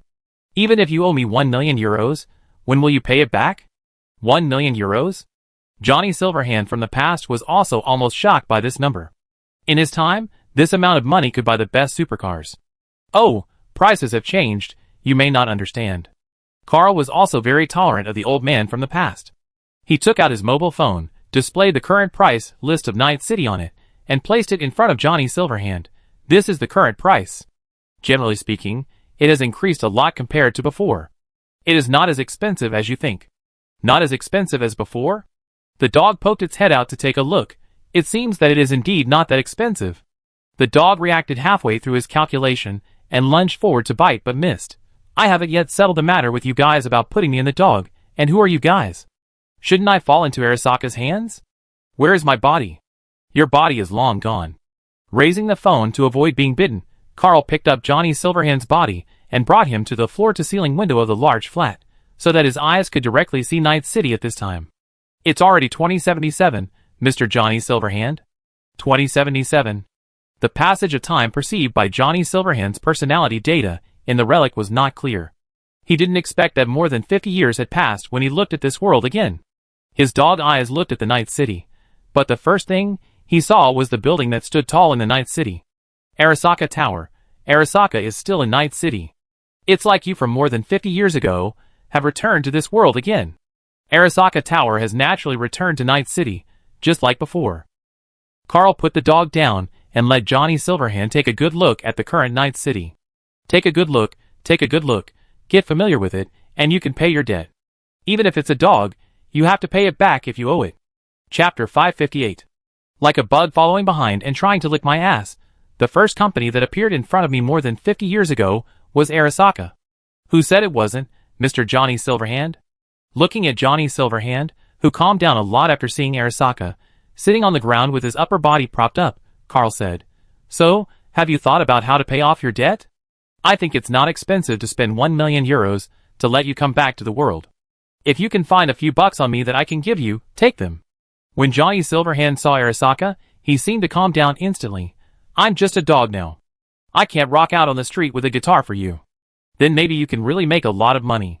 Carl thought about it, and felt that a dog playing music on the street might really make a lot of money, but there was an 80% chance that it would be robbed.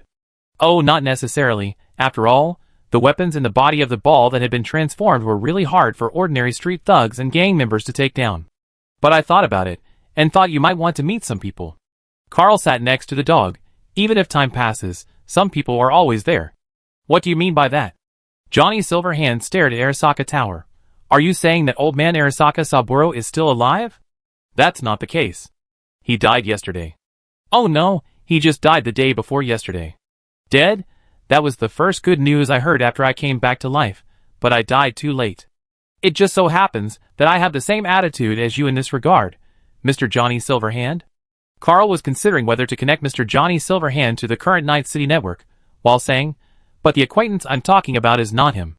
To be honest, I'm actually quite surprised that there is someone in the chip, but it's you instead of Saburo Arasaka, which is really a good thing for some people.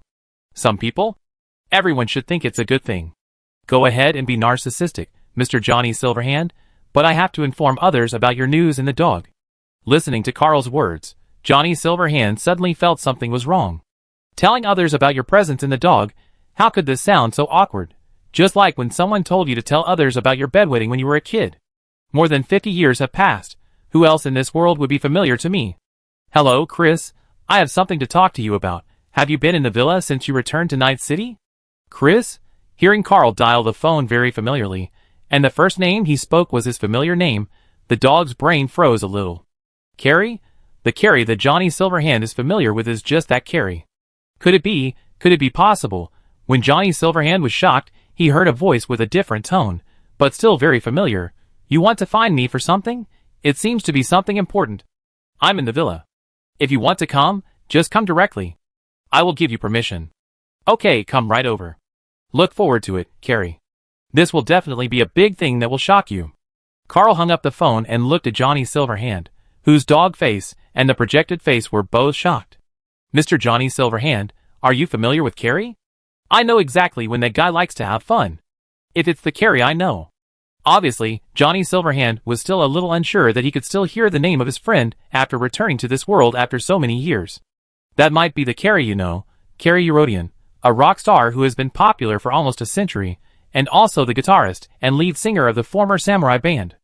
Of course, he is also Johnny Silverhand's good friend.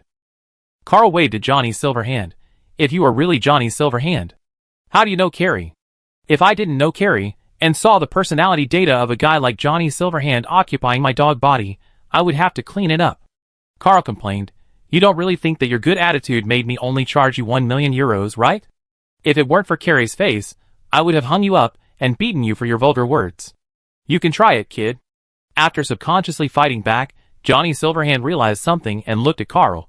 Kid, who are you? I don't think Rick is someone who would make friends casually, let alone a kid who looks like he's still drinking milk. First of all, I'm of legal drinking age. Secondly, milk tastes good and shouldn't be complained about. Finally, I've decided on one thing now. Carl smiled.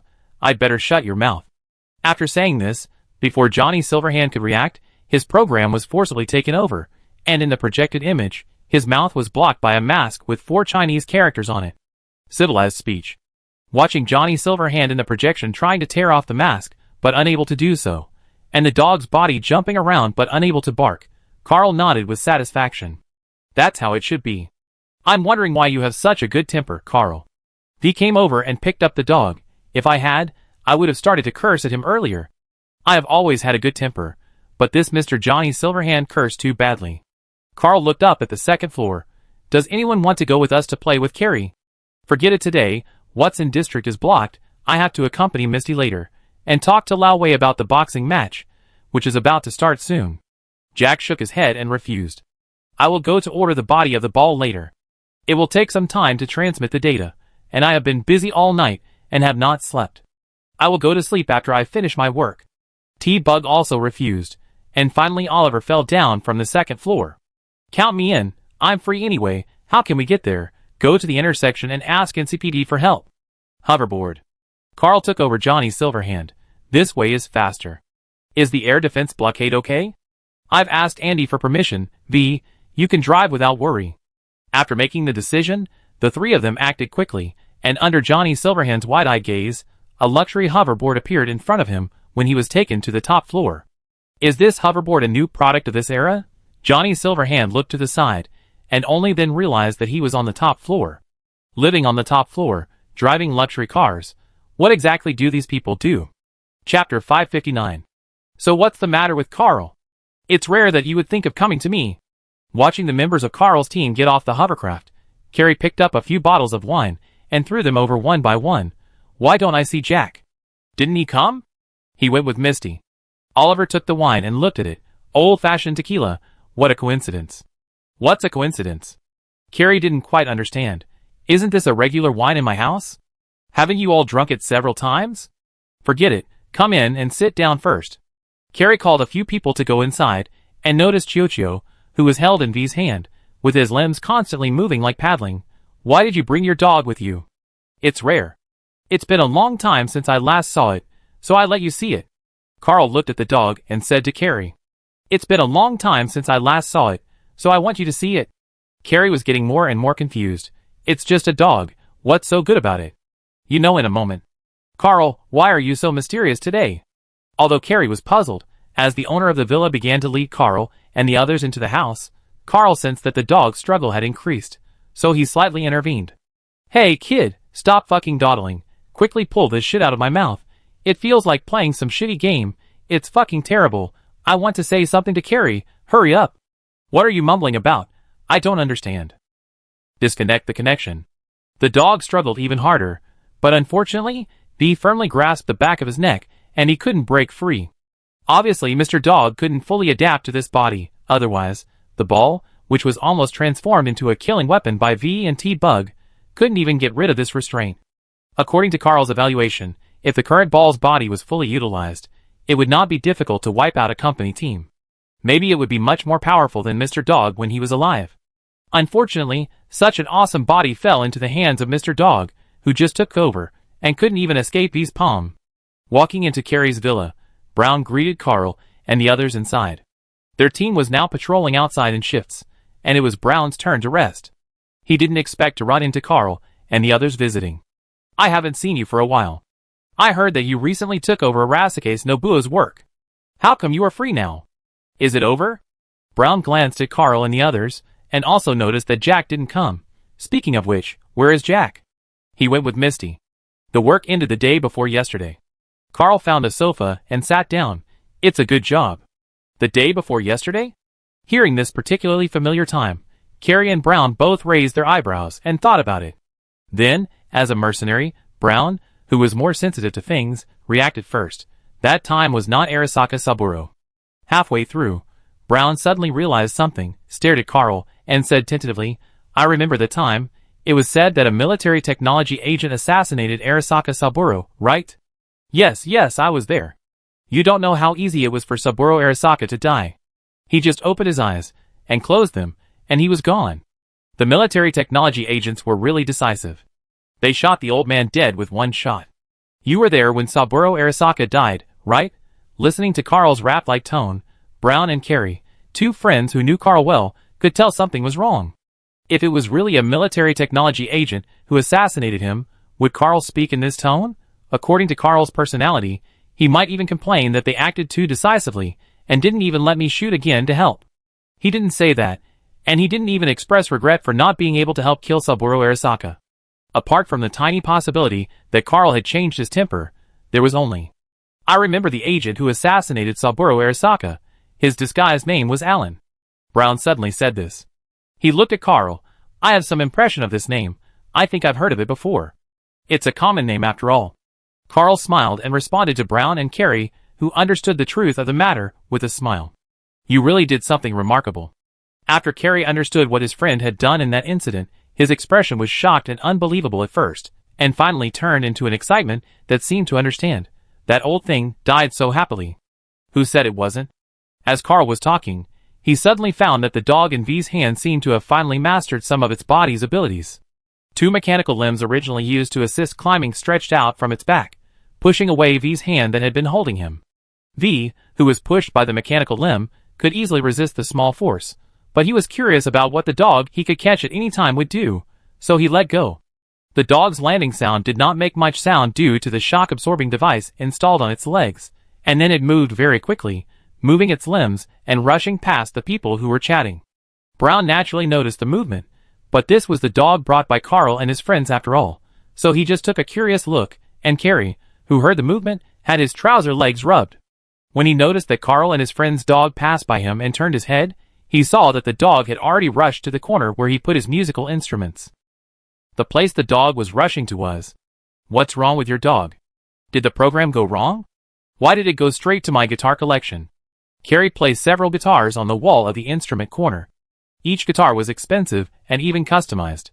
Although if Carl and his friends wanted a few, Carrie would not mind giving them away, but a dog went straight to the guitar. Is there something wrong with it? Rather than a problem. Carl stared at the dog who took a guitar from the wall with his mechanical limbs. I'm more curious about how he used this auxiliary stand and started playing. Play? Carrie was even more confused. Your dog can play the guitar? My dog can't. Carl looked at the dog who plucked the guitar strings twice and seemed to find the feeling instantly. But Johnny Silverhand can. Who are you talking about? When Carrie was shocked by the name, he heard a familiar voice. It was a tune that only one person could play in his memory. This melody is. Carrie's eyes widened. Never fade away. Chapter 560. The everlasting melody only lasted for a while, but Carrie's eyes had widened to a size that seemed to be out of the frame, which was not surprising. This. Carrie looked at the dog who had finished playing the guitar, and then looked at Carl. This. He took a deep breath for a few seconds, and then exhaled deeply for a few seconds, as if to calm down his emotions. After a while of panting, Carrie's pounding heart seemed to calm down a little, and he suddenly reached out and hugged Carl heavily. Thank you, Carl, thank you. When Carl didn't know why Carrie thanked him, and was still a little confused, Carrie let go of his hand and looked at the dog with great joy. You actually managed to input Johnny's performance into the dog, and brought this dog to me as a big surprise. Thank you so much. Watching Carrie quickly walk to the dog, pick up the dog that seemed to be in a daze, and look at it again and again in his hands, as if he had found a treasure, Carl understood after a moment of hesitation. Wait a minute, Carrie, did you make a mistake? Carl thought about what he said before. My dog can't play the guitar, but Johnny Silverhand can. Can this be understood in another way, that is, I install Johnny Silverhand's playing program in the dog, so that it can play Johnny Silverhand's melody one-to-one? This seems to make sense. Looking at Johnny Silverhand, who was held in Carrie's hand, and had a confused look on his face, Carl didn't know what to say for a moment. But think about it. After knowing that his friend had died for more than half a century, a friend suddenly came to visit him mysteriously, and brought him a dog that could play the melody of his friend when he was alive. Anyone would subconsciously think that this was a surprise gift, and would not think that his friend was reborn. And even if he was reborn, people always have some inherent impressions. That is, people should still be people, and a dog is nothing. Is the dog a friend who died for half a century and suddenly resurrected? Put yourself in his shoes. Even if you believe in resurrection, you can't believe that your friend is a dog. In the past, brothers just complained about each other. Who would believe it if it really happened? But now, this incredible and absurd thing happened in front of him. Carl looked at the dog in Carrie's hand. His face had changed from tangled to distorted, and then gradually became aware of his current situation and somewhat collapsed. Think about this carefully for Mr. Johnny Silverhand. Is his current situation quite socially dead? Reborn as a dog, he threw away his dignity and played a song in front of his friend, but his friend didn't recognize him and still treated him as a dog. What's the point of living like this? Carl would have lost hope in life. He thought to himself, if he turned into a dog and was played around by V, Jack, Oliver and T-Bug, he would have dug a hole and buried himself there. Speaking of which, if this continues, Mr. Johnny Silverhand's system will not be overloaded and crash, right? People shame shouldn't be that strong. Should it? Looking at the system changes that were already flashing on the data monitoring screen, Carl had to admit that Mr. Johnny Silverhand's self-esteem might be stronger than he thought. Realizing that if this continued, Mr. Johnny Silverhand might explode on his own, Carl chose to remove the shielding of Johnny Silverhand's mouth to prevent Carrie from being blown up. Almost at this moment, Johnny Silverhand's projection appeared next to Carrie, pointing at Carrie and cursing. Carrie, listen to me, I swear, if you dare to tease me again, I will definitely beat you, a bitch, to the ground. Don't think I don't dare. Ah? Carrie was startled by the projection of Johnny Silverhand that suddenly appeared next to him. He almost subconsciously let go of his hand, and found that the dog in his hand almost couldn't wait to fall to the ground. Then Johnny Silverhand in the projection kept spraying. Carrie, I thought you could grow some brains after more than half a century. What happened? The old man played such an obvious melody, and you actually took it as a little surprise? Surprise your mother's head. Is your brain still stuck in 50 years ago? Ah? After being scolded twice in a row, Carrie was a little dazed. Listening to the very familiar voice, and the appearance of the projection in front of him, Carrie blinked his eyes, looked at the projection in disbelief, and then looked at the dog on the ground that kept cursing, and said in disbelief, Johnny? It's me, Johnny Silverhand. How come half a century has passed, and you don't even recognize your old friends? No, this is impossible. Carrie looked at the projection and the dog again, and the whole person was still in a state of disbelief. Johnny should have been long ago. Carrie, I'm alive again. Don't be so nagging like a woman. How come half a century has passed, and you're still so cowardly? This. Not only Carrie found it hard to accept, but even Brown was stunned. He looked at Johnny Silverhand, who appeared over there, turned to look at Carl and the others, and pointed at the dog. What is this? Johnny Silverhand. Oliver said, You haven't seen it before. I haven't seen Johnny Silverdog before. But could this really be? Johnny Silverhand is a dog. Listening to Carl's words, even Brown, who is considered calm, scratched his head. Am I dreaming today? This is too outrageous. The famous Johnny Silverhand appeared in front of me, but it turned out to be a dog. It's okay, everyone was like this at the beginning. Dee comforted Brown, and saw Carl walk over, and started to explain to Carrie. After Carl's concise explanation, Carrie finally understood the situation. That is to say, Carrie looked at the projection of Johnny Silverhand with his hands folded. Is this really Johnny himself, but now his consciousness is in the dog? It's okay to understand it this way. Anyway, this Johnny should be the Johnny you are familiar with. Carl spread his hands. There is no other dog with such a dirty mouth.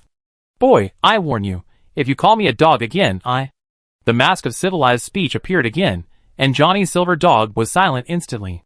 Wow.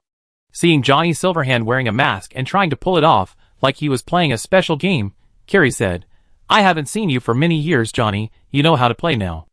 After joking, Carrie said to Carl, Forget it, Carl, don't take it too seriously, he is just like that. Let me talk to him, after all. Carrie showed an expression as if he was ready to watch a good show. Johnny has a lot of acquaintances now. I think everyone wants to see Johnny Silverdog. Chapter 561. Carrie, why did you think of meeting me?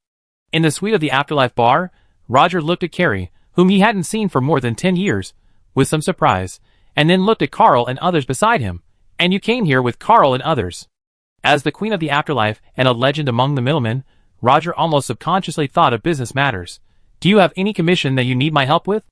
Roger looked at Carrie. For the sake of our previous friendship, I can give you a discount. What kind of relationship do Carrie and Roger have? The answer is that Roger was once Johnny Silverhand's girlfriend and Carrie's best friend.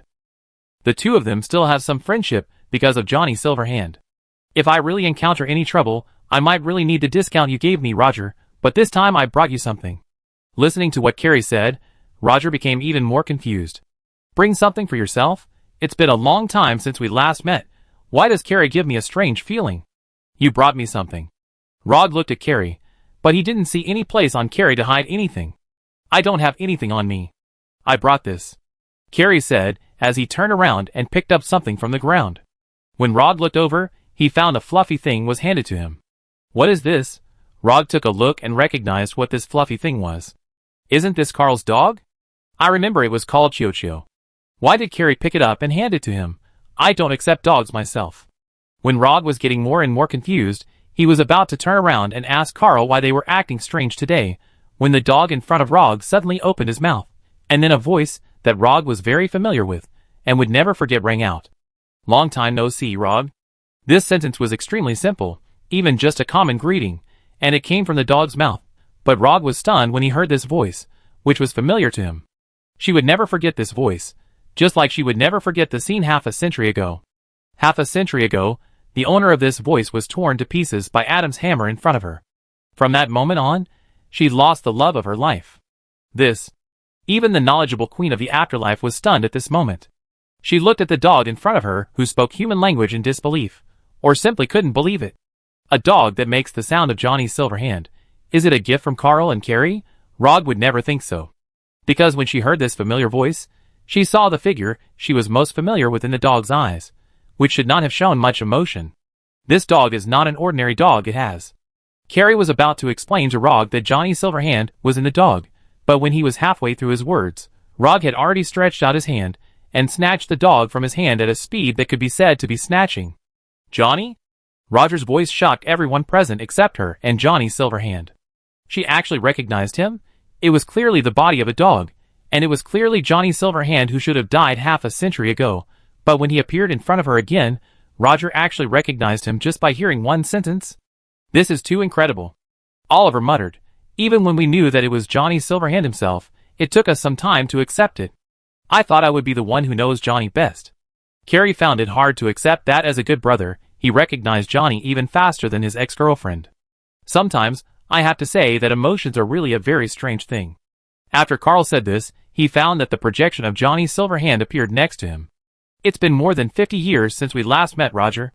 No, this is impossible. Watching Johnny Silverhand appear next to him, Roger slowly put down the dog in his hand. Although he knew the truth, he still couldn't believe it. You are obviously dead. But I'm back now, Roger, standing in front of you, in this damn city. Don't be naive, Roger. I will always be by your side, right? Listening to Johnny Silverhand's absolutely gentle words, Roger calmed down instantly. She frowned and looked at Johnny Silverhand's projection. Why do you sound so familiar to me? It's like when you went to bed with a pair of twins during your date with me. I asked you why you were late, and you said this to me, right?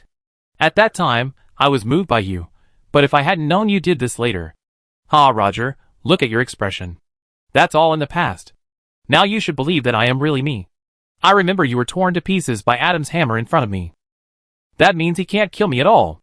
Rod rolled her eyes, and was too lazy to say anything to this arrogant ex-boyfriend. She turned her head, and looked at Carrie and Carl. She knew they would give her an answer. After Carl repeated what he had said to Carrie to Roger, Roger also understood why Johnny was alive, and appeared in front of him, talking nonsense as a dog. Relic, I see, it's the biochip that has been making a lot of noise in the city recently. I never thought that the chip stolen by Arasaka Nobuyuki actually contained Johnny's personality data. The matter of the relic biochip is still a secret to most people in the city, even after the death of Arasaka Saburo, but for Roger, these secrets of most people are obviously not hers. Reborn once, but turned into a dog. How do you feel now, Johnny? Maybe it would be better for you to become a teddy bear. Don't joke, Roger. Johnny Silver Dog shook his head. I came here now, because I haven't seen you for a long time. I want to see if you can help me get rid of this body. You can't let me stay in a dog body forever. I think it's suitable, so you don't have to run around. What's the matter with not seeing me for a long time? My face is fake, but you really want me to help you. Roger is worthy of being Johnny Silverhand's ex-girlfriend. Her words are merciless, but in the end, she can't let go of this feeling after all, and her tone is a little loose. If you are honest, it's not impossible to help you for the sake of our past relationship. Chapter 562. He complained, but he was ready to help.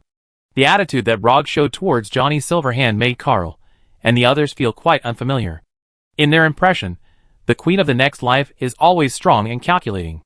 It is indeed the first time they have seen someone really ready to help just because of a few words from someone.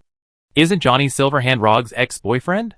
Isn't it easy to never see each other again after a quarrel? Even if they don't, the relationship between the two shouldn't remain ordinary. What's going on with this kind of reunion? Should we say that Johnny Silverhand is really good at treating women? While the others were muttering in their hearts, Rog's gaze had already turned from Johnny Silverhand to Carl, and when the perspective changed, Rog's familiar feeling to Carl and others returned. Rog, who had sharp eyes and gave people a sense of shrewdness, was the Rog that Carl and others knew. Name a price. This was the first sentence Rog said to Carl after turning her sight. She pointed to the dog on the ground. This dog is yours, but now it is occupied by Johnny, the bastard. He should owe you a lot in this regard. Before I find a way to get a body for this bastard, you name a price, and I will rent your dog for a while. Rent, will you pay? Carl glanced at Johnny Silverhand. Even after half a century, when he found his ex-girlfriend again, he could still ask her to help him unconditionally and spend money on him. This guy's ability is really amazing. I originally wanted 1 million euros. Carl told the truth, but now I have changed my mind. Changed your mind? Rog raised his eyebrows in surprise. She would not have thought of Carl's temporary increase in price. If that was the case, Carl would not have said it. Moreover, Carl was not the kind of person who would temporarily increase the price. He decided how much money he wanted, and no matter how life changed in the future, he would only take that money. Every middleman knew this. But if you don't want to raise the price, then what does Carl mean? I would rather Mr. Johnny Silverhand make money for me than take it directly from you, Roger. Carl glanced at Johnny Silverhand's projection. I am very curious about Johnny Silverhand's ability to make money after half a century, and I am also very curious about what the legends of the old times were like. I think my curiosity can temporarily delay the time to get 1 million euros. What Carl said is actually not easy to understand.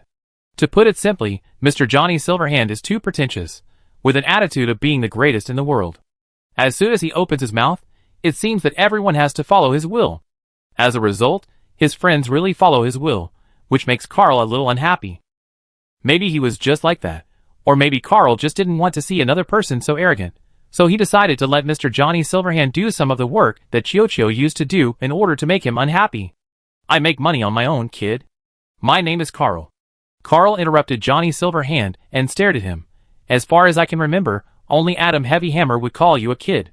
It seems that Mr. Johnny Silverhand was infected after you were killed by Adam Heavy Hammer. Carl's words made Johnny Silverhand look more serious. He had been wearing sunglasses in the projection, but he took them off at this moment and looked at Carl seriously. Adam Heavy Hammer, are you familiar with him? Yes, I owe him a life, and I have to find a chance to cripple him to pay him back. I owe Adam Heavy Hammer a life, and I have to find a chance to cripple him to pay him back. Listening to Carl's words, Johnny Silverhand showed an expression that could be said to be a smile on his face. You are crazy. I can't tell for a moment whether you are a fucking lunatic or really capable of doing it, but I like this sentence. Johnny Silverhand said, turning his head to look at Roger. Rog, whether I can have a human body or not, I trouble you. Trouble, Johnny Silverhand actually said this word, which was beyond the expectations of Roger and Carrie, the two people who knew him best, because in the past, Johnny Silverhand was the one who caused the most trouble to others, but never knew it, or knew it but didn't care. Your name is Carl, right? Johnny Silverhand stared at Carl. I remember this name now. Are you happy? You are the first name I can remember after waking up. If you really plan to fight with Adam Chong Hammer, that madman, count me in. That bastard owes me, and I have to pay him back with my own hands. It seems that you still know how to pay back money, and do things yourself. Carl said, I thought the famous Johnny Silverhand was really the one who could only rely on others to do things. I know you are provoking me. Don't play such boring tricks. Tell me, Carl, what do you do? Johnny Silverhand looked around. From what Carrie and Roger talked to you, you are a group of mercenaries, and I have never done this job. Then you can look forward to Mr. Johnny Silverhand, who should give you a good experience. As long as you can do something. Do something?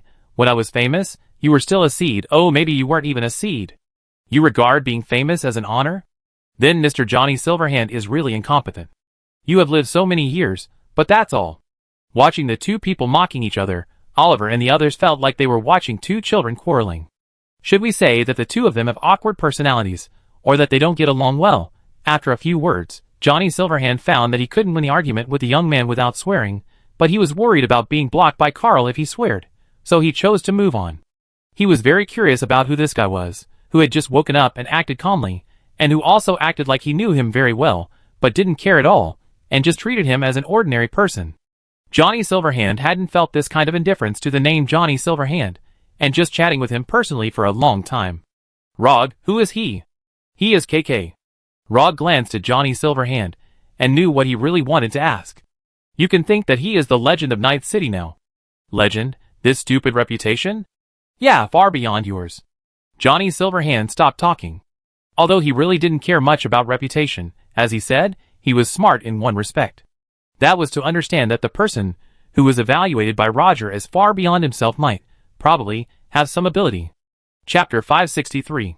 I didn't realize you were so brave that you actually fought with that madman Adam Heavy Hammer. It's interesting that you can survive from his hands. No, you have already destroyed Adam Heavy Hammer's eyes. Why don't you try to kill him again? This is the first sentence Johnny Silverhand said to Carl and the others after being taken home and entering the network to receive data from the current era. Because we are afraid of death. Carl glanced at the dog sitting on the sofa. We are afraid of being torn to pieces, like a certain Mr. Silverhand. Apart from this, you can't say anything else? I wanted to praise you for your ability. No, thank you. Carl said calmly. I hope that Mr. Johnny Silverhand can quickly adapt to the capabilities of your current body. If your fighting power is wasted, then Mr. Johnny Silverhand, the time for you to pay back the money will be far away. With this body, what do you want me to do? Do you want me to rush over and yell that I am Johnny Silverhand and bite others? You have already done something like this. Carl made a reminder and comparison to Johnny Silverhand's attitude towards Chiyo's body. Let me explain in a friendly way, Mr. Johnny Silverhand, your current body is much more powerful than when you were alive. Although it can't last longer in front of Adam's heavy hammer than when you were alive, It is more than enough to deal with several ordinary combat team members. Carl's words made the projected Johnny Silverhand raise his eyebrows. You mean, I was not as good as a dog in my life? I have checked your information and data, and none of the data provided by Roger says that you can fight. Oh, there is a record of you being knocked down by a few thugs. Do you want to see it? After hearing what Carl said, Johnny Silverhand was silent. Although he always looked arrogant, he still had some strength. He could deny that he was knocked down by a few thugs, but in front of these people who could fight with Adam Heavy Hammer, his stubbornness would be laughed at as soon as he said it. So after knowing that he really couldn't compare with Carl in terms of strength, he continued to read the information on the internet. After half a century, he had to receive fresh information, such as how Roger became the queen of the afterlife, what new songs Carrie released in the past half-century, and where the most exciting bar in Night City is now. Although he was now weak in his dog's body, and couldn't drink or smoke, he believed in Roger's ability.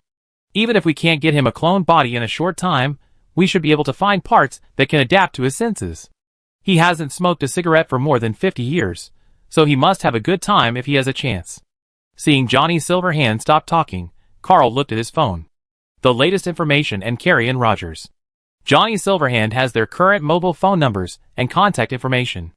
If they want to contact Johnny Silverhand, they can just send a message directly.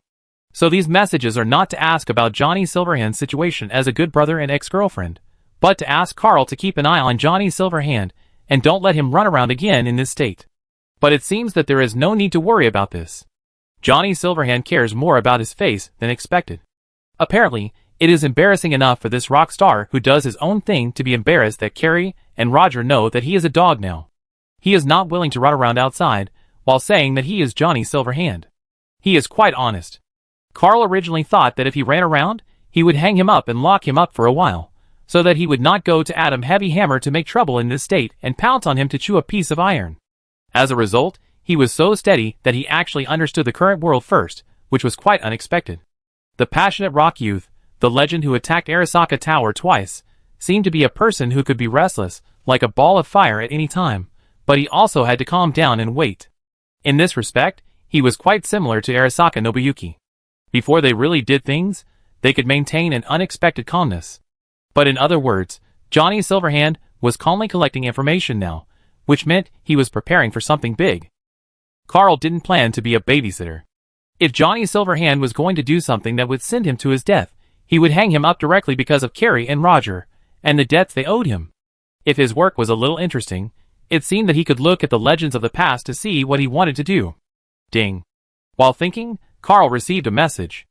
Haruko, Carl, I have been busy recently, and I didn't reply to your message in time. Please forgive me. Carl looked at the message sent by Haruko, and the time when Haruko sent the last message. 4 hours ago. With Haruko's reply speed, it is indeed quite slow. But Carl can understand why it is like this. The death of Saburo Arasaka is undoubtedly a shocking event within Arasaka. With the rise of Arasaka Nobuyuki, the faction purge also began. Those who were loyal to Saburo Arasaka chose to pledge allegiance to Nobuo Arasaka, or gathered around Hanako Arasaka, and some turned to Michiko Arasaka and waited and saw what would happen. In the turmoil of the internal power change in Arasaka, Haruko Arasaka, who took advantage of Saburo Arasaka's death and wanted to get a piece of the pie, was also very busy. She was able to find time to reply to Carl's messages, which was the result of her doing her best. Carl, don't worry, I can send you messages slowly these days, and you have to reply together when you have time. After Carl sent the message, he waited for a while, and found that he had not received any message from Haruko. He knew that she was busy again, which made him look at the messages of other friends. Maki's latest message said that she was asked by her elder Takemura Goro to stay at home and not come out. She started to prepare for her studies. The last photo was a bunch of review materials sent. It's like this when the exam is coming up. I think David's recent message was also complaining about this. Then, Blanca, Saburo Arasaka died at a good time. Recently, Arasaka and military technology have been in a tense situation. I have been busy for a long time. Finally, I have time to contact you. Carl, are you okay?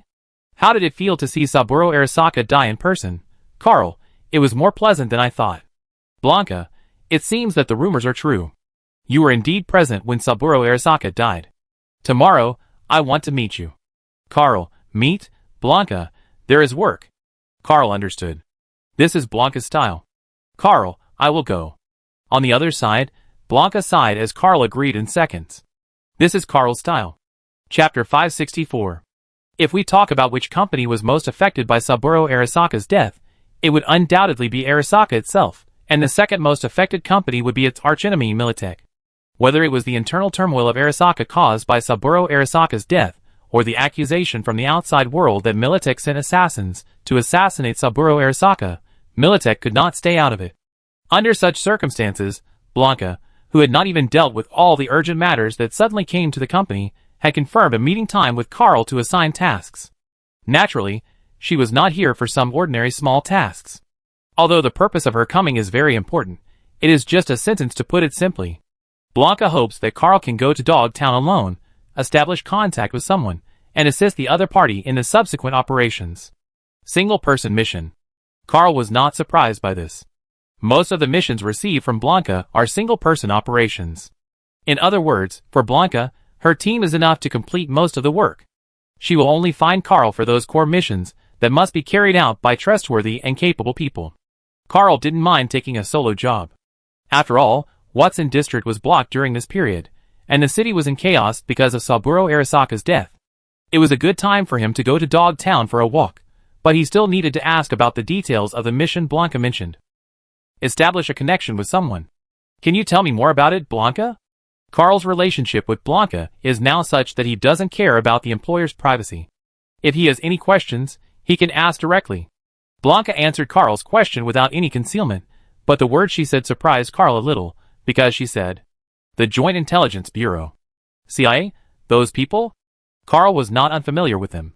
He had received many missions involving high-level officials of the new United States, and even directly related to the new U.S. President Rosalind Miles. He had also met those CIA agents who were loyal to her during the missions. However, those missions were assigned by Smith, who had been in office for 2 terms. Carl did not expect that he would receive a job from Blanca this time. How did you get involved with them? Rather than saying I'm involved with them, it's better to say I've found a side. Blanca sat in the Spanish restaurant where she and Carl met most often, propping up her face to look outside through the bulletproof glass of the restaurant. If you want to climb up, you have to swear allegiance to some high-level officials, just like the soldiers who join the new United States always have to swear an oath to express their loyalty. Although it's all formalistic, if you don't do it, they will lose a bit of trust. Blanca turned her head and looked at Carl. My current position is already quite high for someone who used to be a non-new American. If I want to move up, I will definitely have to join one of the upper-level struggles. No one wants to come and share the cake.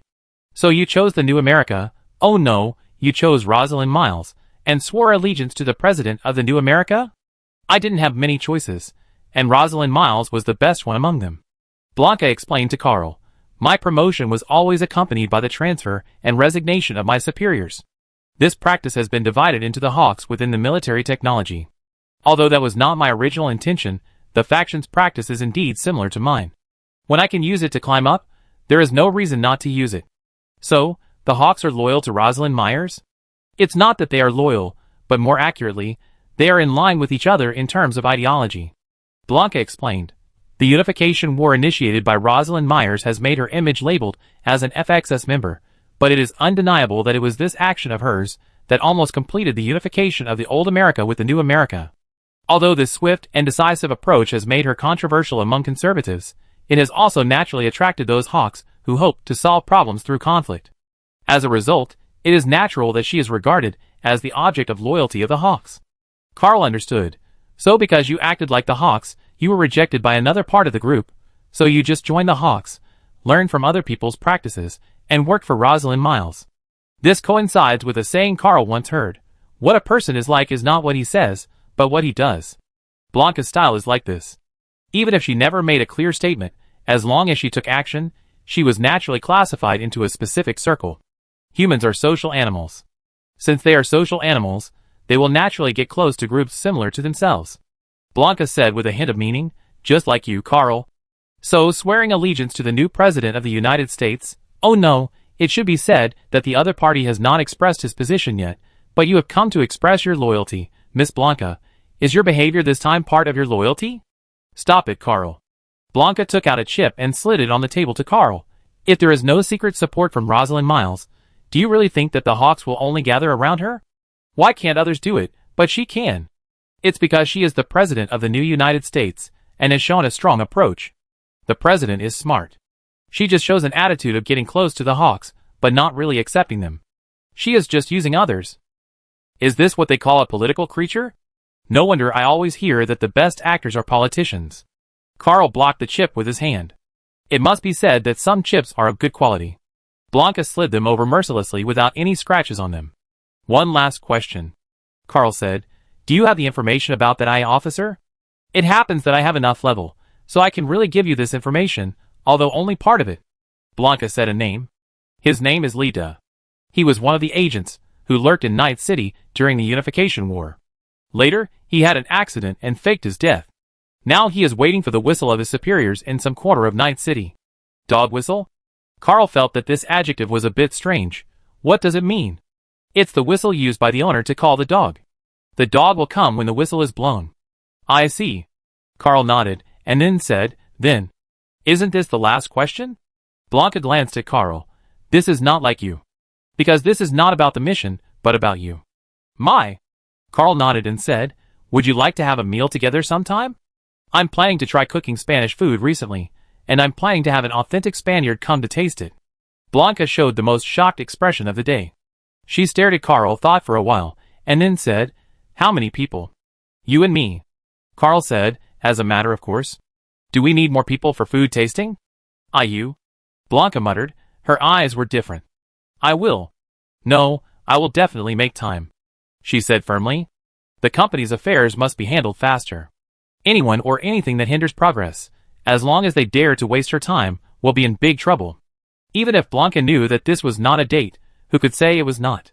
What a person is like is not what he says, but what he does. This is Carl looking for her on a date. Chapter 565. It's been a long time since he had a solo mission, and it was a meeting with the people from the United Intelligence Bureau.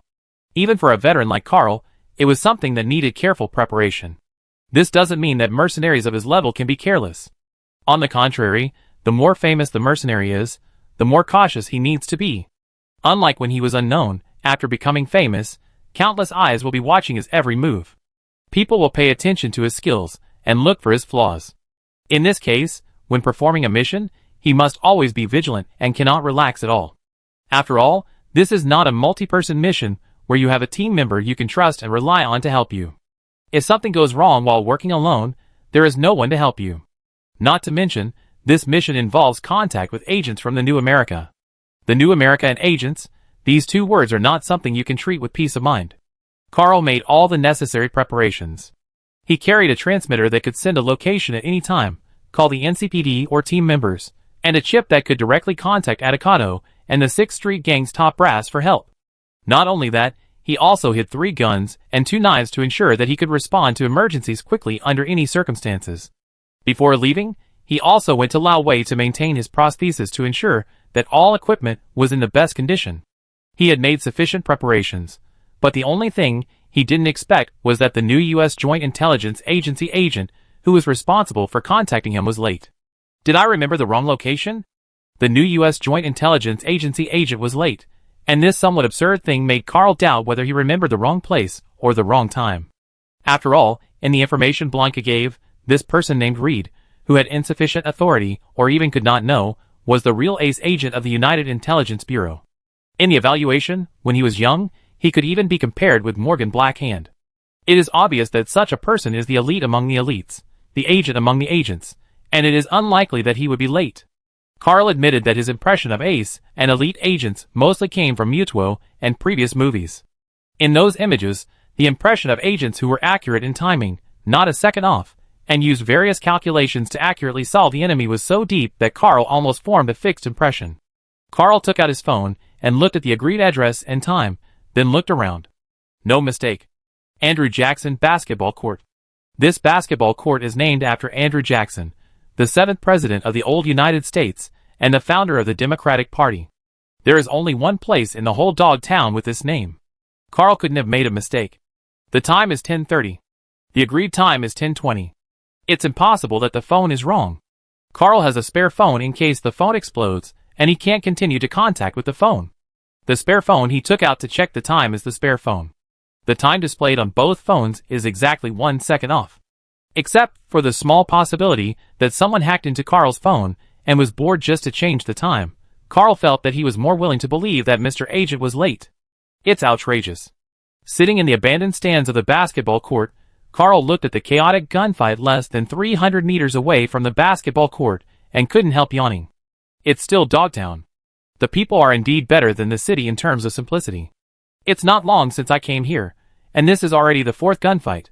The frequency of gunfights in Night City is actually similar to this, but unlike Dogtown, every gunfight is fought by a large group of people. Military Technology 31 Malawang Quachas heavy machine gun. Carl watched as a sturdy man with a gorilla arm lifted the gun with one hand and pointed it at the enemy in the vehicle in the distance. He had already sentenced the people in the vehicle to death. This heavy machine gun, originally designed for armored vehicles, can only fire 1 round of fire in actual combat due to the difficulty of changing bullets, but its overwhelming power is enough to completely destroy all enemies in front of it before the magazine is empty. And the target aimed at by the heavy machine gun is still trapped in the car. He is dead.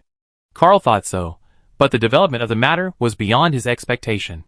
In the little light of the sun reflected by the bullet shell flying into the sky, Carl saw a black shadow flipping down from the targeted vehicle, and the moment it landed, its posture began to sprint forward. In Carl's blink of an eye, the black shadow had shuttled through the hail of bullets and came to the strong man with gorilla arms and heavy machine guns. Carl saw the black figure's hand move slightly, and then took out a gun from his arms at a speed that Carl thought was very fast. Without seeing the fire from the muzzle, Carl only saw a hole suddenly appear in the throat of the strongman holding the heavy machine gun. The wound pierced by the bullet. The gun was equipped with a special silencer, which seemed to be well modified. After the strongman fell, there were 3 people who originally attacked the vehicle. They were obviously a little hesitant about the black shadow that had rushed to the strongman. Perhaps they mistakenly thought that the strongman was still alive, and hesitated for a moment with the gun in their hands. And it was this moment of hesitation that cost them their lives. The shadow used the slowly leaning forward body of the strongman as a temporary shelter, leaned sideways, and used his shoulder to support the heavy body, and then half of his head and a hand poked out from under the strongman. 3 more almost inaudible gunshots, and the 3 attackers, who hesitated a little because of their companions, each had a bloody hole on their heads. Clean and neat solution, no extra shots, very good shooting skills. Carl nodded slightly. He had already seen clearly who the shadow was at this moment. But Carl didn't expect that the person he was going to meet was actually him. After dealing with the other 3 people, Carl separated from the strongman and let him fall to the ground, and then walked towards him quickly. Carl said after he approached, "You are late, Solomon Reed. I was picked on by gangsters on the road. I don't want to cause trouble, but they may have taken a lot of drugs." The black bartender in the city center, who Carl had met several times, said, "But I don't think I should be late for long. 11 minutes, I can accept this time." Carl looked at Reed. "Although I think you know who I am, I still introduce myself. I am Carl, or you should be more familiar with my other name." "KK," Reed said. How could he not know about this mercenary who had discovered him, and was already famous? Chapter 566. "I think we don't need to exchange pleasantries, Mr. Reed." The word Mr. added by Carl in his address caught Reed's attention.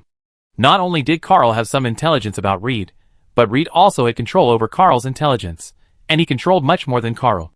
Life, hobbies, blood type, common fighting methods, etc., and the intelligence showed that when Carl added the word Mr. in his address, he was expressing a certain degree of respect for male personnel older than himself. Although it is not certain how much this respect is, nor can it be explained where this respect comes from, whether it is habit or etiquette, but it is certain that when Carl expresses his intention to communicate, he only needs to keep listening for the time being, and he will make his own request. Reed, who kept in mind to do things according to analysis, heard Carl's next words. "Let's talk directly. My task is to establish contact with you and provide you with a certain degree of assistance in the future. I don't intend to ask too much about your new America or the Joint Intelligence Bureau's plans, but what needs to be done now, you have the final say, and I will follow." "You have the final say, and I follow?" Hearing Carl's words, Leda nodded secretly in his heart. No wonder in the intelligence, whether it is written in the data or the internal personnel analysis of the United Intelligence Bureau, Carl is praised to the sky, and it is believed that if he joins military technology, he will be the Morgan Black Hand in 2077. He is not only capable and powerful, but also knows how to do things. A mercenary who is too deep into the mission is not trusted and needed, no matter how capable he is, and a mercenary who is capable and knows the rules is indeed very convenient to cooperate with. Since he has expressed that there is no need for further explanation, and he will do whatever he says, there is no need to be modest. Lida spoke directly. Come with me and go to a familiar place, but first. Lida looked at Carl's face in front of him. I need you to cover this face. It's not difficult. Carl inserted the chip and his appearance changed. But when entering Dogtown, you still keep your true appearance, is that okay? Just keep it hidden to a certain extent. Reed said so, looking at the car he came from in the distance. You don't mind walking, do you? Taking a walk occasionally is also good for your physical and mental health. After changing his appearance, Carl said, Speaking of which, Mr. Reed, is your whereabouts okay? Do you need a chip that can hide your face? Do I have any extra ones here? My face is not very recognizable, and I also have this kind of chip that I have developed. Lida said, as he inserted the chip into himself, and then his face, which originally belonged to black people, turned into a white person, and the skin color of his whole body also changed. We have technology that you can't imagine. Upgraded version. Not only the appearance can be changed, but the whole body can also be changed. However, it still looks like projection technology. Won't there be any flaws when it moves? It uses the integration technology of optical camouflage, and there will be no problems in a short period of time, as long as it is not allowed to keep the projection overload for a long time. Lida didn't mind revealing this. Anyway, military technology restarted the related projects because of KK's active use. And it won't take long for Arasaka to have a copy of this technology, or even an improved version. Since both military technology and Arasaka have it, it won't be long before it is released on the market. This thing is really good. The castrated version will probably be released soon. I might buy one then. Carl never hesitates to praise good things. The two chatted and walked away from the basketball court. Passing by them were several vehicles that were speeding towards the place where Lida and the previous personnel had exchanged fire. As soon as the newcomers arrived at the scene, they took out the extremely deterrent rocket launcher without hesitation and fired at the vehicle abandoned by Lida. The flames of the explosion instantly shot up into the sky, and the heat waves swept around. Feeling the change in temperature, Carl turned his head slightly and took a look. It was this look that made him notice the details that he had not noticed when he passed by because of Lida's shadow. There is a mark on the vehicle of this group of people. This mark has not appeared in front of Carl in the city for a long time. It is not to say that the forces represented by this mark do not exist, but in the area where Carl is active, they no longer dare to do certain things. Dogtown is still the same Dogtown. Carl sighed. Even the scavengers can run out and run around in public. Mr. Lida, I have to apologize to you. Your lateness is completely reasonable. I shouldn't say a few more words to you in this regard, because cleaning up the scavengers. Carl turned his head. But it's a good thing. As Carl turned his head, he had completed the small control of the vehicle. The engine of the scavenger's vehicle began to overheat, and the heat affected the surrounding equipment. During the heat conduction, the alcohol-2 fuel in the fuel tank was ignited. The scavenger, who was holding a rocket launcher and cheering, and patrolling around to see where the enemies were, was welcoming the heat wave and dust brought by the rocket launcher, but suddenly felt that his butt began to heat up, and the rear seat cushion was directly ignited and caught fire, which made their cheers stuck in their throats and stopped abruptly. They couldn't cheer anymore. As the alcohol-2 fuel was completely ignited, this highly contagious and destructive fuel quickly ignited all the vehicles. In the flames, the scavengers were burned and screamed miserably, trying desperately to escape from the vehicles.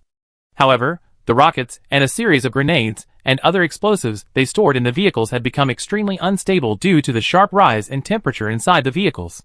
Amid the roaring explosions of the vehicles, those high-threat explosives were detonated one after another, making a series of deafening noises. The flames shot up to the sky, the heat waves swept across, and the entire scene instantly turned into a sea of fire. Feeling the shock wave and sound of the explosion reaching here, Solomon Reed knew what was happening behind without looking back. Is this method to crack the vehicle's protection and hack into the vehicle to make it self-destruct? Just the moment he turned around, he completed this series of operations. Reed's heart, the importance of Carl deepened. KK, it turns out that it is not a person who can be easily understood by a piece of information.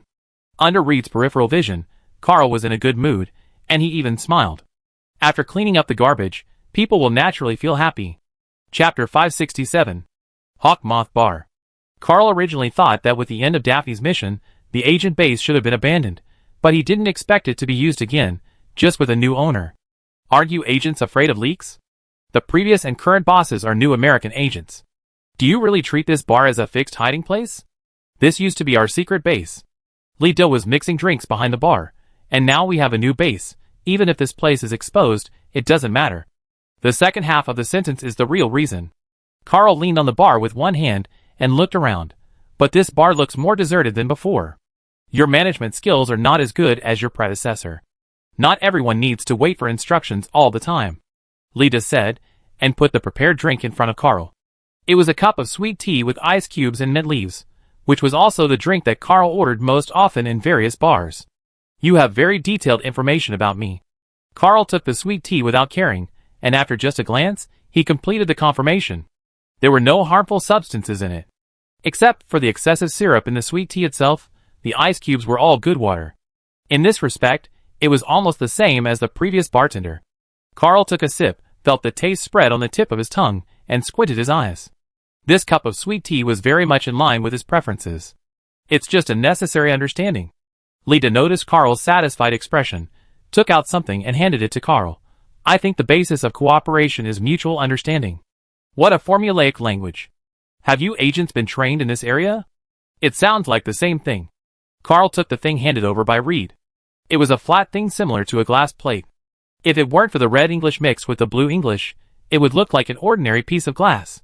Carl almost thought he saw a tablet computer. And the function of this thing might be similar to that of a tablet computer.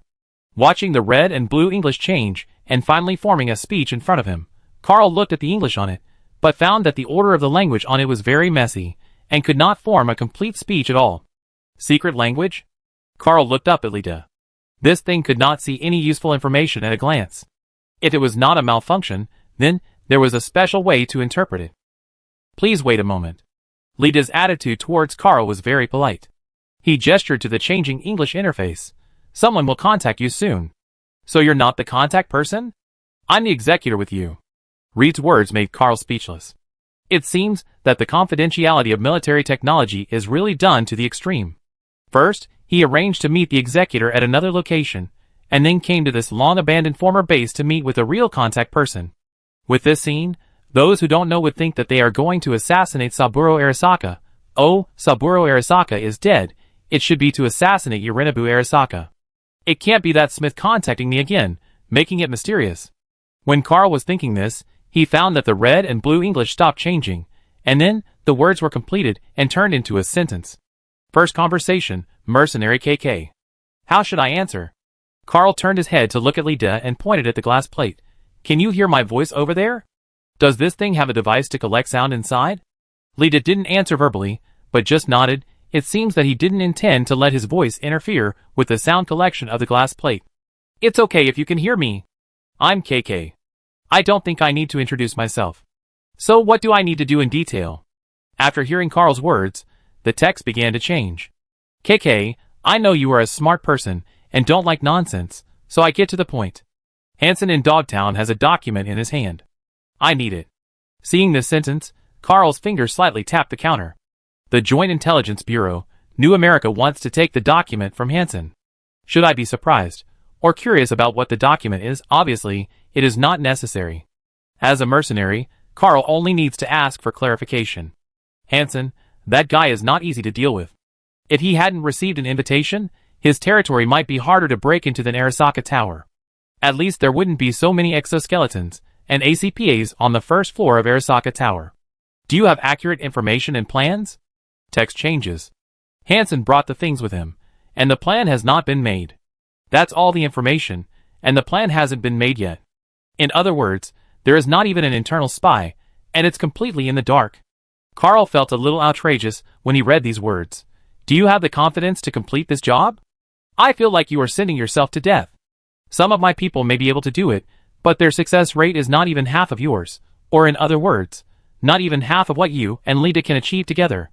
Then I am really respected. Do you trust me so much? Because you are KK, the top mercenary in Night City. I may not trust my own judgment, but I trust your ability when you contacted the members of the Arasaka family and performed tasks for us. Carl felt a little weird when reading this. Why did he feel like Arasaka and military technology were carefully selected and must be top-notch? I take it as your compliment, so the documents Hansen carries with him must have a container, right? Do you have any information about where he keeps them? This is not a compliment, but a judgment of your ability based on facts. Hansen has always been wearing a military identification tag. Although he has betrayed the new America, he still has his former identity on his chest. He hid the document in the interlayer of the military identification tag. Dog tag. That's really a personal item. According to my intelligence, that document is related to a secret operation by Washington's top brass. If you can get it, the reward will not disappoint you. Action against me? Looking at the text sent over, Carl was stunned for a moment before realizing who the person on the other end of the communication was. No wonder he had to be so cautious. No wonder Reed, the ace agent in intelligence, was like a dog, listening obediently and not saying a word. The person on the other side is indeed qualified to have such confidentiality measures and command capabilities. There are not many people who can be targeted by the top leaders in Washington for secret operations. If the hawkish factor is added, the number of people who can be targeted is reduced to one person. Rosalind Miles, the President of the new United States. The person on the other side of the communication is her. And she, obviously, used the word she said to vaguely reveal her identity to Carl. Without saying it, he conveyed the information in a way that even smart people can understand. It's really a warning. Even this garbled glass plate that is obviously used for secret communication is unwilling to leave any information that may expose the identity. After Carl understood, he would naturally not be so ignorant as to call out the other party's name directly. The reason why the other party hinted at his identity was to make him pay attention, or to express his appreciation for him. Appreciation for the mercenary KK. The President of the new United States has shown goodwill, so there is no need for Carl to slap the smiling person, not to mention that the two parties are still in an employment relationship. I understand. Carl nodded slightly. In short, the mission is that there are documents hidden in Hansen's dog tag. I have to find a way to get it with Mr. Lida, right? Now the mission is clear, but I have to remind you that Hansen is not the kind of person who will hand over things obediently. If something happens to me, you won't fail, because if you fail, Hansen will know who sent you, and by then, your situation will be worse than it is now. Facing Rosalind Miles's words, which sounded like a warning and reminder, Carl said in a relaxed tone, No, I will consider failure, but I think that if I fail, Hansen may not be alive. At that time, someone else will come to trouble me. Listening to Carl's words that seemed to be correcting something, Rosalind Miles on the other end of the communication obviously didn't understand. What are you saying, KK? My meaning is very simple. Carl smiled, as if explaining an insignificant detail.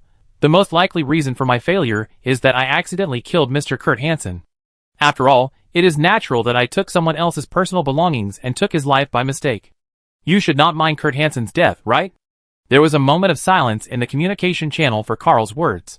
The blue and red English was flashing, but it was slow to form a complete response. After a while, the text reappeared. You killed Kurt Hansen in Dogtown. I think you understand what you were doing. I didn't mean to kill Mr. Kurt Hansen. He is a good man. I personally don't want this to happen. But there are always accidents, right? What if something like that happens? Carl's voice was a little lower. Does that count as a mission failure? The communication channel fell silent again, and the blue and red English were flashing, as if weighing something. Soon, cold English words appeared on the glass plate with an unquestionable sense. Kurt Hansen's life still has that value. In other words, it is indeed a failure, so we have to be more careful. Carl paused for a while, and then said with a sense of relief, Don't worry, I will try my best to keep Mr. Hansen alive as long as he doesn't cause me too much trouble. I look forward to your performance. After this text, the screen turned red and blue again, composed of garbled text. Then, the mission is confirmed. Carl casually put the glass plate back on the counter. Mr. Reed, do you plan to follow your method or my method? Next, it's time for us to get busy. Reed, who listened to Carl's words throughout the whole process, now had a completely new impression of KK. This man, rather than worrying about not getting the documents, was more worried about accidentally killing Kurt Hansen, the king of Dogtown. His whole body exuded an almost arrogant self-confidence. Is this the temperament cultivated by street mercenaries? Completely different from those who came out of the United Intelligence Bureau. Lida evaluated in his heart, and quickly analyzed the reason for the difference between the two. The confidence of agents who came out of the United Intelligence Bureau comes from the support of the new United States, the skills given by the top agent training, and the self-identification as elites. Although they also have a sense of confidence that they can complete any task, when faced with a truly difficult task, they will measure the insufficiency and lack of strength, and even lose confidence. However, the mercenary who came out of the street in front of him is completely different. He exudes a pure confidence from beginning to end.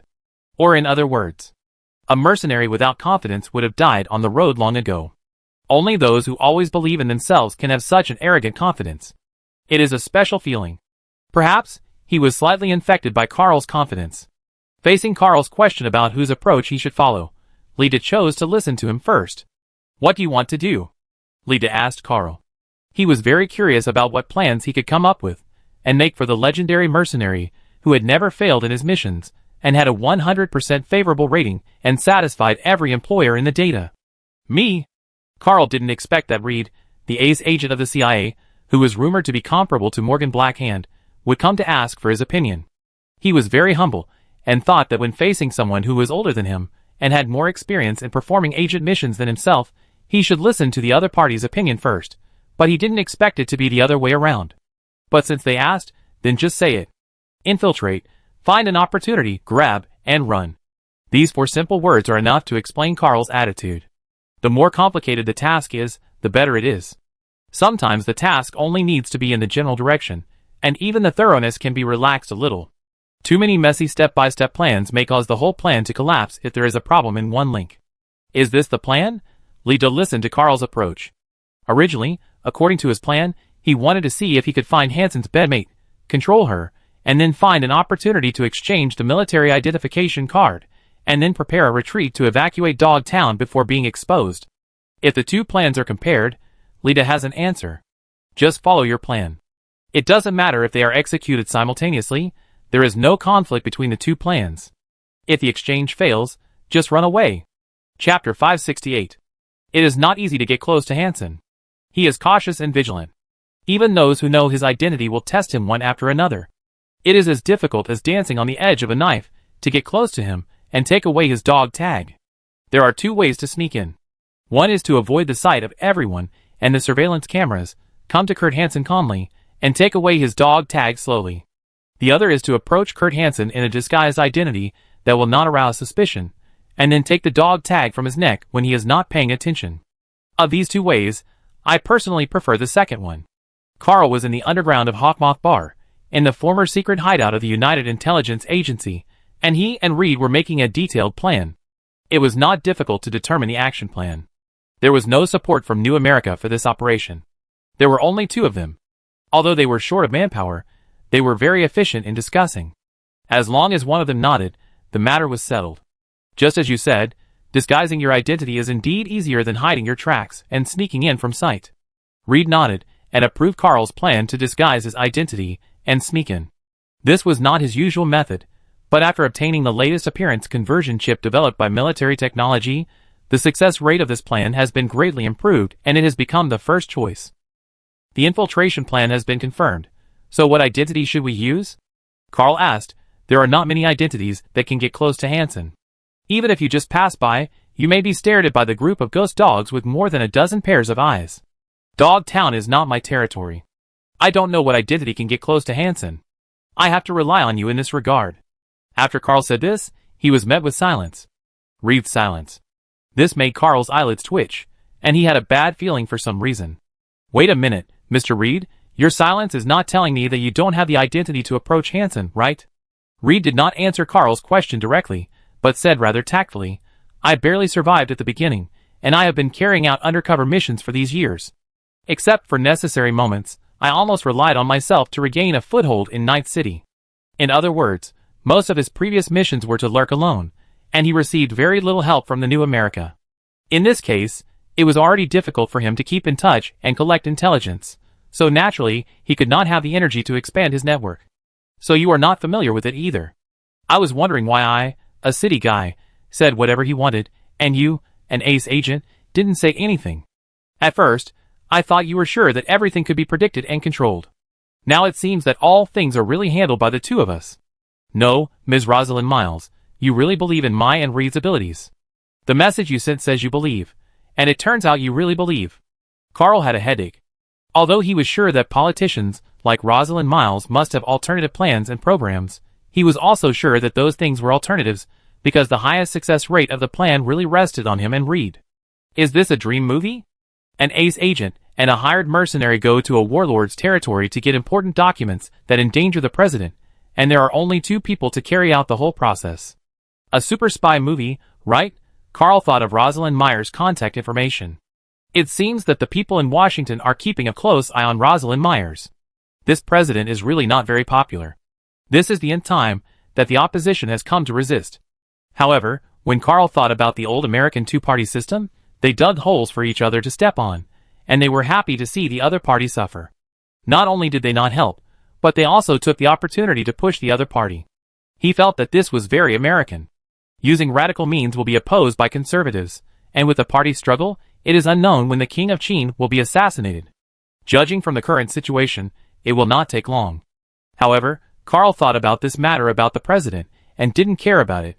He has a lot of things to worry about now. Identity. Carl really couldn't think of any identity that could be used to approach Kurt Hansen. Although Kurt Hansen is just a dog-town king, the arms trade, and the army he is involved in are not much inferior to some military companies. In addition, his special location means that even big companies, like Arasaka and military technology, have to consider the attitudes of other companies if they want to take action against him. The people who can sit on the same level with him must be at the level of the Night City Council. City Council. I can't send a message to Hansen, saying that I am Lucius Lane, the former mayor of Night City, who has come back from the dead or is not dead. Now there is a big plan that needs to be cooperated with Hansen, and the two of them need to meet. Carl thought about it, and finally made a call. If you want to find someone about Dogtown, you have to find Mr. Hands. Oh look, my favorite mercenary is calling. After answering the phone, Mr. Hands' iconic voice sounded in Carl's ears. I have something to talk to you about, Mr. Hands? Yes, of course I have something to talk to you about. After all, if there is no difficult problem that needs my help, you would not think of calling me, right? I will only be dug out from your long list of contacts when I need it. Tell me, what is the trouble this time? The two parties have cooperated for a long time, and Mr. Hands knows Carl well, so he does not mind helping KK. Almost every action of KK can bring him considerable benefits, especially the recent action in the territory of the Voodoo Gang in Taiping State, which has opened up a channel for Mr. Hands to cooperate with NCPD. There are not many mercenaries like KK who are both capable and profitable, so the cooperative relationship in this regard cannot be weakened. Faced with Mr. Hands' teasing words, Carl did not want to exchange pleasantries. He directly stated his request. I want you to help me get an identity that can attend the banquets often held by Kurt Hansen with other guests, but will not attract his attention too much, and an identity that cannot be found out for the time being. An identity that can attend Kurt Hansen's banquets, and cannot be found out in a short time. Mr. Hands repeated Carl's request, thought about it, and asked a question. Will Kurt Hansen die? No. Then you have to wait a little. Give me a day, and I give it to you at this time tomorrow. Mr. Hands didn't ask Carl what they were going to do. He just wanted to know whether Kurt Hansen was dead or not. After all, if he knew too much about what the mercenary KK was going to do, he might lose his life. Mr. Hands knew some news. For example, there was a rumor in the Blue Sky building that day saying that Carl killed Saburo Arasaka. Chapter 569. This is my second time here. I have to say that it feels completely different from the last time. At the entrance of the Beoshiking building, Carl looked up at the building he had entered once before, and said to Lida next to him, "We are just treated as ordinary guests this time. The last time they noticed us and waited for us, I was a little nervous." Listening to Carl's casual chat, Lida looked at the prosperous building, and agreed with Carl's feeling. The ghost dog soldiers at the door had probably received too many foreign guests. For guests who were not specifically told to pay close attention, their attitude was not casual, but it was normal. They just glanced at them casually and passed by. Kurt Hansen's banquets were not frequent, but they were not rare. They were held once or twice a month to provide an occasion for arms dealers or businessmen from all over the world to exchange feelings. However, these banquets were more of a platform provided by Kurt Hansen for global partners or potential partners to discuss matters. Although Kurt Hansen would be present, he rarely participated in business negotiations with guests in person. Only when really important people appeared, such as the military technology and Arasaka senior personnel of Carl's previous trip, Kurt Hansen would personally come out to receive them. And the opportunity for such heavyweights to gather together is not often, or even if such people are present, their purpose of coming is not to discuss business with Kurt Hansen. For example, the person Carl saw after entering the banquet hall, Wilton Holt, the deputy mayor of Night City, is also one of the two most competitive people for the mayor position in Night City. His arrival is obviously not to discuss with Kurt Hansen, the Dogtown warlord, how to transport weapons into Night City. Instead, he ignored Kurt Hansen and treated the banquet as a purely social occasion, wandering among the many city council members, trying to win their support. Carl looked around and noticed another person besides Wilton Holt, the current NCPD chief. The chief, who had been half-emptied in reality, was sitting on a chair on the second floor that overlooked the entire banquet hall on the first floor, staring at the people in the banquet hall below, as if he was looking for something. Coincidentally, when Carl looked at him, the director had just found the person he was looking for. One looked up, the other looked down, and the two of them had reached a confirmation when they looked at each other. Carl followed the director's line of sight, and found a woman, with luxurious decorations and charming posture appeared in front of him. The information showed the head of the biotechnology department. The head of the biotechnology department. After watching the woman come all the way to the second floor, she naturally stuck to the NCPD director. The NCPD director was smiling, and Carl recalled the NCPD database that he often read. According to the records, the current NCPD chief has a wife, a native of Naples, Italy, and also an employee of a biotechnology company. Did the couple come separately? Strange. The strange thing is not that the NCPD chief is a company employee. This kind of thing happens all the time. There are even cases where the couple belongs to two different companies. As long as it is not Arasaka and military technology, it is actually very common for a couple to be employees of two different companies. What Carl finds strange is that their information should not be a secret, so why did the couple come separately? But this was not the main thing to pay attention to, so Carl just remembered it, and put it aside for the time being. While he was looking at the guests, Lita had already walked into the banquet. Lita was already handsome and had a tough look, and after he disguised himself as a white man, he was even more handsome. As he walked around the banquet and chatted with people skillfully, Carl had noticed that many women and men had surrounded him, and started chatting with him. Using this appearance to collect intelligence? I can't tell, Reed.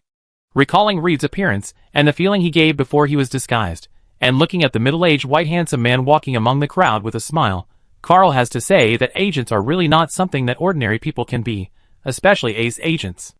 This disguise skill, if you ask Carl to learn it, he really can't learn it. The contrast is too great. Looking at the current Reed, who can think of the new American CIA agent Reed? I really thought he was just an old-fashioned uncle. Aces do have their reasons. Carl was watching Reed, waiting for him to bring him information, when he noticed a person out of the corner of his eye. That person was Kurt Hansen, the target of Carl and Reed's mission. He was being guarded by several nether dog soldiers, sitting on a sofa in the corner, talking with the people in front of him, who were also dressed as nether dogs, looking at the guests around from time to time, and paying attention to the progress of the banquet. The place where the nether dogs held the banquet was a casino on weekdays, or even when discussing business at the banquet, the casino was still operating. Kurt Hansen could see the appearance of most of the guests at the gambling tables from where he was sitting. From his perspective, he could see everyone's expression. Carl had heard that people's true faces can often be seen at the gambling table. Although he didn't know whether it was true or not, Kurt Hansen seemed to believe it very much. Even if he didn't chat with the guests from outside, his eyes were still on those guests, like a hunter examining his prey. It seems that it's not easy to approach. When Carl was thinking about how to approach him, a soft voice sounded beside him with approaching footsteps. Would you like to come and chat when you are free? Carl turned his head and saw a young woman wearing a long skirt, with a very elegant manner and beautiful appearance. She had a pair of light blue eyes, staring at Carl with a hint of surprise and joy in her artificial eyes, as if she had discovered an unexpected surprise. Carl didn't know this woman, but that look should be trying to chat him up. Carl realized something at this time. Because Lita's disguised face was very handsome, Carl also chose a handsome face based on himself, Lao Wei and V. Even in 2077, when appearance can be changed at a certain price, a handsome face is obviously still worth paying attention to. This is different from Carl's face that has been marked with KK. Although handsome, others will not think otherwise. Now KK's face is still quite attractive in the eyes of many young girls, who come with their relatives, boyfriends, or fiancés. Lao Wei V, you guys have made me suffer. Noticing more than one gaze, Carl gritted his teeth and decided to learn the intelligence-gathering skills of a certain ace agent on the spot. Chapter 570. What are the origins of those two people? They look unfamiliar. There were many people around Carl and Reed, which attracted Kurt Hansen's attention. He looked at the two of them briefly, then turned sideways to ask his subordinates about their origins. From the East Coast. Hansen's subordinate checked the information with his artificial eyes, and after comparing the appearance in the information with the two people, he answered, "A young family with a bit of background. The older one is the uncle of the younger one." Family? Which family? Kurt Hansen was a little interested. After the division of the United States, many famous families in the old United States fell apart and weakened with the division of the United States. A small family with a little background made him think more. The Van Buren family. Martin Van Buren. Kurt Hansen read the name. This is the name of the 8th President of the United States. When the United States was founded, the Van Buren family was not a particularly famous family. Even the great-grandfather of President Martin Van Buren was once a contract slave who sailed across the ocean. However, with Martin Van Buren becoming president, this family was able to squeeze into the ranks of the big American families. But now, it is already 2077, and it is indeed just a small family. Do we need to pay attention to them? Hansen shook his head at his subordinate's words. They are just people from a small family. Just check the purpose of their coming. There is no need to pay special attention to them. Hansen's eyes swept over the young Van Buren and said lightly, "The people around him will naturally keep an eye on him for us." Hearing this, the subordinate glanced at the handsome young man, noticed the men and women around him, and nodded immediately. The way of obtaining information is completely different for people who are being paid attention to, and those who are not. For guests like this who are surrounded by people, they only need to pay attention to whether the crowd disperses to grasp his movements. When Kurt Hansen's eyes moved away from the young Van Buren, Carl glanced at Hansen in the crowd seemingly unintentionally. Mr. Kurt Hansen is no longer looking at us. While dealing with the closeness of men and women, Carl contacted Reed in the channel. But how can we get close? The current situation is that everyone is staring at us. Collect intelligence. Don't rush to act now. Holding a glass of wine, Reed was more adaptable than Carl in the crowd. With a smile on his face, he talked to the people around him and exchanged information in the channel. I have found out some of Kurt Hansen's schedule. After this banquet, he will go to train the new recruits of the Nether Dog. Training the ghost dog probably means running to other floors of this building, which has nothing to do with us. Do you have a way to sneak into the new recruits and steal Hansen's dog tag while training him in close combat? Carl's words were met with silence. It was obvious that Lita was also thinking about how to approach Hansen and get something close to him. Keep in touch. After a few seconds of silence, Lita sent this message in the communication and temporarily stopped the call. Keep in touch. After thinking for a few seconds, I said this to myself. Is this ace agent of the United Intelligence Bureau reliable? Why does he seem to have no opinion? Aren't agents the kind of people whose superiors are idiots, who can rely on themselves for everything, prepare everything by themselves, and save the world by themselves? I really watched Agent Mutuo too much with Oliver. Carl sighed inwardly and decided to find a way out himself. At least this ace agent provided him with some useful information. Are you ready to train the new recruits of the Hellhounds later? It's obviously not feasible to pretend to be a new recruit of the Hellhounds. The identity and background of the new recruits who can join the Hellhounds must have been strictly examined, not to mention the new recruits who were personally selected by Kurt Hansen for training, and the authenticity of their identities must have been verified multiple times. If Carl pretends rashly, he will be exposed in 9 out of 10 cases. With Kurt Hansen's cautious and suspicious personality, he will probably take action directly if he hears 1 or 2 words that are wrong. Carl was confident that he could escape from the group of ghost dogs, but this mission would probably fail. Once Kurt Hansen found someone lurking around him, and the other party was quite capable, he would probably guess the purpose of the lurker immediately. At that time, it would be extremely difficult to get the dog tag without hurting Kurt Hansen. In other words, if he wanted to get the dog tag, he had to do it without alerting Kurt Hansen and making him suspicious. How could this be possible? If a person's important personal belongings are lost, especially if they are related to the president's important belongings, it is likely that they will be found out the next minute after they disappeared 1 minute ago. Carl thought for a while, and decided to use a simpler method. Taking things away quietly is not possible because they will be discovered. So let them be discovered, as long as the time of being discovered can be extended. As long as the action is sufficient to escape from Dogtown, it will be much simpler than approaching Kurt Hansen under heavy guard and taking things away quietly. As the banquet progressed, Carl declined the invitations of nearly 10 boys and girls to gather in the room, and explained his ideas to Lida. This ace agent finally played a role. I know there is a tunnel under this Beowulking building. Although the tunnel is full of toxic sewage and there are many induction mines set up by the Nether Dog, if you want to leave as quickly as possible, that route is the most suitable evacuation route. When Lida was sending the message, his words in the channel were a little hesitant. I have something installed in my body to resist toxins and radiation. The underground water channels composed of sewage and chemical wastewater will not kill me in a short period of time, but you? Can their elevators go downstairs normally? It will be blocked, but if you have enough skills or a mantis knife, the outer wall may be a good choice, but you have to avoid patrolling drones. Then do it. Then do it? Lida obviously underestimated Carl's speed of action after he made up his mind. After confirming the feasibility of the matter, and thinking that this approach was more to his liking, Carl did it directly. When the banquet was over, Carl accepted the invitation of the girl at the beginning, and was about to leave the Beowulking building to go to a hotel to have a good talk. Kurt Hansen also stood up, and prepared to leave for his soldier training. The girl smiled and took Carl's hand, showing the attitude of a winner to the jealous boys and girls around. At this moment, the originally bright lights of the Beowulking building suddenly went out. The hackers who were monitoring the banquet floor of Beowulking did not notice any signs of intrusion. Because this was not an intrusion at all. Carl's left hand was held by the girl, and his right palm was slightly bent. Just now, he took advantage of the cover of the crowd and threw a knife at the electric control system that had been observed on this floor. A gift from Haruko. The knife used electronic pulses to accurately disable the lighting control system of the floor.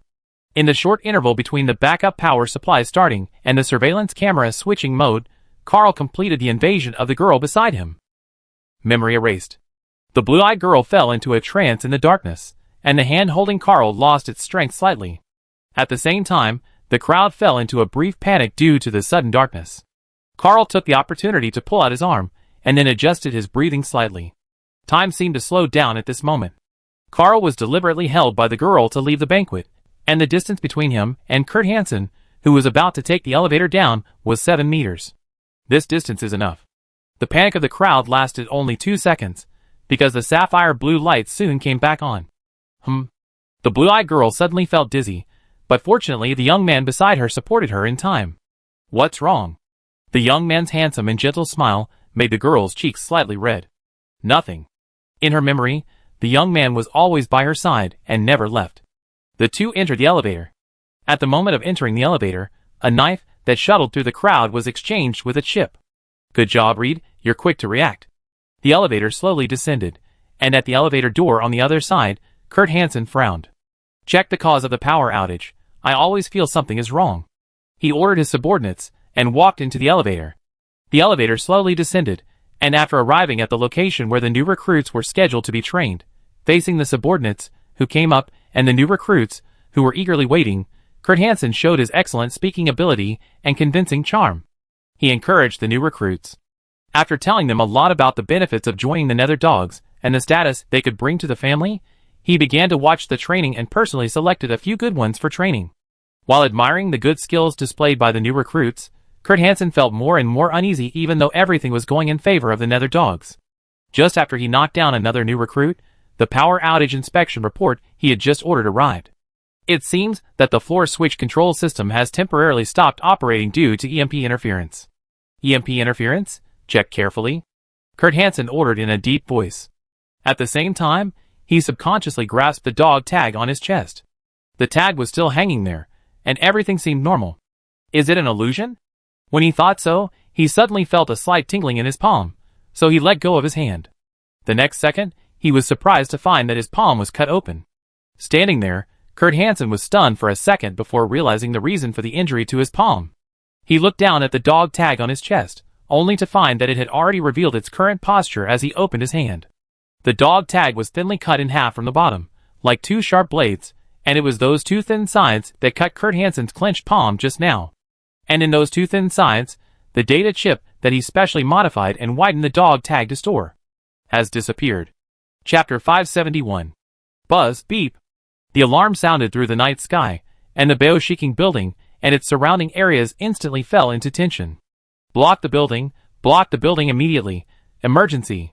With the urgent shouts of the Nether Dog soldiers, The guests who were originally enjoying the last moments of the banquet or indulging in the card game suddenly found themselves surrounded by fully armed nether dog soldiers. What happened? What the hell is going on? What the hell is Hansen doing? In the banquet hall, the guests were panicking, and they couldn't understand why the originally harmonious banquet suddenly fell into chaos. Was Hansen going to attack them? Let alone the concept of guest rights, which had long disappeared with the changes of the times. If Hansen really wanted to take action, was he ready to be enemies with all forces? Among the guests present, perhaps the power or identity of one person alone was not enough to shake Hansen, but all the guests, who had not left yet, united. Which was enough to make Hansen and his ghost dog pay a heavy price anyway. Is he crazy? Dear guests, I'm very sorry. There is an emergency. Please stay where you are. Unidentified people have sneaked into the building. To ensure your safety, please cooperate with our arrangements. The voice of the ghost dog soldier echoed in the banquet hall, with an unquestionable seriousness in his tone. The captain of the ghost dog team, who was urgently dispatched to control the scene, swept the banquet hall like a hawk, but found that there were only less than 30 guests in the originally bustling banquet hall. Are these the only ones left? He murmured in a low voice, frowning. According to the guest list, there were 86 guests today, but now there are only less than 30 left. Does this mean that more than half of the guests have left? Action now. After reporting, the leading nether dog soldier received an order from his superiors. Fully check the entire Beoshiking building, make sure to confirm the whereabouts of every guest, and never let go of any suspicious person. Yes. The nether dog soldiers moved quickly, but no matter how fast they moved, it was too late for the guests who were already outside the gem green building, or even left early, and were about to leave Dog Town. Moreover, Dog Town was just a small place for Night City, but it was too big for Nether Dog. Although Dog Town was called Hansen's private kingdom, Hansen could not really achieve absolute control over it. Just as the monarchs of ancient kingdoms could not command every subject, in the land of Dog Town, various forces were intertwined and undercurrents were surging, and countless unknown people were lurking in it, as elusive as shadows. Once the Hellhounds leave their core territory, it would be like looking for a needle in a haystack to conduct a comprehensive investigation of the entire Dog Town. Every street and every building here may become a hiding place for outsiders, and no matter how powerful Hansen's power is, it is difficult to infiltrate every corner in a short period of time. Dog Town is not a solid block after all. I have escaped from the Beoshiking building. In a hotel in Dog Town that is protected by the Hellhounds, Carl received a message from Lida. Lida, who got the chip, seemed to have found a way to pass through the underground passage full of sewage and left the most dangerous Beoshiking building. Keep in touch. After Carl replied, he paused the communication, and then his eyes swept around the room, and finally stopped on the sleeping girl on the bed. Her breathing was steady, and she had obviously fallen into a deep sleep. Carl sighed softly, walked to the window, and looked outside through the gap in the curtains. The lights of the city flickered in the night, and the Beoshiking building in the distance still stood, like a silent giant beast. After leaving the hotel, Carl got into the girl's car to avoid suspicion. However, the other party seemed to have misunderstood his intentions and touched him all the way. Carl had to take quick measures to regulate her physiological hormones and calm her inner impulses, barely preventing her from making more intimate moves in the car. Despite this, when they arrived at the hotel, Carl was distracted for a moment, and she almost took off her clothes. Fortunately, Carl successfully made this beautiful girl fall asleep before her clothes slipped off. Maybe I need to adjust her memory. Carl looked at the girl, and actually felt a little guilty. Although the other party coveted his appearance and body, he did treat the other party as a kind of cover-up, and Carl never liked to involve irrelevant people in his affairs. Maybe I should check her identity, and see if I can make some adjustments, at least to ensure that she remains innocent in this incident. Thinking of this, Carl's eyes fell on the girl's face, and began to compare the information in the database. I have to admit that the girl's appearance is indeed outstanding. I don't know if it has been artificially adjusted, but her facial features are very delicate. Thinking of the adjustment, Carl couldn't help but think of his friend Mashi. Mashi had talked to Carl about related topics. In terms of appearance, according to Carl, Mashi's appearance is just okay, and she is pretty, but compared with those college students who habitually undergo body transformation, she seems a bit mediocre. For this reason, Mashi once hesitated whether to undergo surgery to improve her appearance. In this era, it is not uncommon to undergo body modification in pursuit of beauty.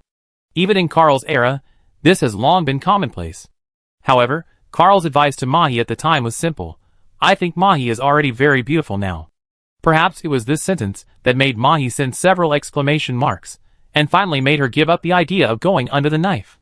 Carl doesn't care about natural beauty, but it's better to be familiar with the appearance of his friends.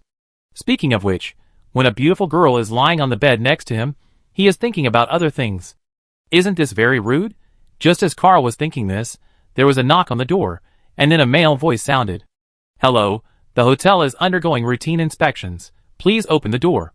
The man's voice came through the door panel, low and calm. Carl frowned, and did not open the door immediately. He remembered that the front desk did not mention that there would be an inspection when he checked in, and this time point seemed a bit unreasonable. Could it be that? Carl took out his mobile phone, the screen flickered and then a picture appeared. Carl had already taken over the external camera. In the picture shown in the camera, two fully armed nether dog soldiers stood outside the door, waiting for Carl to open the door. Looking at their loaded guns with the safety off, Carl's first thought was, exposed? Chapter 572. Faced with a possible exposure, Carl remained calm. He seemed to know nothing about the hellhounds outside the door, who had already released their weapons, and said to the outside with a slightly questioning and dissatisfied tone, I remember that I was not informed of the inspection when I checked in. Who are you? I warn you, if you plan to do anything, this is a hotel under the name of the hellhounds. As long as I press the alarm, the hellhounds will arrive immediately. If you have any intentions, you'd better leave as soon as possible. Carl's words stunned the ghost dogs outside the door, who were ready to break in as soon as they heard something wrong. The people outside the door looked at each other, looking at the ghost dog uniforms on each other, and a subtle feeling surged in their hearts. They were the ones who came to search the door, but the people inside used them to threaten them? This has to be said to be a bit absurd. However, after hearing the answer from the guests inside, the ghost dogs at the door, who were alert because they had not waited for the door to open, had unconsciously relaxed their guard. There are guests who trust the protection ability of the ghost dog so much. Such people should not be the so-called intruders, right? People always subconsciously trust those they have helped. In the subconscious thoughts of the ghost dog at the door, the guests inside have become the objects of their protection, so their attitude has also eased. Maybe there is no need to be so nervous. After all, the guests inside are also customers of our hotel. We still have the obligation to protect their safety. In the mercenary business, they are the employers. Maybe we can relax our attitude a little bit? The ghost dogs, who thought that a good talk might help them achieve their goal, slowly relaxed their hands on their guns, and Carl, who saw the scene through the camera, was sure of one thing. He had not been exposed. Carl had just responded in a polite and vigilant tone that matched his status as a vigilant guest, just to test whether the ghost dog soldiers at the door were sure that he was the target. Now it seemed that there was no problem with Lita, and he had not been traced. In this case, we could open the door after a few more words. Carl looked back at the girl lying on the bed, walked to the bedside quietly, covered her with a quilt, and quickly adjusted his clothes, creating a messy feeling of having just put on clothes in a hurry. Just as Carl completed these actions, the ghost dog, who had communicated with the front desk, sent a message to Carl through the front desk. I am very sorry, dear guest. Due to some emergency situations, we have temporarily arranged for the staff on duty to check. Please cooperate. In order to express our apology, we will waive your accommodation fee this time, and send you an exquisite gift as compensation. Carl nodded slightly after receiving the message. The message has been received, so the play can continue. It turns out to be an inspector. Your hotel should have notified them earlier, Carl said in a slightly complaining but seemingly relaxed tone, then walked to the door and opened it for the nether dog soldiers outside. As the door opened, the fully armed nether dog soldiers appeared in front of Carl. Carl showed a surprised expression. Nether dog? Then, as if he had suddenly realized something, he said, Oh, I almost forgot, the hotel staff on duty. If it's you, then it's normal. The nether dog soldier, who was looking at Carl's surprised look and was about to explain, found that Carl had convinced himself before he could speak. This performance made the inspection words they were going to say in a serious manner stuck in their throats. After hesitating for a while, a leading nether dog soldier came forward. At this time, he had lowered the muzzle of his gun and let down most of his vigilance. He expressed his apologies to Carl. I'm very sorry, guest. Some special unexpected events have occurred. We suspect that there is a problem with the exhaust port of the hotel. In order to ensure your good experience, we need to conduct a temporary inspection. As he spoke, the leading ghost dog swept his eyes across the room. When he noticed the beautiful girl who seemed to have fallen asleep under the quilt on the bed, his eyes paused slightly, And then he glanced at Carl's slightly messy clothes that seemed to have just been put on, and his tone relaxed a little. I hope this will not disturb your rest, and that of your companions. I hope you can do it faster. Carl acted like a guest who was disturbed but had a reasonable attitude. He also glanced at the girl on the bed. It's better to move slowly, and don't disturb her. After all, she is very tired now. As he spoke, Carl showed an expression that men could understand, and another dog staff member, who had unconsciously gotten along with Carl, also nodded in understanding. His information receiver had already caught a trace of the scent of Heather at this moment, and he probably guessed what had just happened here. According to the time from the end of the dinner to the confirmation of the guest's whereabouts and the start of the search. This guest is quite polite, but he may need some help in that aspect. In his heart, as a man, Carl silently felt a little sympathy for this young man with good looks and good attitude, but he admired Lida's experience in his heart.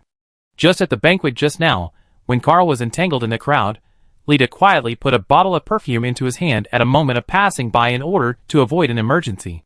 It was a perfume that would emit a special smell after evaporation, and it was just in use now. We will check as soon as possible, and will not disturb your rest. The nether dog soldier who said this was not lying. For someone as vigilant as Hansen, he had already prepared for the possibility of the chip being lost. He had applied a special material on the surface of the chip in advance. This material would not affect the reading of the chip, but could remain active for a day. As long as the nether dog soldiers carried special instruments for close-range scanning, they could track the traces of the chip. Watching the soldiers of the nether dog scanning with the equipment, Carl sent a message to Reed, reminding him to be careful of possible scanning, but at the moment he sent this message, Reed sent him some bad news. I know that the nether dogs have begun to block the streets and set up scanning at various checkpoints. It may be difficult for us to leave Dogtown. Is it difficult to leave? Carl thought about it and replied, in that case, what are you going to do?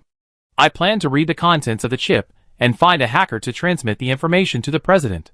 I plan to destroy the chip itself. Are you hackers from the United Intelligence Agency? Are we useless for this mission? The message Carl sent did not receive a quick response, as if Reed on the other side was hesitating about something. After a long time, when the soldiers of the nether dog had completed the inspection and thanked Carl and were about to leave, Reed sent a message. This hacker is a little different. Chapter 573. A different hacker? This really piques my interest. Carl stared at the door that had been closed again, and blocked and modified the small surveillance camera left by the Hellhound soldiers after checking it. Could it be that in this situation where the dog town is about to be turned upside down by the Hellhound soldiers, there are still hackers who can help us? His identity is a bit special, and he may have something to do with you. He? Hearing Lida use a word that clearly refers to men, Carl briefly recalled the male hackers who were involved with him, but after flipping through his memory, he found that he really didn't know many male hackers. There are male hackers that we are familiar with, such as Nix, the hacker under Roger in the Next Life, and the hacker who often helps Wakako, the Korean Nenchangson. When Carl's team took the mission, although there was the team hacker T-Bug, they also got more or less assistance in some details. However, these people are active in Night City, and Lida is obviously referring to the hackers in Dogtown. I used to know a hacker in Dogtown who is involved with your CIA. What's his name? How come Carl didn't know that he knew such a person? You don't know him, but he knows you. The reason why he is involved is that he used to be in the Voodoo Gang, but later he split up and left because they couldn't reach an agreement. Voodoo Gang, I understand. No wonder he said he was somewhat involved with me. So he was somewhat involved in this aspect. Carl and his gang killed the Voodoo Gang, and the hacker that Lida was talking about was someone who split from the Voodoo Gang before Carl and his gang took action. How could there be no involvement? So what you mean, Lida? Carl considered his words. Don't let me kill him, right? Lida was silent for a moment, obviously not expecting that Carl would understand it this way. He mentioned the hacker's past identity, intending to make Carl more cautious. After all, although that group of people broke up with the Voodoo Gang and split off, they were still members of the Voodoo Gang. Lida was worried that if there had been conflicts in the past, it might cause unnecessary trouble, so he wanted Carl to pay more attention, but his words seemed to be misunderstood by Carl. Why does it sound like I'm trying to persuade Carl not to kill them all? Is there something wrong in the communication? Just when Lida was doubting whether his language expression ability had regressed, Carl's comforting voice came over. Don't worry, Lida. I've been a professional mercenary for so long, and I know what to do, and what not to do during the mission. We're going to ask them for help next, right? Don't worry, I will never be impulsive, and I will not kill them all. As long as they work well together, I am still a reasonable person. Lida became more and more silent as he listened. What does "I will never kill them all" mean? Does this mean that I am going to kill most of them? Isn't this impulsive? Also, as long as they work well together, this sentence sounds like a threat. Can it really be considered reasonable? Why does it feel like, you guys, the splinter group of the Voodoo Gang, kneel down and work well, and I won't mind killing you all? Why does it feel like Carl, the mercenary, is more arrogant than him? The CIA officer who should have the leverage to force the Voodoo Gang separatists to do their job. At least he still has the leverage in his hand. But what about Carl? He is the enemy of the Voodoo Gang. How can he be sure that the Voodoo Gang separatists will obey him? Lida has cooperated with mercenaries before, but the cooperation with Carl is indeed special and unique, not only because of Carl's extraordinary ability, but also because of his unconventional ideas. But it was normal that Lida couldn't understand, because he didn't know V, or rather, he had never worked with V and knew the way of doing things of the most murderous person in Carl's team. Otherwise, he could easily understand that Carl was indeed reasonable. Carl made this comparison. His idea was very simple.